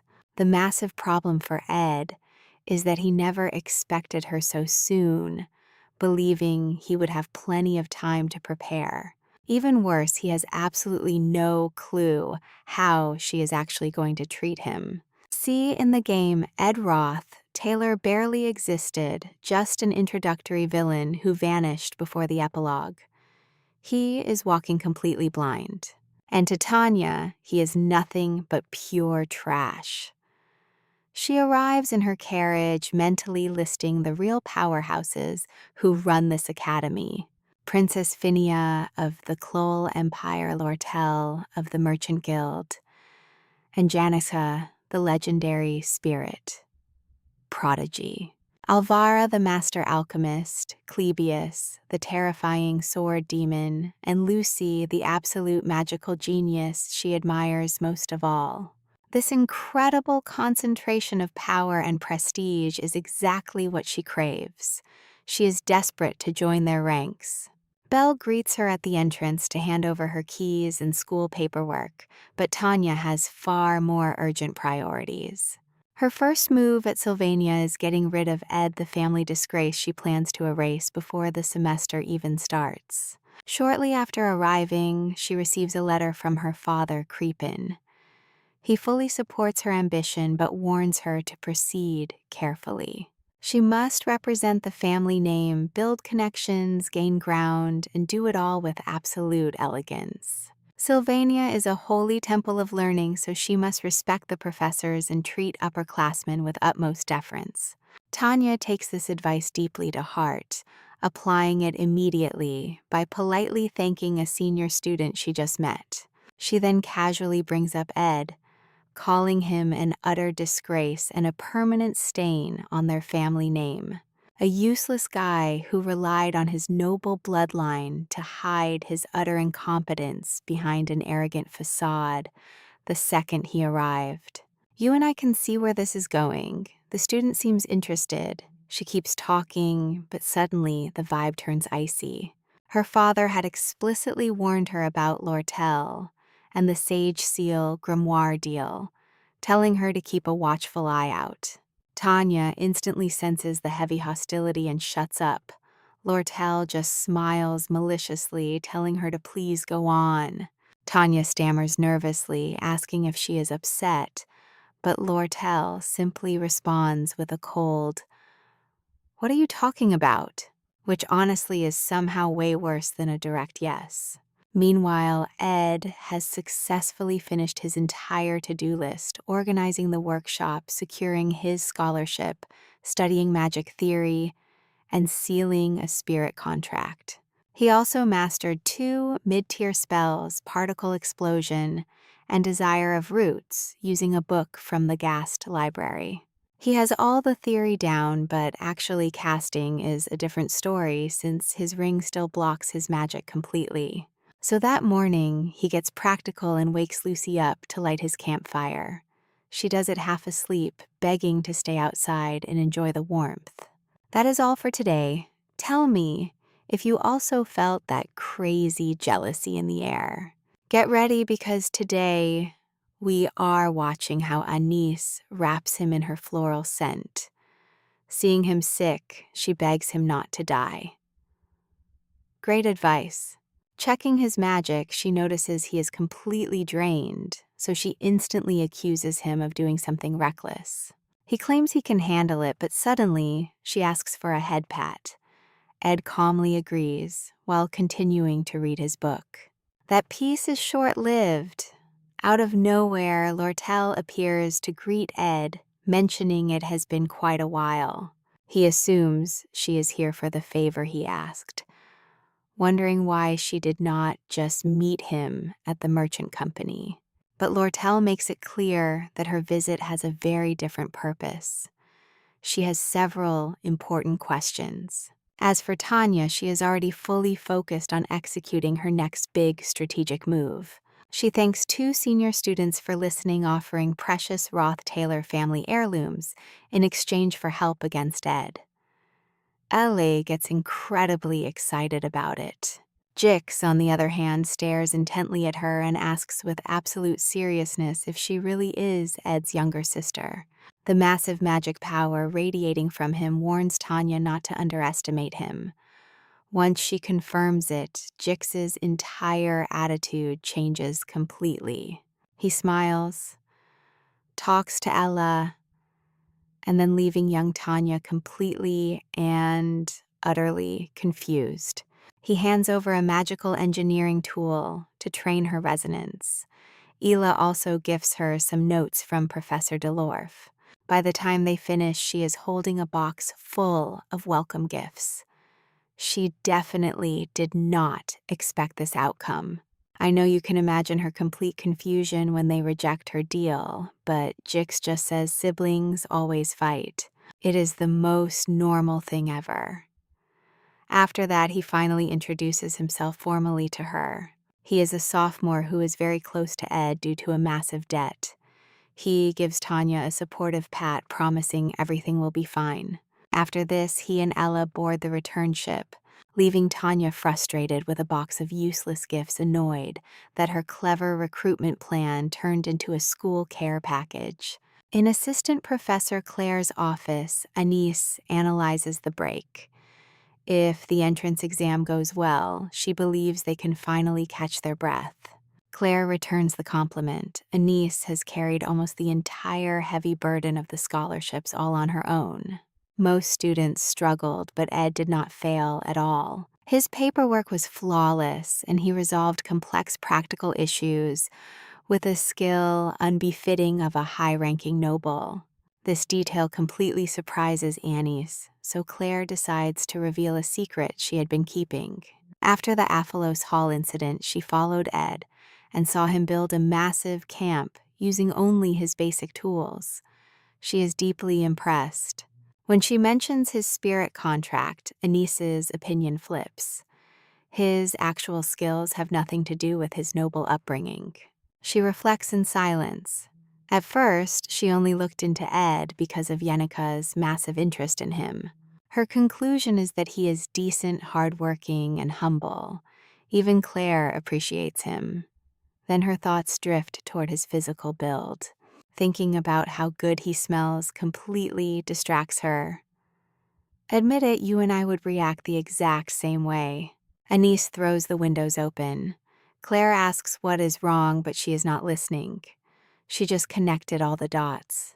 Claire said, Ed made a high-level spirit contract, and achieving something like that required Yenika's direct help, meaning that Spirit is loyal to Yenika and therefore could have easily shared every single detail with her, including Anise's attempts to get close to Ed. She flees before Claire can even suggest grabbing lunch. Let us talk a bit about Yenika. Her family motto is harmony and coexistence, values she always practices in her daily life. She has true friends and a massive heart, but now she is tormented by rumors of Anis and Ed, so Tanya arrives at the worst moment advised by Lortel to find academic allies. Introducing herself around the academy while slandering Ed, she thought Yenika's kind nature would make her easy to win over. Instead, as Tanya approaches, she is met with an imposing spirit looming behind her with a very unfriendly face. The information Lortel gave her about Yenika was completely outdated. Meanwhile, Yenika helps Ed at the camp by gathering production materials, though legendary items are scarce in the dead of winter. He thanks her for making time in her busy schedule, but she tells him not to worry about it. And when he asks why she came in person, she claims she just needed a break. That is her official excuse. Then Lortel spots Lucy sleeping peacefully and demands an explanation, but the winter season does not convince the clever girl at all. She lets it slide to get straight to the point, showing him the sage's sealed grimoire and the letter. It is the signed agreement promising to do whatever she asks in exchange for the book deal. She smiles, ready to collect. Ed fears the worst, but she promises to be reasonable. Trust me, we need to see what happens next. Stick with me here because what she wants is simple getting him on her side as Act 3 begins. The war between Princess Penia and Lortel is about to explode, and Lortel is already making moves against her destined rival. According to the original storyline, whoever wins this fight and becomes student president will control the academy using that power to destroy the influential Roth-Taylor dynasty. Looking ahead to Act 4, Ed points out he is just a regular student and his support won't change anything. Lortel does not deny it, but reminds him his fame is growing, and besides, this is not just about politics. It is personal, and that is enough for Ed to join. He knows exactly how carefully Lortel calculates every single move. But that night, for once, she looked genuinely happy, not just strategic. A tiny detail that he did not miss at all. The next morning, he wakes up early as usual, asking Lucy to take care of lighting the campfire.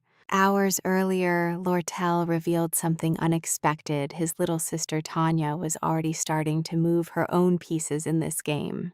Pay close attention here because Lortel wonders if Tanya sees him as a threat, or if it is just basic sibling rivalry. Either way, she planned on introducing Tanya to several key people.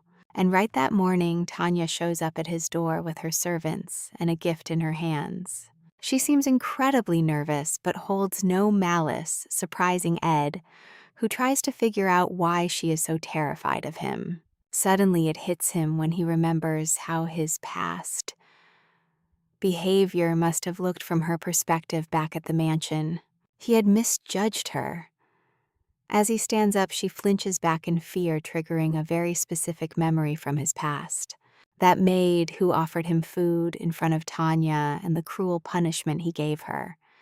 Tanya begged him to stop, but he ignored her. He remembers it vividly. Back in the present, he accepts the gift, promising to use it as soon as the new semester starts. He also casually admits that he has been completely disowned. He is not technically her brother anymore, but confesses that this sweet gesture still means a lot to him. Then he invites her to warm up by the fire while asking a half-asleep Lucy, who is struggling to wake up to attend to their guest. He goes inside for some drinks and upon returning asks Tanya who she was talking to. She confesses they were talking about him. When Yenica is mentioned, the whole group freezes.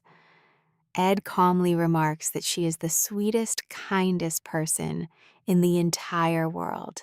Tanya nods, way too hard, explaining that Yenica was extremely kind, incredibly powerful, and summoned a giant fire spirit lizard that sent all of her guards flying through the air. And here's the funny part. We both can appreciate she immediately corrects herself, insisting Yenica was just nice. Ed asks if she really summoned that spirit. Terrified Tanya replies, of course not, claiming she does not even know what she was saying. Ed understands the situation completely, so he decides to speak with absolute honesty. He explains that he now works his hardest accepting his banishment and admits to being a monster in the past, apologizing for his actions. Then he mentions hearing about her run for student council president, assuring her that he will support her. He genuinely means it, even though he knows she will lose since in the original story she supports Penia. She won't win the presidency, but she is still family, and that matters to him. Tanya stares in shock, like she is seeing a ghost. Ed does not know how to read her face or what happens next. Returning to the Ophelius residence, she tries to calm down. She convinces herself that Ed is still the same old scoundrel he is, just much better at faking it now. If she does not accuse him publicly, it is because Yenica almost incinerated someone for less. Her loyalty to Ed is undeniably real. She trusts him blindly. Even so, Tanya cannot understand how an academy full of geniuses still has not exposed his massive act. She eagerly awaits the day his mask finally slips.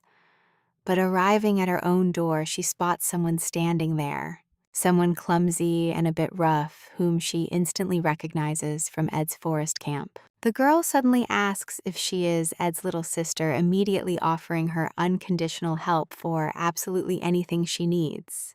Tanya watches her enter the room right next door, noticing the gold nameplate reserved exclusively for the top elite students. The name reads Lucy Mayrill. The legendary prodigy mage is Ed's neighbor and apparently his little helper for lighting campfires. And with that, my friends, Tanya's entire perspective was completely shattered to pieces.